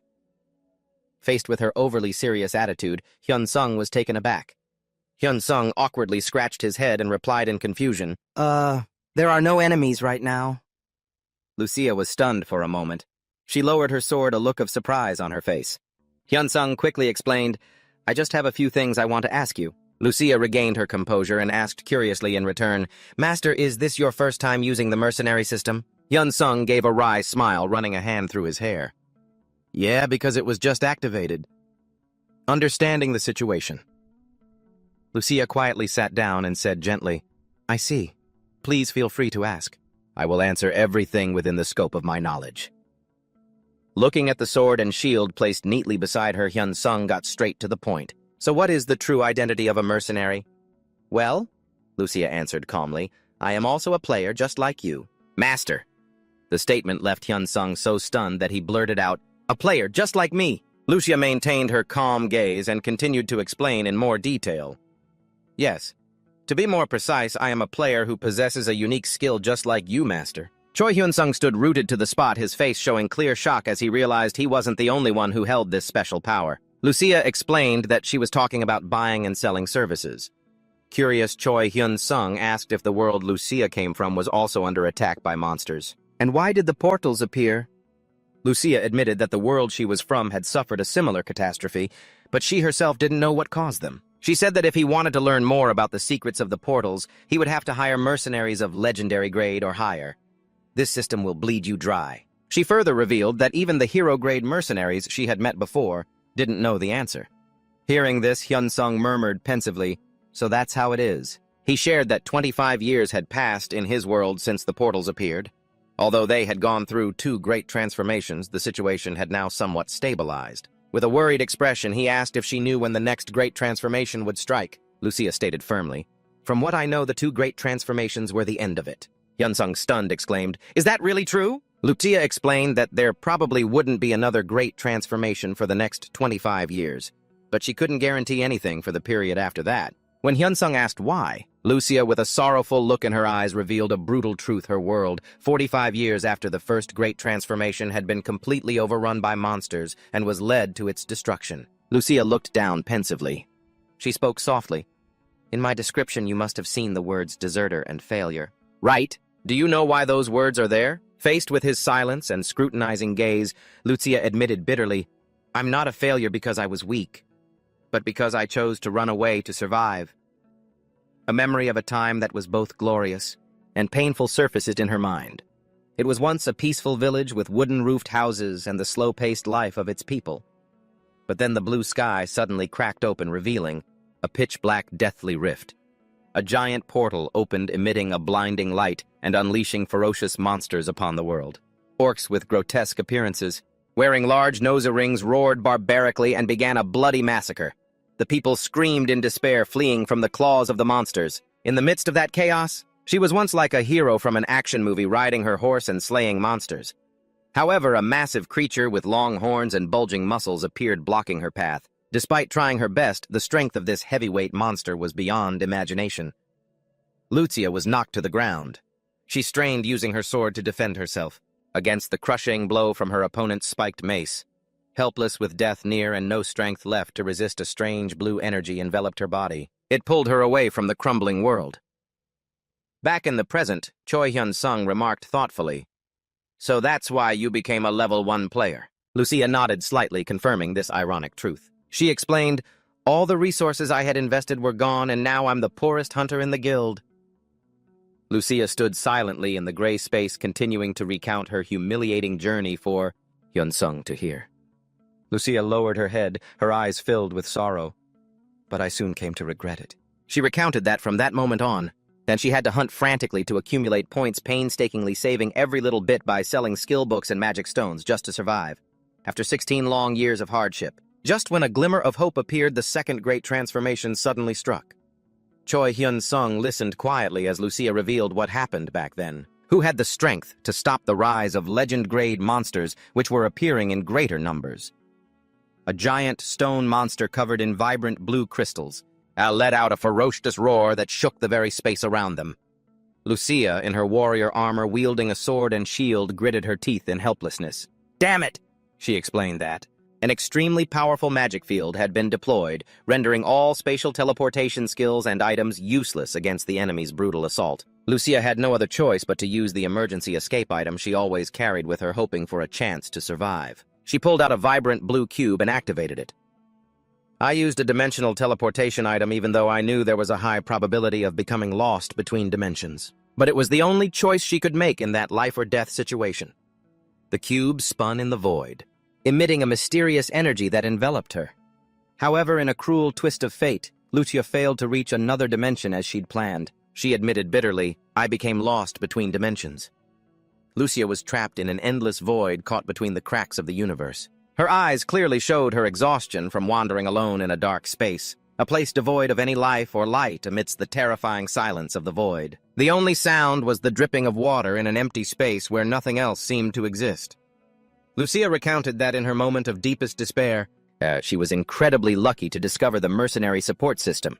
She instructed Choi Hyun-sung that if he went into the special skills section and then chose the sales tab, he would see a support window pop up. Immediately, a mercenary control panel appeared with Lucia's information, rare grade with a minimum hiring period of 1 hour. The fee was 1 million points. Hyun-sung quickly navigated his virtual screen and pressed the Support Mercenary button. 1 million points to buy loyalty, folks? On Hyun-sung's screen, his own registration profile also appeared with a similar minimum price. He couldn't help but let out a surprised, "Oh." Lucia pensively continued her story. She explained that she had registered herself on that system. She waited anxiously, but no one ever took notice. There was even one time she was willing to lower her fee to the absolute minimum and got on her knees begging for a master to let her live in their world. But in the end, all she got was a cold rejection. Hyun-sung looked at the numbers and mentally calculated for a rare-grade mercenary the minimum fee is 1 million points per hour. He realized how ridiculously expensive that was. 24 million for 1 day, and over 700 million for a month. Lucia continued saying that one day someone made her an incredibly cruel offer. He gave her a sinister smile and demanded, "You can be my underling. Just give me 24 million points every day and I'll handle the rest." Shocked Hyun-sung interrupted, "Wait, you can transfer points to other people." Lucia explained that transferring points to regular players or civilians is impossible. However, between those who possess the same unique skill, the rules are completely different. She stepped closer and affirmed, "Trading points between us is entirely possible." The two of them stood facing each other in the silent space. Then Lucia extended her hand for a handshake to seal the deal. Instantly, a transaction window appeared showing a staggering amount of over 10 billion points available for exchange. Choi Hyun-sung looked at the system screen and exclaimed with fascination, "This is incredible." He asked curiously if they could take advantage of trading back and forth between players to increase their total accumulated points. However, Lucia immediately shot that idea down. "That's impossible," she stated firmly. She explained that when players trade points, their total accumulated points are also deducted by the same amount, and this rule applies to the mercenary system as well. Hyun-sung suddenly understood the problem. He asked, "Is that why you accepted that offer from before?" "I refused," Lucia replied decisively. She then added, "Just like selling items, the mercenary system takes a commission fee, and of up to 20% of the contract's value." Hyun-sung gasped in surprise, realizing the huge loss in points she would suffer. Lucia pensively recounted her harsh past and how the situation had gotten progressively worse. And that man sent her another hiring request, this time for nearly 300 million points. Looking at the confirmation screen, Hyun-sung thought to himself, "You've suffered so much. Let me be the one to free you and bring you to my team." She began to recount the frantic days of hunting monsters just to accumulate points, only to have to grit her teeth and hand over the full 24 million point fee to that master down to the very last point. Grinding day and night and still losing points. It was truly the life of a slave hunter. To make up for the deficit, Lucia had to cut her eating and sleeping time to a minimum, throwing herself into one bloody battle after another. Even after she pushed herself hard enough to earn 5 million points a day, her former master's insatiable greed drove Lucia to break the contract. The red-haired man flew into a rage when he lost his prized point-earning tool. From then on, she struggled to survive alone between the dimensions until Hyun-sung summoned her. Lucia's face was etched with weariness as she confessed that on her own, she wouldn't have been able to last more than 3 months. With a determined gaze, she looked directly at Hyun-sung and said, "I'd like to make you a proposal." Lucia promised that every day she would pay him back the full 24 million point minimum fee. In addition, she would be ready to charge into any brutal battlefield he commanded. She looked at him with a serious, pleading expression. "So, would you please allow me to continue existing in this world?" Hyun-sung looked at Lucia and said, "Can you give me some time to think about it?" Lucia smiled in agreement. Of course. She added a reminder that her rental time was almost up and that she had to go back. Immediately afterward, Lucia vanished in a flash of light, leaving Hyun-sung standing alone in silence. Sitting pensively in the dark cave, he thought to himself, "I really am lucky. But what do I do now? Using the mercenary system seems like a good idea." Having made up his mind, Hyun-sung touched the system screen to summon Lucia.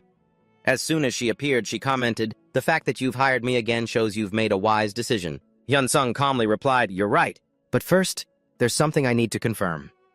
Lucia seemed to guess his intent. "It seems you're curious about my abilities." He frankly asked, "Could you show me your status window?" After a moment's thought, Lucia agreed. "If it's just my level and stats, I can make them public." Hyun-sung thought to himself that for a level 1 player like him, her level doesn't mean anything anyway. Besides, everyone's entitled to a few secrets. He replied, "That's good enough." He realized she only intended to show him her stats. The two of them began to walk. Lucia softly called out, "Status window." A stat screen appeared, startling Hyun-sung. So high. Her total stats exceed 3,500. He calculated that to reach this number, a normal player would have to be at level 700. Even so, he was still confident. "Even though my total stats are about 700 lower than hers, I can definitely catch up." Looking at Lucia, Hyun-sung figured she must also possess many legendary or hero-grade skills. He wondered just how strong the monsters out there were, that even someone as strong as her has to work as a mercenary. Lucia cut into his thoughts. "Are you satisfied?" Hyun-sung proposed, "For now, I'd like us to sign a temporary contract." Lucia was a bit surprised. "A temporary hire, you say?" He explained, "I will summon you when I enter a dungeon, when the hunt is over. The contract will also be terminated. I will provide provisions for free." Lucia confirmed, "You mean you will only call me to this world when you need to go hunting, correct?" Hyun-sung nodded. "That's right." "That's right." Hyun-sung nodded. Lucia smiled. "Very well. To me, this is an offer with no downsides." She vanished into thin air, leaving Hyun-sung standing alone in the night. A brilliant blue light erupted from the forest. He started to run quickly towards it. With a sharp gaze, Lucia charged straight into a pack of horned rabbits with a piercing war cry. Completely surrounded, she calmly raised her shield, activating a brilliant blue protective barrier. Lucia channeled power into her shield, creating a shockwave that sent the monsters flying. Watching from behind, Hyun-sung smiled in satisfaction. How convenient. His hands also began to blaze with powerful purple energy as he prepared to attack the monsters. Monsters fell one after another under Lucia's sharp blade. Watching her valiant fighting style, Hyun-sung noted to himself, "Her style is completely different from mine." Hyun-sung looked intrigued. This combination seems to be working out pretty well. He immediately unleashed a powerful sweeping attack with his purple energy, creating a circle of death that the monsters couldn't react to in time. Standing before the corpses of the monsters they had just destroyed, Lucia announced, "It seems we've cleared the area." She remarked with satisfaction, "This is an excellent hunting ground." In the worlds of her previous masters, she had faced many difficulties. Lucia explained that there were too many players there. Meanwhile, all the good hunting grounds were occupied by various lords. To gain entry, one had to pay an extremely expensive usage fee. A curious look appeared in her eyes as she looked at Hyun-sung. "Master, could it be that you are one of the monarchs of this world?" Hyun-sung gave a wry smile and replied, "Not at all. I was just asked to take care of this place for a little while." After fighting several battles in a row, he grew concerned for her stamina. "Do you still have the strength to fight?" Receiving an affirmative answer from Lucia, he looked at his control panel and said, "All right, I'll call on you again later." Lucia respectfully replied, "I shall be waiting, sir," and vanished in the blink of an eye. A week later, in the middle of a deserted forest, a brilliant blue energy flared. Hyun-sung marveled at his own astonishing rate of progress as he did the math. Before, hunting all day would only earn me 10 million points, but now that number has tripled. In just 1 week, Lucia alone has brought me 300 million points. Hyun-sung smiled, telling himself he had been truly lucky. She thought to herself, he's this happy over a profit of just 300 million points in a week. Hyun-sung scratched his head in embarrassment. He felt a little guilty that he could earn hundreds of millions of points a day just by using electronic devices. Just then, Lucia approached and called out softly, "Hey, Hyun-sung." He turned around and asked, "What is it?" Lucia spoke hesitantly. "If you don't mind, there's something I'd like to ask." With his permission, she got straight to the point. "Today I saw you engage the monsters directly in close combat. Besides fighting from a distance, do you intend to continue fighting up close?" Hyun-sung affirmed without hesitation, "Of course I do. You want to combine both long-range and close-range tactics for each battle." Lucia pondered for a moment before asking, "You've never had any formal swordsmanship training, have you?" Hyun-sung admitted that he hadn't. "I only possess the swordsmanship knowledge skill." Hearing this, Lucia offered some advice. "If that's the case, then I suggest you hire a swordmaster to learn properly." Hyun-sung asked, "Is there a particular reason for that?" Lucia looked at him seriously and explained, "Your swordsmanship is too one-dimensional.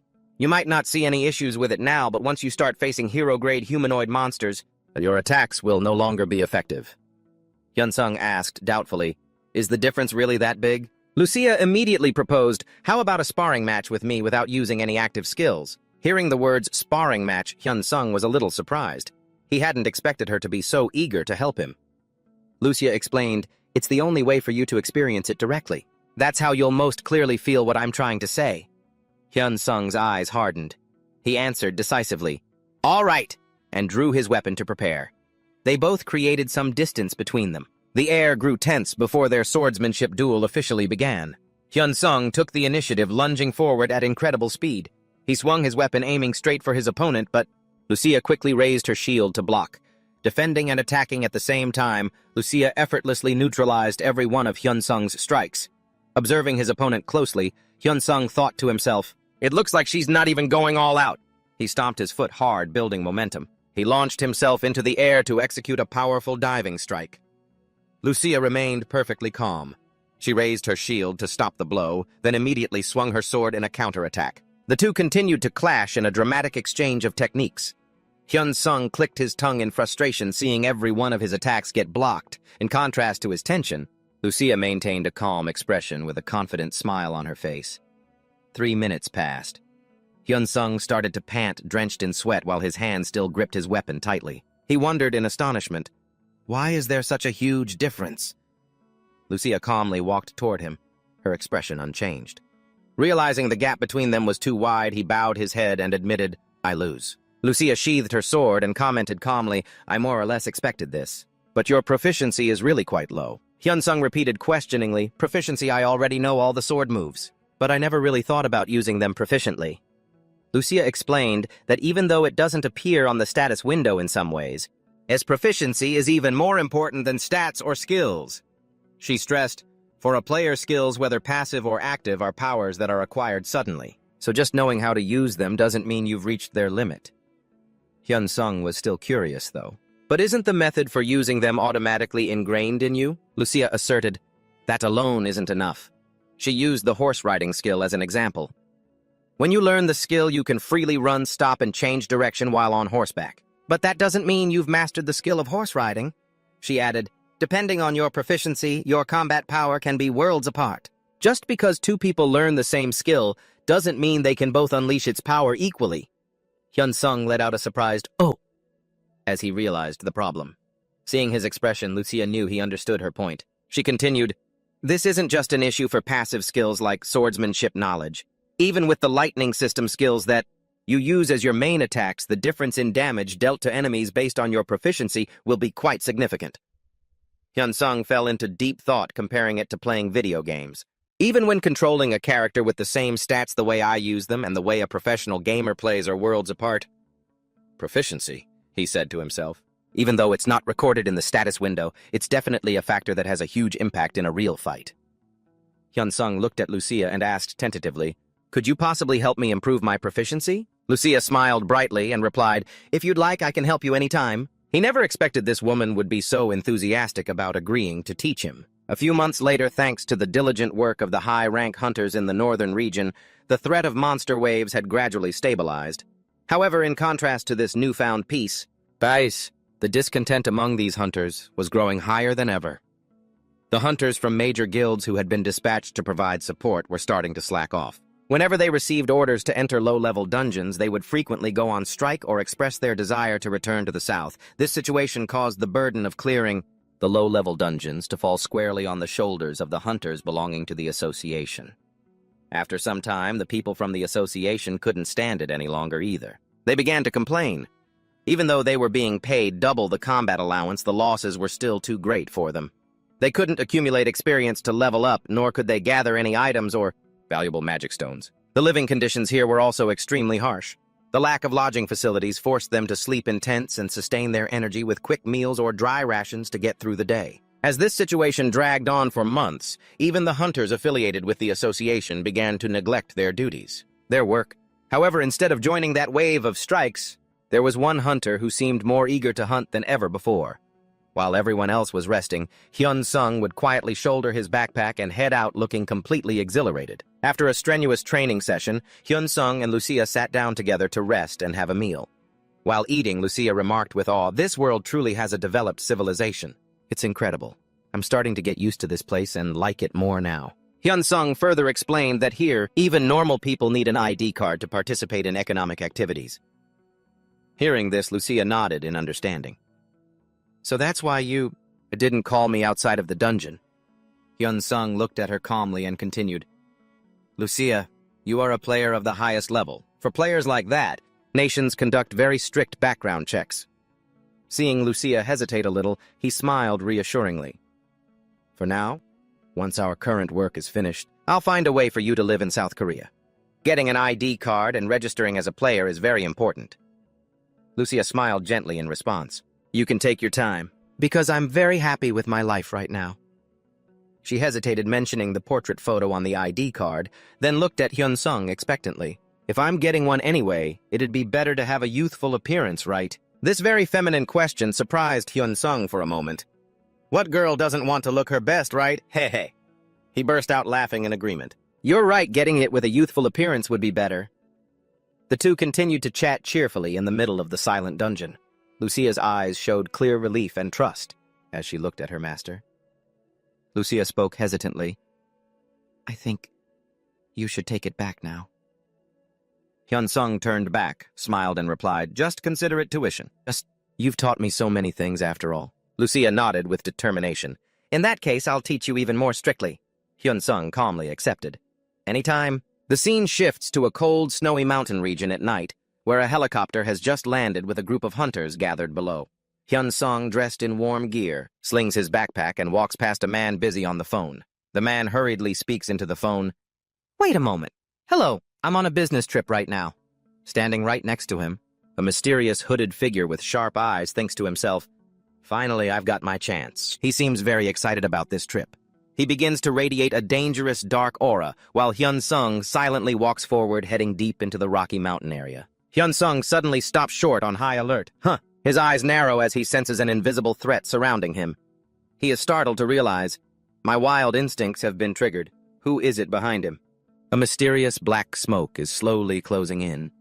Hyun-sung steps deeper into a dark cave, sensing the imminent danger. An enemy, he swallows nervously, telling himself, "For now, just deal with what's in front of me." Half-human, half-beast monsters begin to appear, growling menacingly. Facing the large creatures, Hyun-sung lets out a short breath and then grins with excitement. "Let's give this a try, shall we?" It's his first real fight since Lucia started teaching him swordsmanship. He quickly pulls a sharp weapon from his backpack. Standing before the pack of monsters poised to attack, he grips the weapon in his hand, exuding a powerful aura amidst brilliant purple flashes of light. After clearing out his targets, he picks up a sparkling blue mana stone and carefully stows it in his backpack. He opens a water bottle, takes a long drink to recover his strength, then opens his status window to check it. Even though he's still at level 1 and has no profession, owning 164 titles makes him look clearly pleased, a proud achievement for a low-level person like him. Although tired, Hyun-sung tells himself he must keep pushing. Immediately, he senses a bloodlust and realizes an enemy is right near him. A huge monster roars and charges, but Hyun-sung swiftly swings his sword, finishing it in an instant. His eyes harden as he realizes the real threat is approaching. It's here. A mysterious dark figure moves with extreme speed right behind him. Without a moment's hesitation, Hyun-sung gathers a brilliant burning purple energy in his palm and launches a direct attack at the stranger. The explosion of power makes the attacker scream in pain. Looking closely at his opponent, Hyun-sung identifies him. An assassin class. He won't stop this game until he's killed me. He takes a stance, gripping his weapon, glowing with energy, ready to face the assassin who is slowly emerging from under a black cloak. The two rush at each other in a clashing of sparks in midair. After landing, Hyun-sung is stunned to see his opponent move unpredictably like a wisp of black smoke. He exclaims to himself, so fast, and immediately spins around on guard. As the dark figure once again vanishes into thin air, the assassin grinds his teeth in astonishment. How did he know? He can't believe his movements were exposed so easily. Even though Hyun-sung currently has the upper hand in strength, he still silently assesses, I'm clearly much stronger, but my opponent is too fast. Suddenly, the assassin appears right behind him, startling Hyun-sung. He has a movement skill, too, before he can react. A thick green smoke from the enemy's smoke bomb envelops him. Not only that, he has biological weapons, too. The system continuously issues a warning, you have been poisoned. Body functions will be paralyzed for 10 seconds. But just in the nick of time, the passive skill Book of Immortality automatically activates, neutralizing the poisoned status in an instant. From above, the enemy dives down to attack again, forcing him to quickly gather energy to counter. A brilliant purple explosion erupts, but the assassin quickly glides away like a ghost to evade it. Watching the opponent's elusive figure, Hyun-sung starts to feel the pressure. He's really fast. I can't land a slash, and my skills can't hit him either. The energy consumption is too great. If this battle of attrition continues, I'll soon be at a disadvantage. Hyun-sung contemplates grimly. In that case, he takes a deep breath, his eyes fixed on the sharp blade in his hand, reminding himself that this chance will only come once. He steels his resolve. There's only one chance. Can't afford any mistakes. After a continuous assault, the assassin is panting and drenched in sweat, realizing the situation is beyond his control. Hyun-sung is completely unscathed. He tells himself, I have to get out of here now. This mission is a complete failure. He can't help but wonder in terror, what kind of person is this guy? He can't believe that someone who awakened less than a year ago could possess such overwhelming power. Although he flees with all his might, Hyun-sung sticks to him like a shadow. The terrified assassin curses inwardly. He's a real monster. Hyun-sung's sword slashes out continuously, forcing him to struggle desperately to defend himself.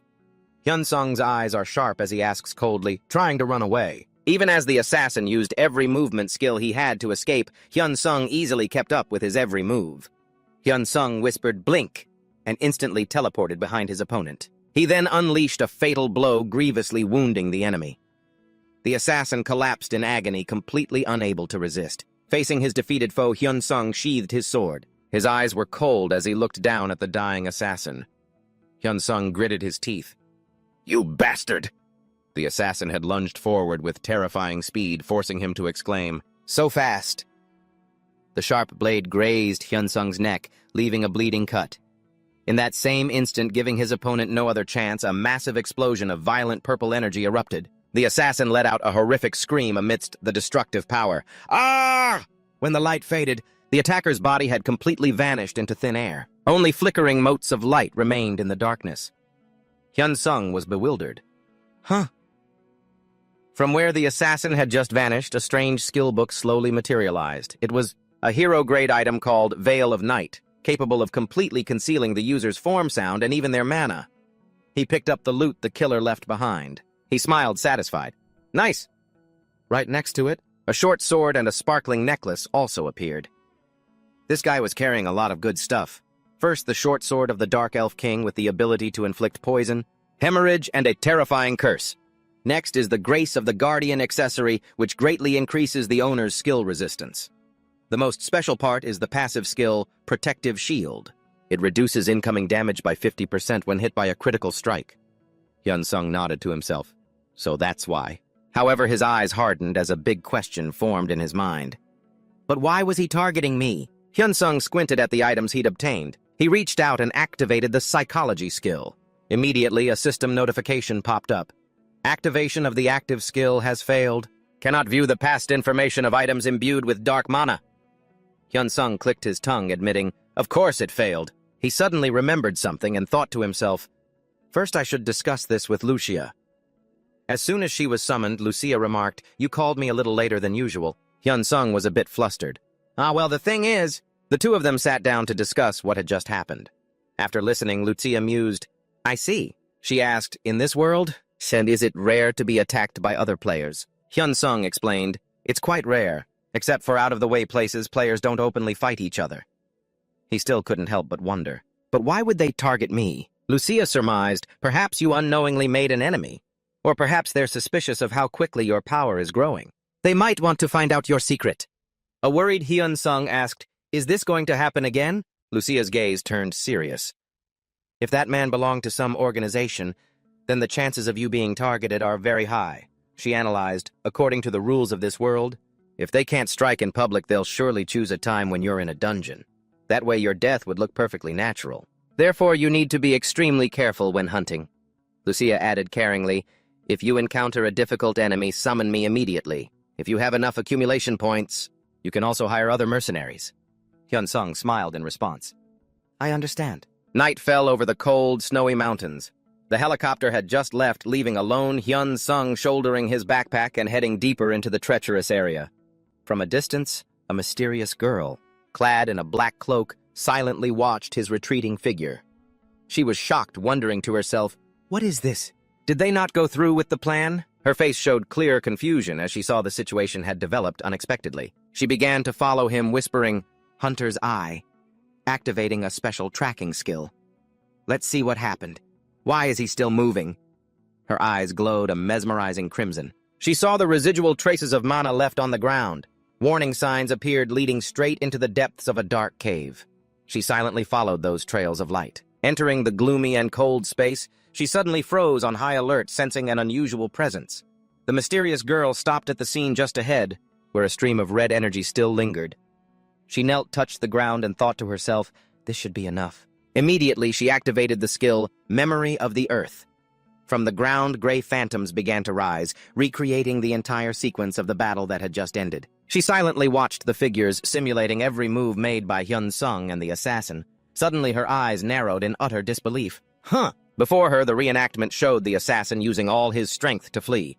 She blurted out, he's running away. Why would he need to run? But her surprise quickly turned to horror as she saw the memory of Hyun-sung catch up and deliver a finishing blow, completely disintegrating his opponent. The girl's eyes widened, her face a mask of shock as she witnessed the brutal scene. She trembled as she uttered the name Takahashi. She swallowed hard, her face pale as she was forced to accept the truth. He's dead.